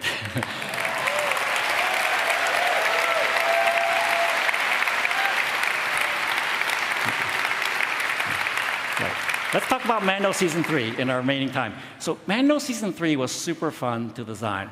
We brought back a lot of what makes Star Wars, and that's fun spectacle mixed with a lot of heart and drama. Season 3 was our biggest season to date. We took major risks with new places like Mandalore and Plazir, as well as revisiting familiar places like Coruscant. This season gave us the greatest opportunity to unify Star Wars design. We started off the season on this new planet that we called our Lake Powell planet. Lake Powell is an amazing place. It's visually striking, and I've dreamt of visiting a place like this ever since I saw the 1968 film, the original Planet of the Apes. Yes. The opening scene from that film made an indelible impression on me. I remember thinking how cool that desert lake was. Coincidentally, Bo-Katan's gauntlet ship with its triangular shape also called back to the Liberty One spaceship from Planet of the Apes.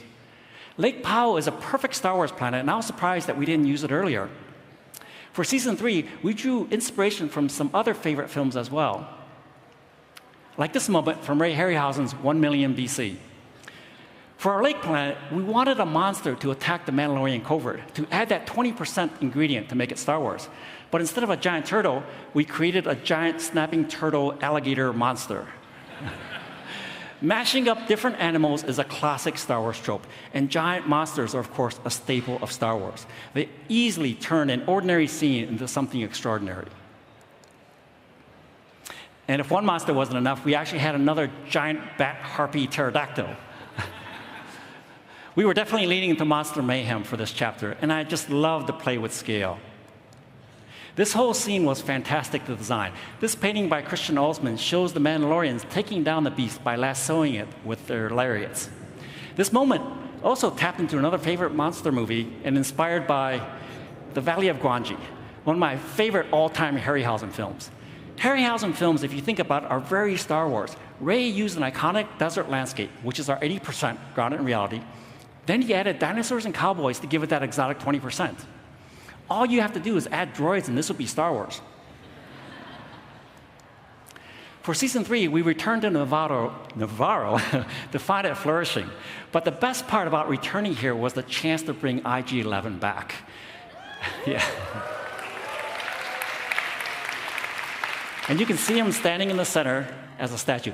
In this chapter, we learned that the statue in the courtyard was built from his parts after he blew himself up in Season 1. In this painting by Rick Lim, Mando salvages the part of the statues. We had to back engineer what would have survived after he blew himself up. We figured his upper body and arms would have survived, but his legs would be gone because he was standing in lava. Here, Mando has IG-11 back together like Frankenstein's monster. This sequence was super fun to design. Many of us in the art department were really excited about bringing back one of our favorite characters. And having fun with zombie moments like this, where IG-11 comes back to life as a deranged, disembodied droid. This painting by Christian Olsman perfectly captured the Walking Dead moment. And I mean, it's terrifying, but it's super fun. Having IG-11 back gave us the chance to bring Anzellans into our world. Babu Frick was such a cool character from Rise of Skywalker.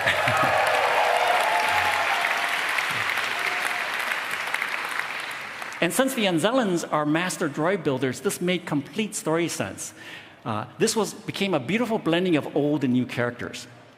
And because the Anzellans are so small, we played with the scale difference and had fun. In this painting, Mando could barely fit in a set, so we built this set like a giant dollhouse. This was our version of Yoda's Dagobah home. Mando had to crawl on his hands and knees in here, just like our crew. And in this row, Grogu is big. I love this painting by Christian Olsman. It captures the whimsical fun of Star Wars and has a lot of heart. This is a film I want to see. And finally, here are the final character designs for the Anzellans. We gave each of them distinct skills so they would look different and have different personalities. And here's the hero puppet standing next to Grogu.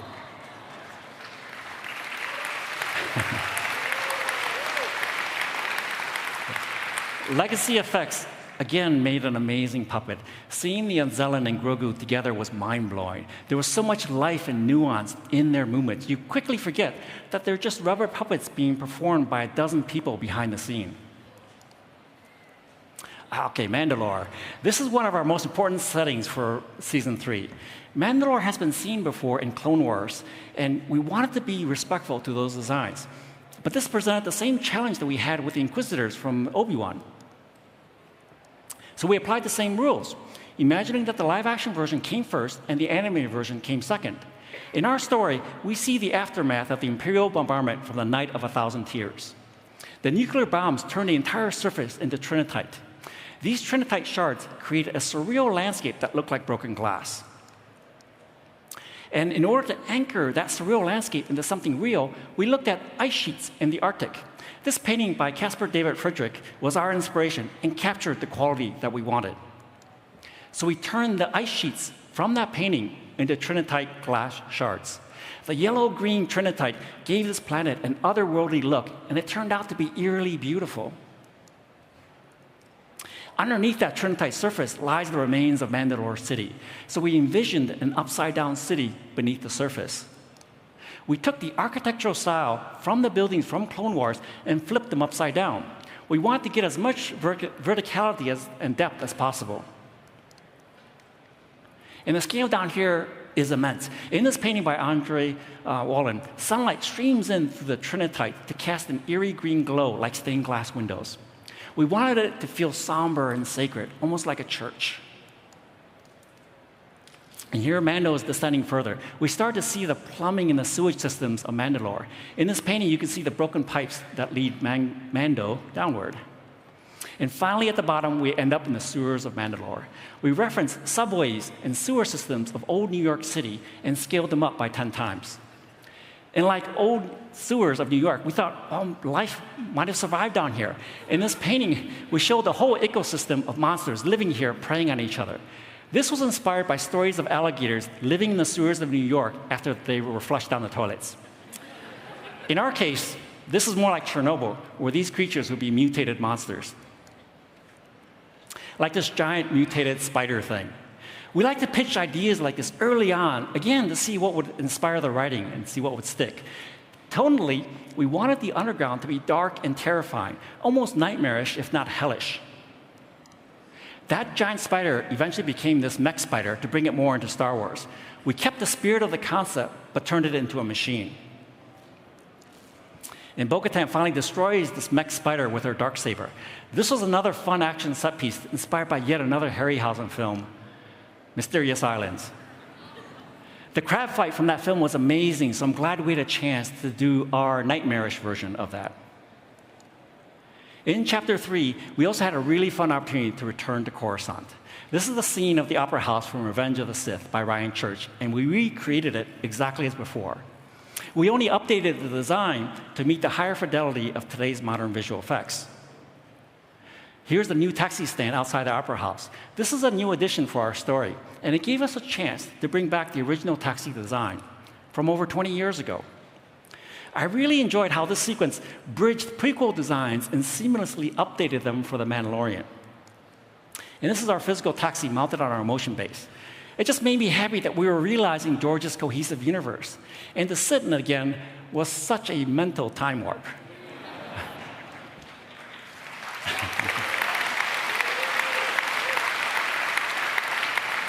And speaking of time warps, Chapter 4 also gave us a chance to have a flashback to Order 66 and the destruction of the Jedi Temple. Again, we worked off the original designs.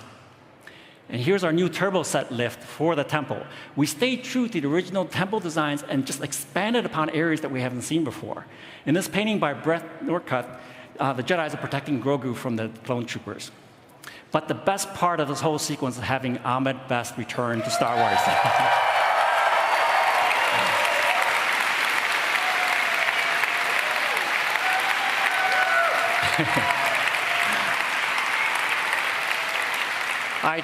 I totally agree. I remember when I heard that, it was the most incredible moment for me.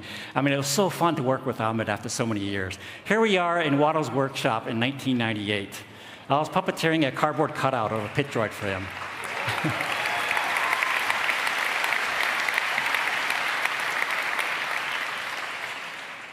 And here's the concept painting of another favorite old design, the Republic gunships. Thank you. For the chase, we actually recreated Coruscant by pulling designs directly from Attack of the Clones. We even used elements from that film and reworked them for our new scenes. And here's Padme's ship from the landing platform. This brought me back full circle. I felt like I was back in 2001. It was so strangely familiar and yet new. And we even built Padme's ship interior for one of my sketches back in 1999. And here's our new set. We only built a portion of it because that's all we needed. But here's the CG render of the full cockpit.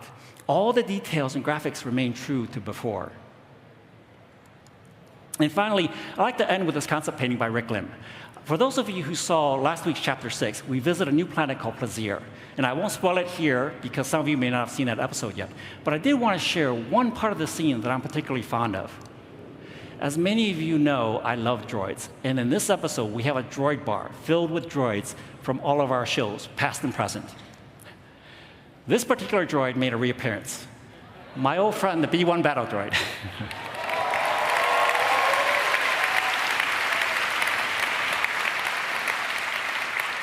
The battle droid was one of my first designs that I drew for George back in 1995. And now, 28 years later, it's incredible to have him back. It was like seeing an old friend.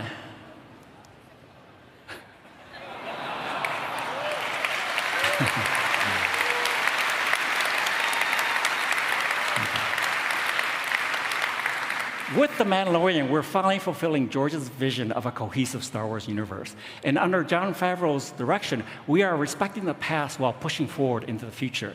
We have successfully merged old and new to create something fresh. And I feel incredibly grateful to be still playing in this playground with some of the best action figures one could ask for.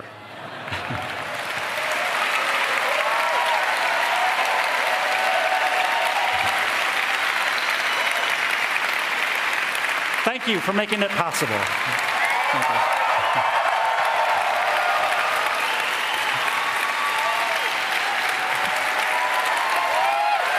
Thank you. Thank you.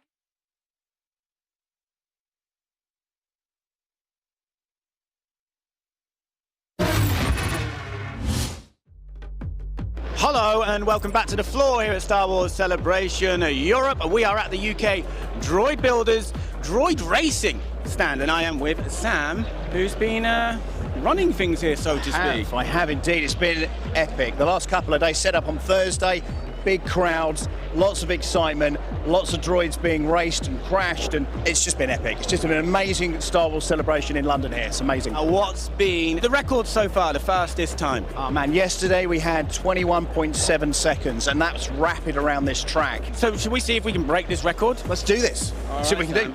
Forget the Boonta Eve Classic, baby. Welcome to the Star Wars Celebration Europe Droid Builders UK Potential Classic of the Future. We probably need to work on that title, don't we, Sam? What a build-up, though. What a build-up. know. Amazing, amazing. Yeah, droid racing at its finest. Celebration 2023. I'm excited. I'm pumped up for this. Right, should we get started? Let's do this.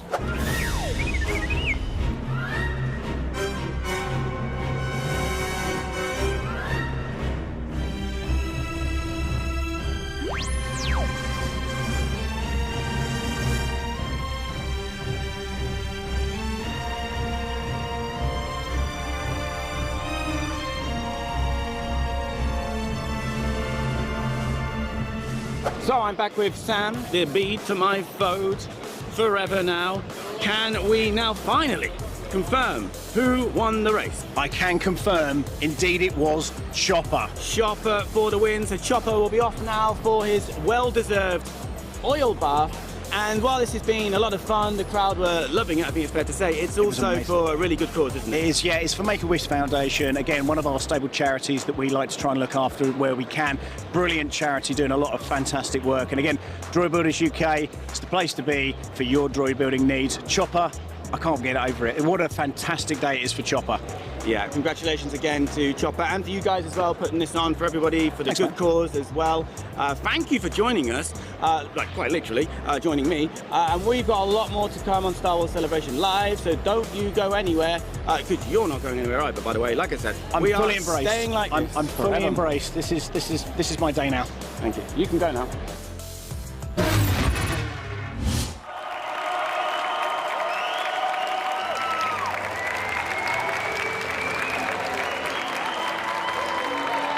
Writing's no easy task. You have to take words and turn them into books or comics, sometimes Star Wars books and comics.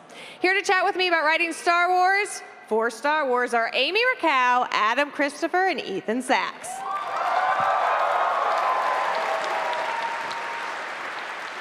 Welcome, fellow Star Wars authors. Hello. I love saying that. I never get sick of saying that. Thanks for having us. Thank you for coming. Thank you for making a wonderful celebration. Amy, you and I were just at a fantastic book signing for our new book, Star Wars Timelines. Shameless plug. Amazing. To Amazing. finally have it in fans' hands. A 1 hour nonstop fun flow of just people buying the book for the first time ever. This is the first to market exclusive. What's it been like working on Team Timelines? You want to tell people about it and why your favorite one?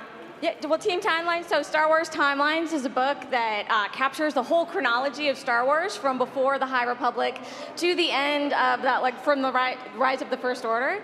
And it was a huge undertaking, and it was an amazing thing to be a part of. We had a great group of writers, and we've been working so hard in our offices with our spreadsheets that never would end, and our PDFs, and marking everything up. And so to actually be able to see a book and see Star Wars hands, like that's what we've been waiting for. It's absolutely amazing.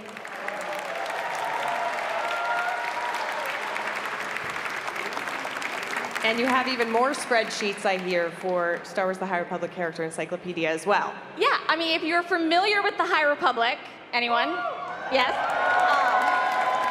If you're familiar with a few fans. Comics, you're probably familiar that there are more than a couple characters in it. And there are amazing characters and characters of, every single kind of Star Wars character you can imagine. And Megan Krause and I are writing a character encyclopedia for the High Republic that will be out later this year.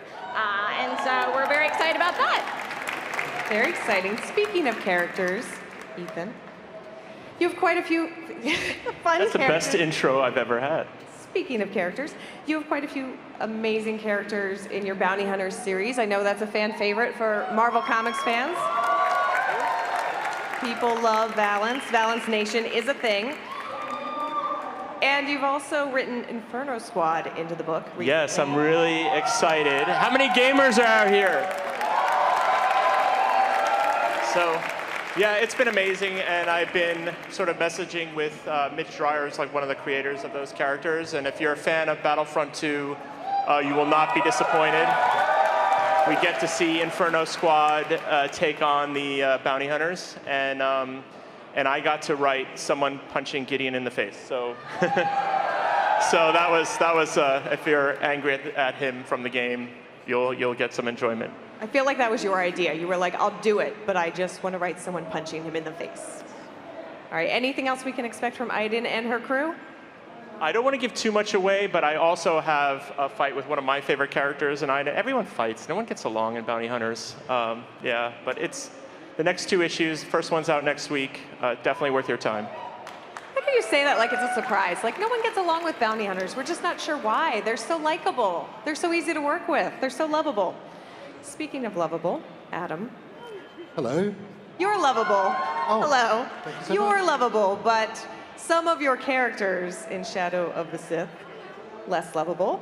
I know we're all very excited. That title has just recently come out in paperback. I saw a lot of people carrying around those copies. But you're also writing for, from a certain point of view, Return of the Jedi. Yeah, I mean, what a way to celebrate the 40th anniversary of Return of the Jedi by collecting 40 amazing authors to make a book from a certain point of view. And there's a character that I really loved writing in Shadow of the Sith, Enric Pride, as we know him as General Pride from Rise of Skywalker, played by the amazing Richard E. Grant, one of my favorite actors. So I think it was a surprise yesterday, maybe, when I announced that I've inserted him somehow magically into Return of the Jedi in a story called The Steadfast Soldier. I can't say much about it. I've got 6 words. High on death sticks, stuck on Endor. So that's it. That's all I can say. Enticing, and also that's like a vacation for Pride, I feel like. That's just how he spends his downtime. He's such a great character to write because he's horrible, and he's nasty, and he's on Endor, and he's having a really bad time. So this is not going to go well. Well, I can't wait to read it.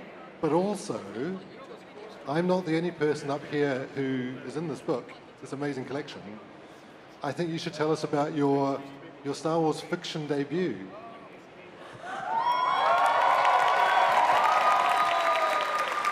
That was a beautiful intro segue. Thank you. Thank you so much. Thank you. I would love to. So I am also writing one of the stories in From a Certain Point of View, Return of the Jedi. And I am delighted to tell you, as of yesterday when we announced it, I will be writing a Sy Snootles story. Do we have Sy Snootles fans? I know everyone thought it was going to be Max Rebo, just based on my social media, but I also love Sy Snootles. And our one word that we said in the panel, that I said in the panel, was the title, which is satisfaction. If you know, you know. One clap, Rolling Stones fan. All right. But very excited for From a Certain Point of View, very excited for timelines. Also just excited for all the books that I'm not a part of, that I get to just enjoy as a fan and get to see for the first time when they come out on the bookshelf, or sometimes if I'm very, very lucky, show up in the mail. What are you most looking forward to? Let's start with you, Ethan. Oh, that's a tough question. And I'm obviously a little biased, but we're doing a big crossover event called Dark Droids in the Marvel Comics. And Charles Soule is sort of the quarterback of this. And it is a horror story. It is very scary, and I can't wait till everyone gets to see it. That sounds amazing, very exciting. Adam, what are you excited for? There's so many amazing books and comics across adult, YA, middle grade, kids books, picture books, non-fiction. I mean, there's so much. A good friend of mine, Delilah S. Dawson, is writing a book called Rise of the Red Blade, which comes out later this year, which is The Inquisitors. She wrote Phasma, she wrote Black Spire. She's a great writer, and that book is going to be top. And Amy? I feel like Adam is twice stolen one of what I wanted to say with this question over this weekend. But I am a huge Kira fan. And so I am very excited for E.K. Johnston's book coming out later this year that's focused on Kira. I think that, more Kira, the better. Yep. Yes. No, more Kira content, just more Pride content, more bounty hunters who you love to love. And just so many great books. And we didn't even really touch upon the High Republic. There's just a ton of stuff that just got announced for Phase 3. And Jedi Brave in every way. We got our first look inside that book yesterday at the publishing panel, and that is just absolutely adorable. Ethan, anything else you want to share from the Marvel panel earlier today?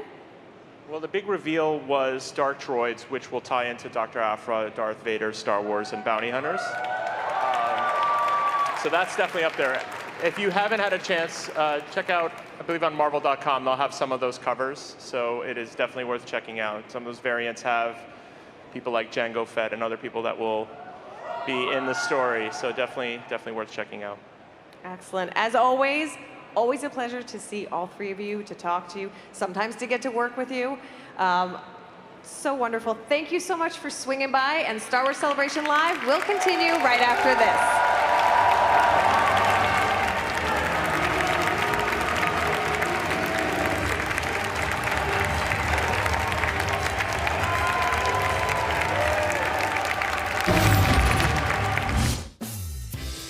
It's not just about Star Wars here at Star Wars Celebration, because of course we have the return of Indiana Jones with the Dial of Destiny coming out later this year. I'm at the Hasbro stand here on the floor, and I'm with Chris from the Hasbro design team. Hello, Chris.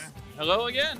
Yes, we have been hanging out quite a lot here at Celebration, and now we're focusing on Indiana Jones. So there's a lot going on here. We have got the new movie, so there's 1 foot there in that territory, but also 1 foot in the past. And this sounds kind of confusing. We've got old retro and new retro. Help me out here. Well, that's true. With retro, our retro line, we've gone back, and Kenner was originally the company that did Indiana Jones figures. And they did that for Raiders of the Lost Ark, but they never did figures for Temple of Doom or The Last Crusade.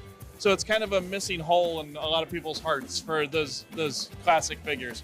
So with our retro collection, we've done that. We've gone back in, we've recreated the classic Kenner line in all that great detail and all the features of those figures, but then we've also gone back in and we've done new retro figures that are based on Temple of Doom and The Last Crusade. New for us is we went into the 6-inch realm for Indy. That's something that's never been done, and we really wanted to dive in and deliver some great detail on these figures. So you can see that in the likeness on Indy's face, and with our mainline Indy figures from Indiana Jones and the Raiders of the Lost Ark, and then Indiana Jones and the Temple of Doom. Those figures, they've got all that great detail and articulation that's kind of become standard in a 6-inch figure. Indy, from the mainline figures, they all come with a built-in artifact piece. So each of those figures in the mainline assortment for Indy is working to build an artifact that's specific to that wave. And with this initial wave, what's Indy without the Ark of the Covenant? So each figure in there comes with a little piece of the Ark. I think Indy comes with a couple of the statues from the top. Other figures come with other pieces, and once you buy the whole wave, then you can build that up. Complete the Ark. Yeah. So as you mentioned, we're kind of filling heart holes with part of this collection, but also whetting appetite for the new movie. What can you show us from that as well? So from the new movie, we have here Jürgen Voller and Helena Shaw, both in a little vehicle assortment. So flying around, classic play, so launchers, little figures, little accessories and stuff, and just a great addition to an Indy product line that addresses more of a kind of a kid focus and kid energy sort of thing. As a designer, being part of a design team, it seems like you've been given a lot of sort of creative freedom here in the sense being able to recreate the old, update the old, but also work on the new. That must be, a pretty fun place to be as a designer. Oh, it's absolutely fun, yeah. I mean, I think all of us on the design team, well, and our marketing teams and everybody else, like, the stuff we do, we just can't wait to get back and do it again the next day. And working on a product like Indiana Jones is extra special. For those of us that played with some of the original Kenner toys, to be able to create new versions of those and continue it for another generation. And will you continue playing with them? Oh, absolutely. Oh yeah, that's what it's all about. Thank you, Chris, from the Hasbro design team for taking us through all of these amazing Indiana Jones products, old and new, new, old, old, new. It's very confusing, but it's very good. And we've got a lot more to come from Star Wars Celebration Live.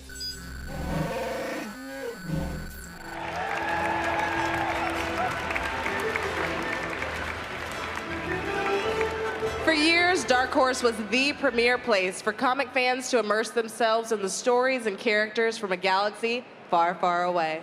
Well, just like the Jedi, Dark Horse has returned and is delivering some incredible comics in the process. Here to talk more about what we can look forward to are Nick Brokenshire and Matt Dreyer.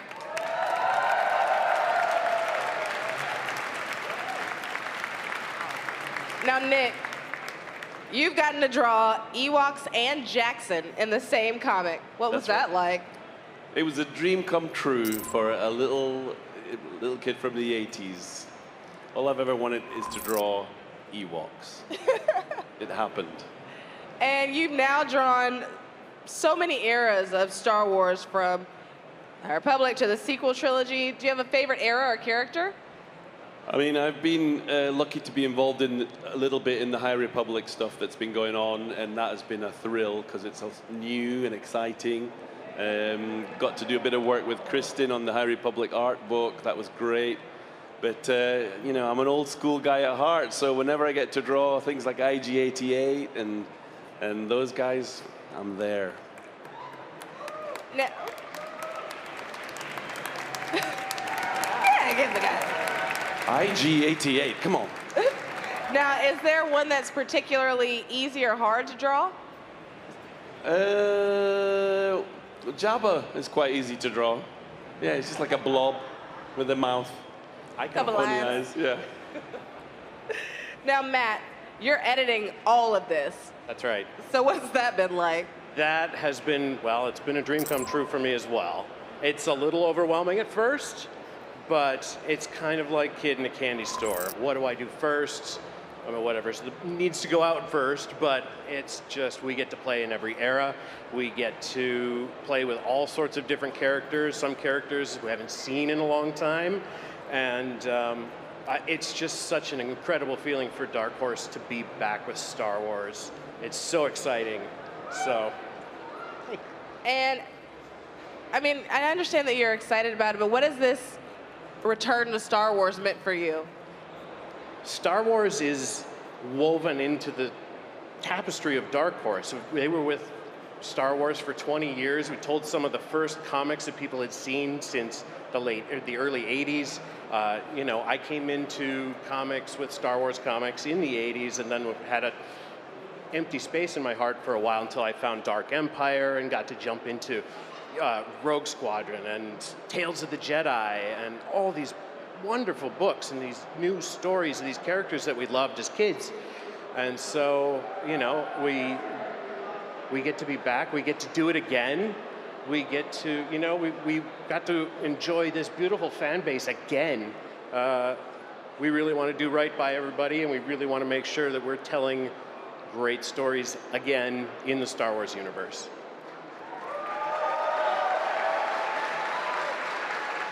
Is there a specific era that you're more excited to explore in the comics? Oh, well, so we do get to enjoy some time in the High Republic.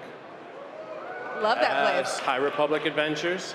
Sav has been my gateway to Hyrule, yes. Which means Daniel has been my gateway. Daniel Jose Older, genius, as well as Tony Bruno and Harvey Tolabau, who really just make it sing. And that's been very special because I feel like especially the High Republic fans have a certain continuation of the Dark Horse fandom. There's something very personal about what they're doing there. There's a love there that everybody should be able to experience in Star Wars. So, so that's been pretty exciting for me. That said, there's a lot of great Clone Wars things that we might get to. Do you want to tell me anything else So special we if can look for? anybody who happened to be at the Dark Horse panel earlier today, we have issue number 9 coming out, drawn by the great Nick Brokenshire, featuring Quinlan Voss and Cad Bane. So that happened. The 2 baddest assest characters of the Clone Wars. I love how legitimately excited you are right now. Yes. And I'm not gonna fangirl about it. I'm just gonna sit here and smile really hard and say thank you guys so much for that. I really look forward to it. I'm so excited that Star Wars is returning to Dark Horse and what that means for you all and just for the comic stories that we all love so much. Thank you. That's wonderful. And of course, Jackson, the Jackson one-shot, which is here. Jackson lives, you guys. He lives. Jackson lives. He lives here. Yes. Right now. Oh, that was one of my favorite things from Celebration last year. And there was a big giant Jackson walking around, and it was so exciting. It was just like full-on Jackson. It was amazing. Well, for this show, we managed to get Hellboy creator Mike Mignola to do an exclusive cover. I should say that the entire comic is, in fact, an exclusive. The story is not available in retail stores. It's only available on the convention circuit. Each show is going to have its own cover, and we revealed 2 more covers today by Brew creator Sergio Aragones and Lady Killer creator Joelle Jones. And they are beautiful covers. You all be sure to go and grab those. Gentlemen, thank you so much for coming out. Grab those special edition covers because you're not going to be able to do it anywhere else. Stick around. We've got more fun to come right here on our stage at Star Wars Celebration Live. Don't go anywhere.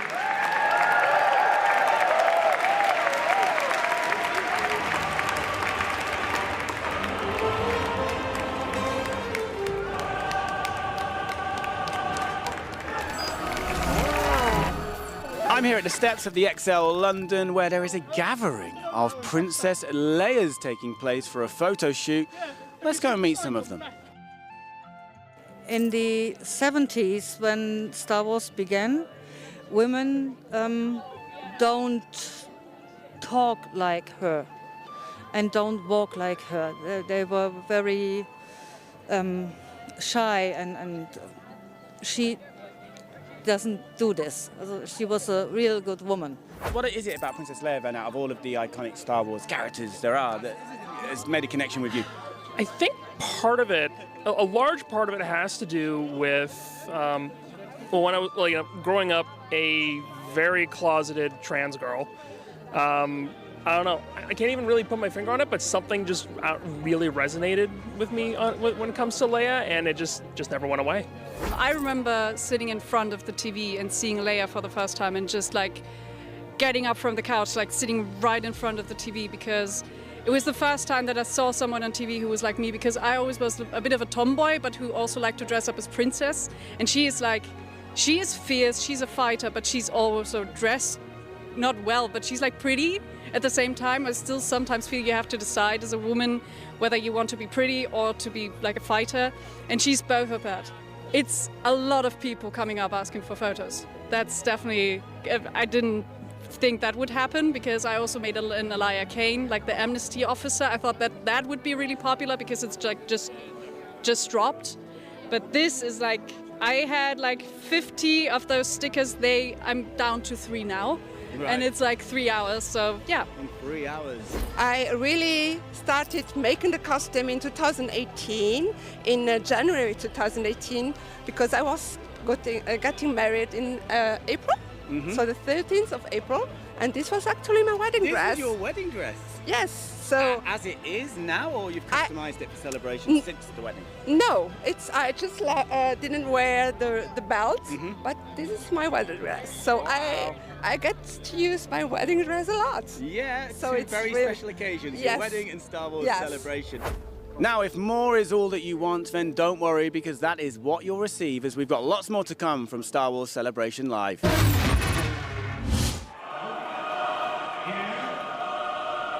This one says SWC 23. And how cool is this? It's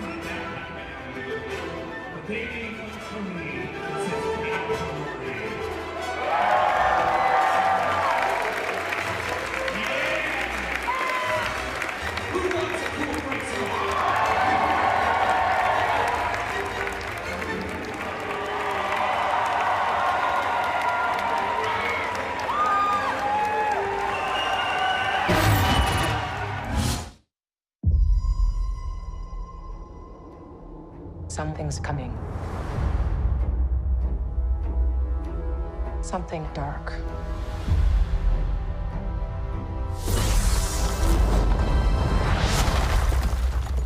I sense it.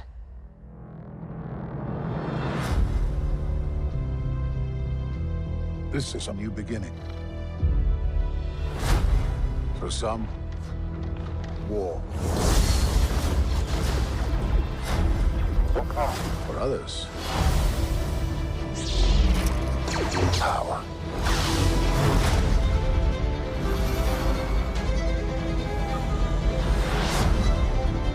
It's been a while. Things have changed. I started hearing whispers about Thrawn's return as heir to the Empire.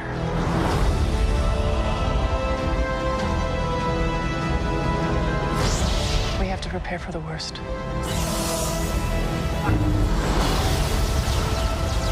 The Jedi fell a long time ago. There aren't many left.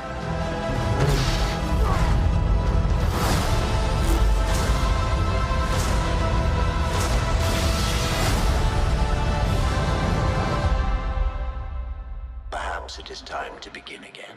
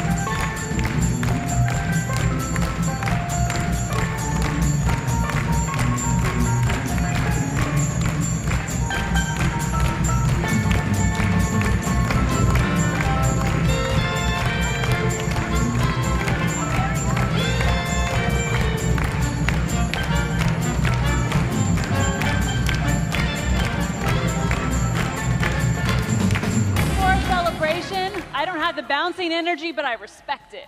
I respect it. Oh, you know, I want to take a moment. It's been a wonderful celebration, and it was my first celebration was Celebration 5, but my first time hosting was here in London at 2016. So it's been so fun to come back and that they let me keep coming back to hang out with you all. And the celebration stage this weekend, you guys. Yeah, man, we had some major stuff happen here. There was a lot. It's been a blur, but in the best way. But I do have a favorite. Well, okay, I have multiple favorite moments, but I'm gonna pick one. Okay. I'm gonna pick one. Thrawn, hello. And they saved that. So the Ahsoka panel on Saturday, you know, they had the whole panel, which was wonderful. We had the cast here, we had Chopper. And then they, you know, they wait till the end and they're all sneaky. And they give us that remix trailer and we see that beautiful blue Chiss face. And then Lars Mikkelsen comes out. Like, come on, Star Wars Celebration. Atomic Blonde, how about you? Yes, this was definitely a weekend of surprises here at the Celebration stage, and one of my favorite moments is when we were getting ready for a look back on Obi-Wan Kenobi, and we had so many Obi-Wan Kenobis on stage, and then the only Obi-Wan, Owen came out and surprised everyone. It was absolutely amazing. Even us, we had no idea. No idea. Absolutely amazing. We didn't know. I just heard a crowd. Like, we heard a cheer. We were in the green room, and we're like, what happened? Oh, Ewan's on stage. All right. Well, in all fairness, I did ask the Obi-Wans to come to the stage. You did. You did. Very much so. All right, well, my favorite moment was that first panel, that Lucasfilm Showcase panel, right? Yeah. I mean, so much stuff, so much new content, so many amazing things. But my favorite part of that panel was when they rolled all those creatures out here.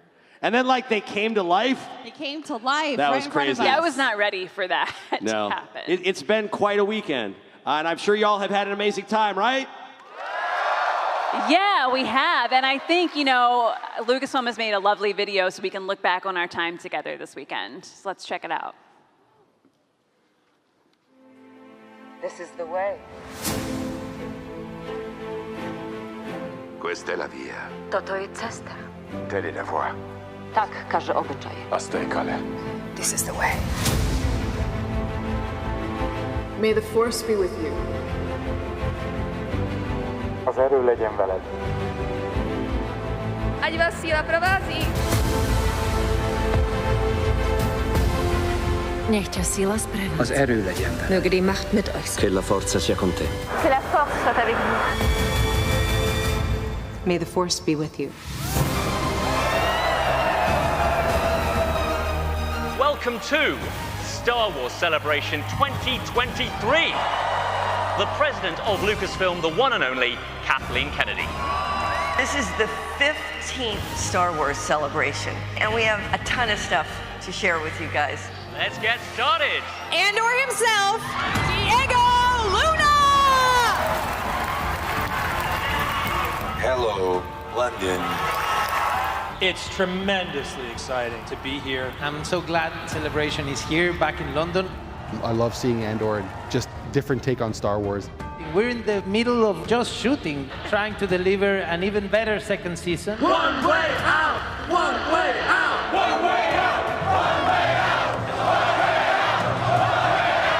out! A brand new Star Wars project, The Acolyte.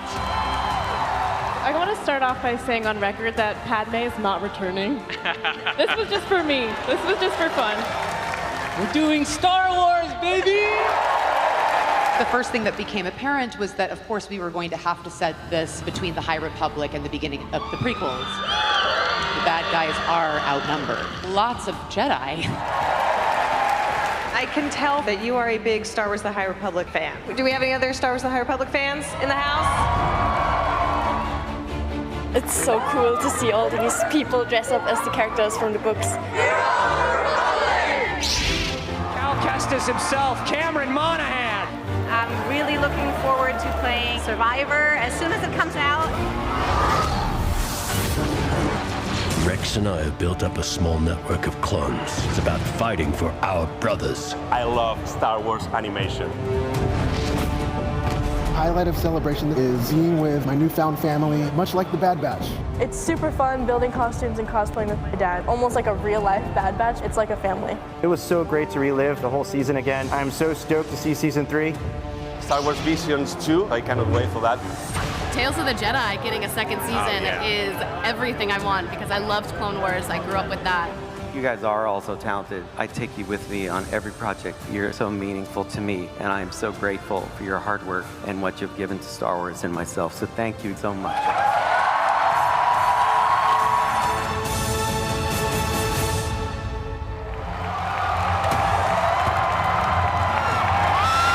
I was like 6 years old when this world blew my mind, and I feel like I've been in preparation ever since. my fellow castmates and friends, the Skeleton Crew, Ravi Cabot-Conyers, Kiriana Rana, and Robert Timothy Smith. I am so excited for Skeleton Crew. Hello, London. Long live the Empire! Can't wait to see what happens when these last few come out, but I'm really, really excited for it. What we're thinking of doing tonight, if you all want to watch it together. I fell in love with the character, season 1. It's emerged so quickly as a favourite of mine. Have any of you seen Return of the Jedi? Why do you think Lando is still such a cool character? Because Billy D. Williams played Lando.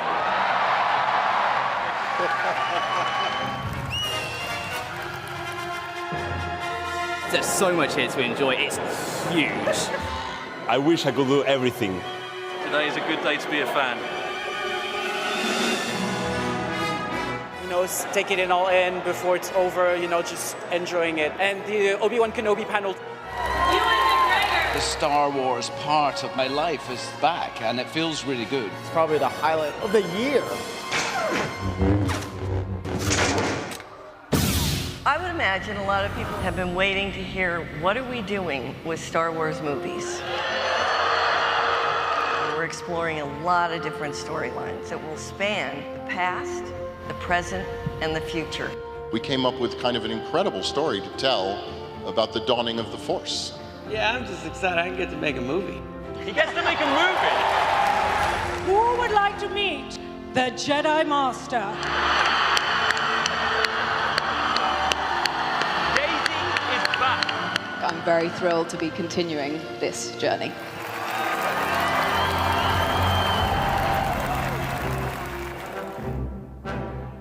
I don't know whether you heard, but I think the Man in the Hat is back.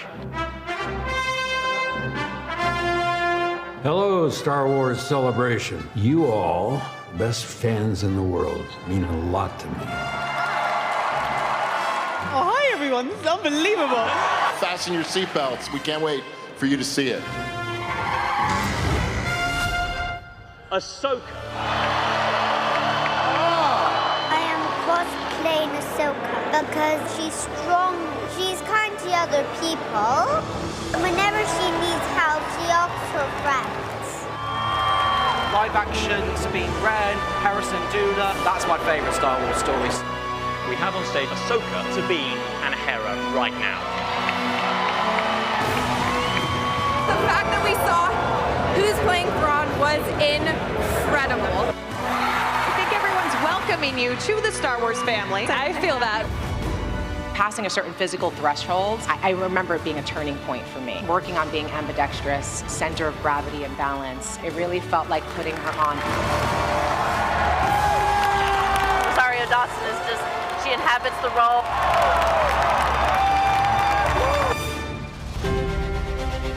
With every single story we tell, we're just trying to create characters that people can relate to and have some connection to. C-3PO is my favorite Star Wars character of all time. People who are neurodivergent in some ways, as I am, we recognize a lot of ourselves in droids. Star Wars is about the spiritual journey of what it is to become who you are. I see you guys come in costumes or just a t-shirt. I love how much you put into it. It means so much to me. Totally amazing.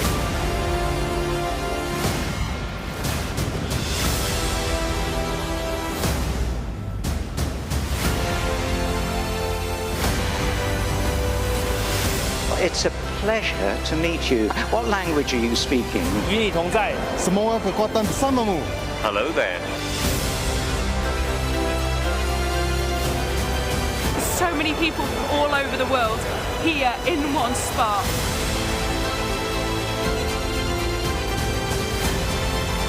This is my 11th celebration. I lost my voice, I lost my mind, but I found my people. I mean, Celebration's home. Coming together together into this one place, you find people that are the same as you, and it's great. May the Force be with you.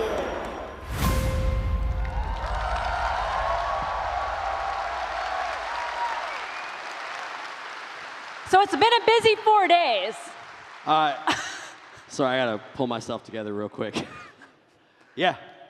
Yeah, and it's not just been here, of course, at the celebration stage.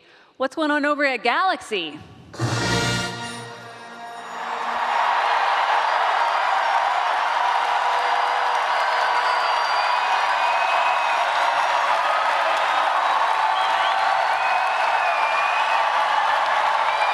Well, as you can see, celebration stage has been a light all celebration long.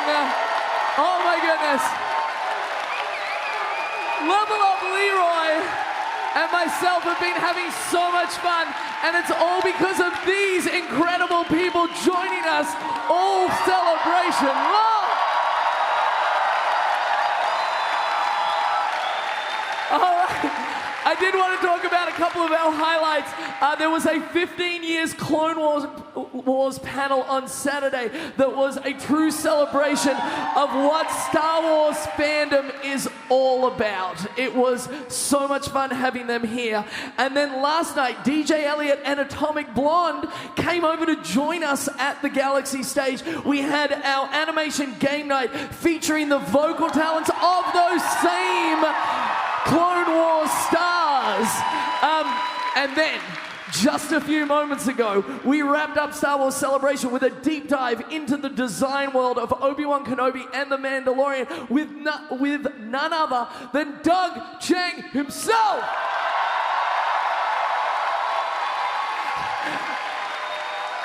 So much fun here at Galaxy Stage, but we are just one of the satellite stages that are part of Star Wars Celebration 2023. And we've got some people joining us in the room that have come here to have some fun with us. We have all the way from the Twin Suns stage, we have Chuck Dukas. Hey, what's up, Dave? Thank you so much. I got Rob Ferreira here.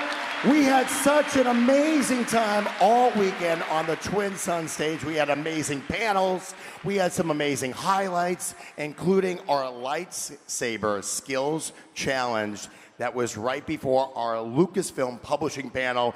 And not to mention, the armor herself, Emily Swallow, was the guest moderator for our Funko panel, everybody.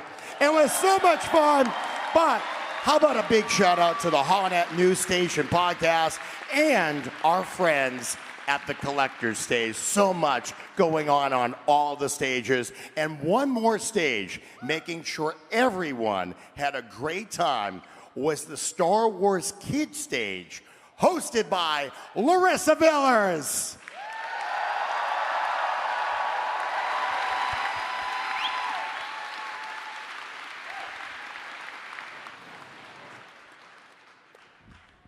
We had so much fun over at the kids' stage, didn't we, younglings?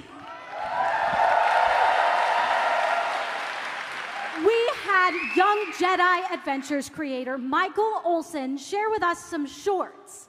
And over here at the Galaxy stage, you got to see the entire first 2 episodes.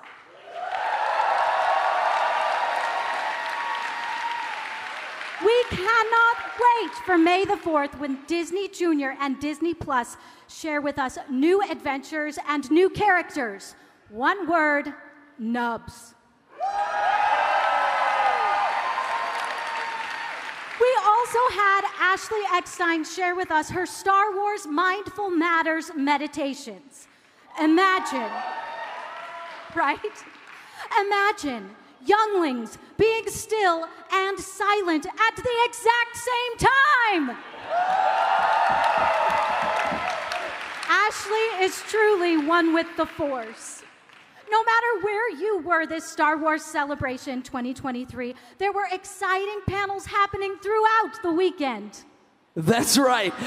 We've had galactic moments happening at the kids stage, at the Twin Suns stage, and right here on the Galaxy stage, haven't we?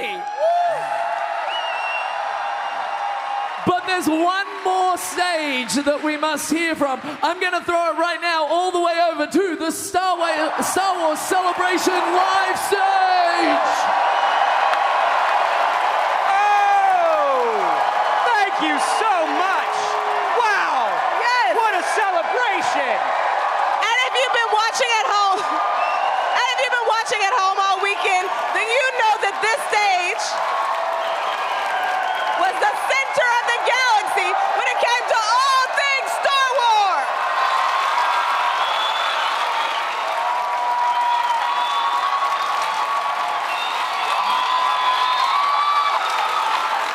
We're on the show floor showing viewers at home what it was like.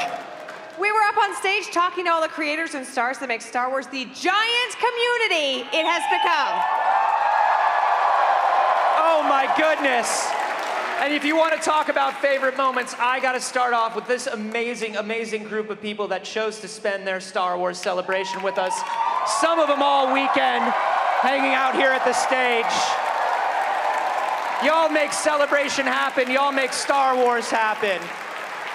Oh man.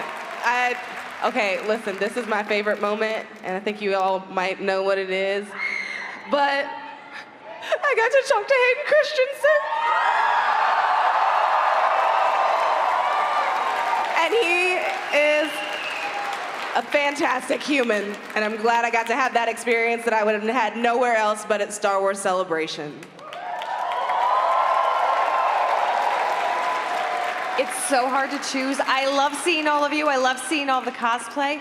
I love doing interviews up on this amazing stage. We had Tony Gilroy, who is a writer I just adore, who's amazing. We had Andy Serkis, who led us on a Channel One Way Out. We have Leslie Headland, who has so much passion for The Acolyte. Yes, everybody from The Acolyte, from Andor, they were all here. Rebecca Henderson. Oh, the energy, man. Being out there, meeting everybody on the floor, going around the booths, making packages. I even saw a droid race, which I wasn't expecting. Oh, yeah. Shout out to all the droid builders and racers out there. Yeah. It's amazing. I think one thing we can all agree on being amazing this weekend is, of course, this massive stage of fans who never left us. As I said, thank you for wanting to get a closer look at their favorite Star Wars luminaries with us. We appreciate you being here. Lucky for us, our good friend Cameron Matthews was in the crowd all weekend long, keeping them hyped and excited. Cam, what did the audience love about Celebration this year? What a pleasure it has been to be back here at Star Wars Celebration Europe. I have the best job in the world because I get to hang around with all of this wonderful energy that comes from this extended family of mine. We talk about favorite moments from this entire weekend, and I have to say, it's all of the energy and love coming from this crowd. You made Hayden Christensen cry. Yes, you made Filoni take his hat off. He was getting so emotional. Yes, I cried a little bit every day. It was incredible. But what is so great about this is that it is just proof that whether you're watching at home or you're here with us, there is joy in this world, there is love in this world, there is good in this world, and it's at Star Wars Celebration. And we can't wait to see you at the next one.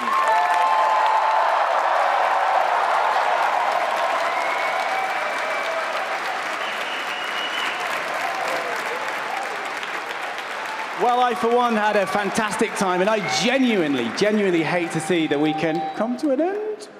Me too. But we also can't wait to find out where we're going for the next celebration. Right? So we're going to toss it back to you guys right now.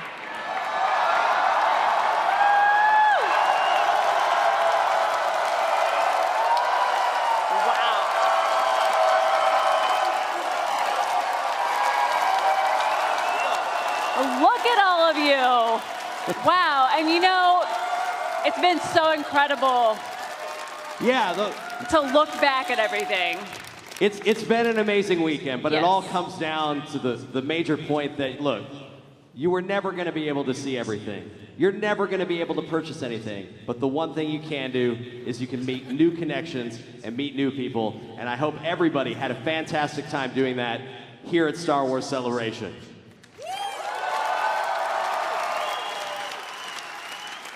And the best thing about it is Star Wars Celebration is for everyone of every age. We have new young people who are just discovering the brand new series. We have our friends who were fans since the original trilogies, and we got to celebrate them all this weekend. It was absolutely incredible with all of you.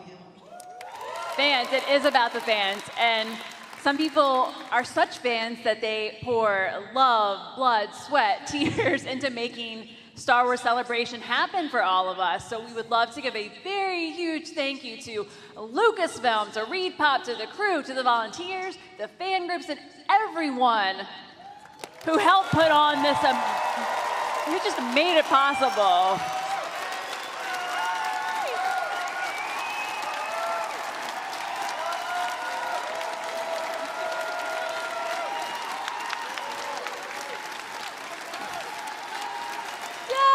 Yeah, we could not do it without all of these folks. And now... Yeah, Amy, is anybody out there interested to find out when and where we're getting together next time? Yeah, I just got the information, actually. You did? Yep, I sure did. Well, let's do this. We will gather together again in 2025 in Japan! April 18th to 20th, and we cannot wait to see you all there. Thank you for an amazing celebration. One more time, Star Wars Celebration. Did you have a good weekend? Thank you so much for joining us. And thank you. May the Force be with you always. Thank you.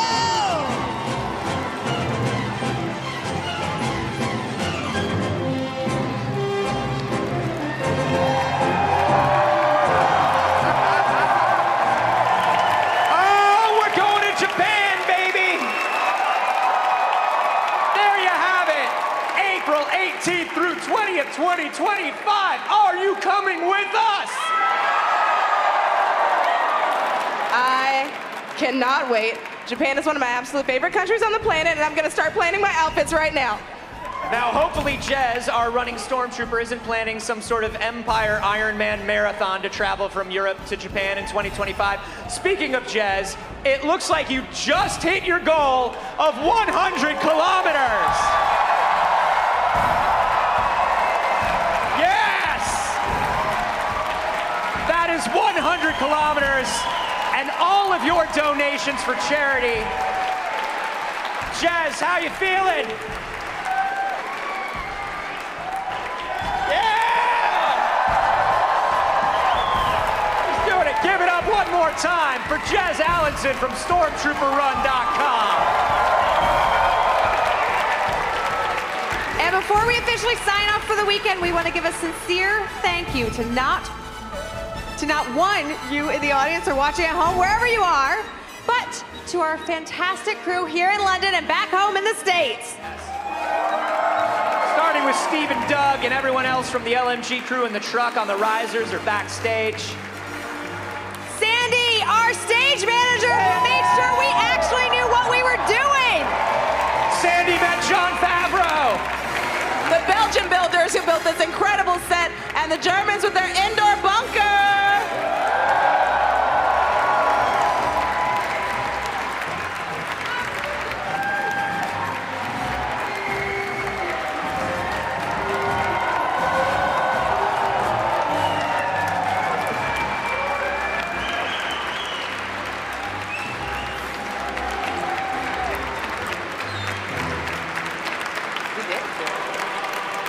And the Germans and also the droid builders who brought Gil to life, as well as Wes Ellis and the rest of our amazing backstage photo booth crew. Here comes the droid team. Yes. Amazing. We also want to thank everyone from Lucasfilm Online here and in the States, as well as our amazing, amazing social team. My friend Tony Shergon Graphics, making everything look pretty and spelled correctly.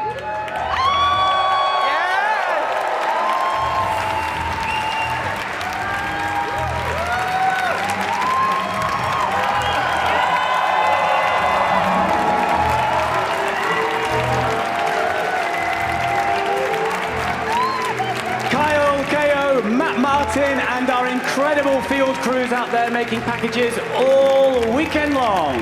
Frank Knight, Billy Gartland, and the army of editors toiling away at their editing bays all weekend long. We love you. The secret MVPs of the weekend and my life, AJ Camarillo, Tamika Causey, and Anita Waitless, handling all of the massive amounts of scheduling, time shifting, and airport controlling. They made it look so easy. Scott for putting words in our mouths and making sure we had questions asked. The Herculean work of John Harper and Mickey Capaferri wrestling this beast of a show for months. And most of all, we want to thank you, the fans, who make not only Star Wars Celebration, but our show itself possible. Star Wars fans are the best fans in the galaxy!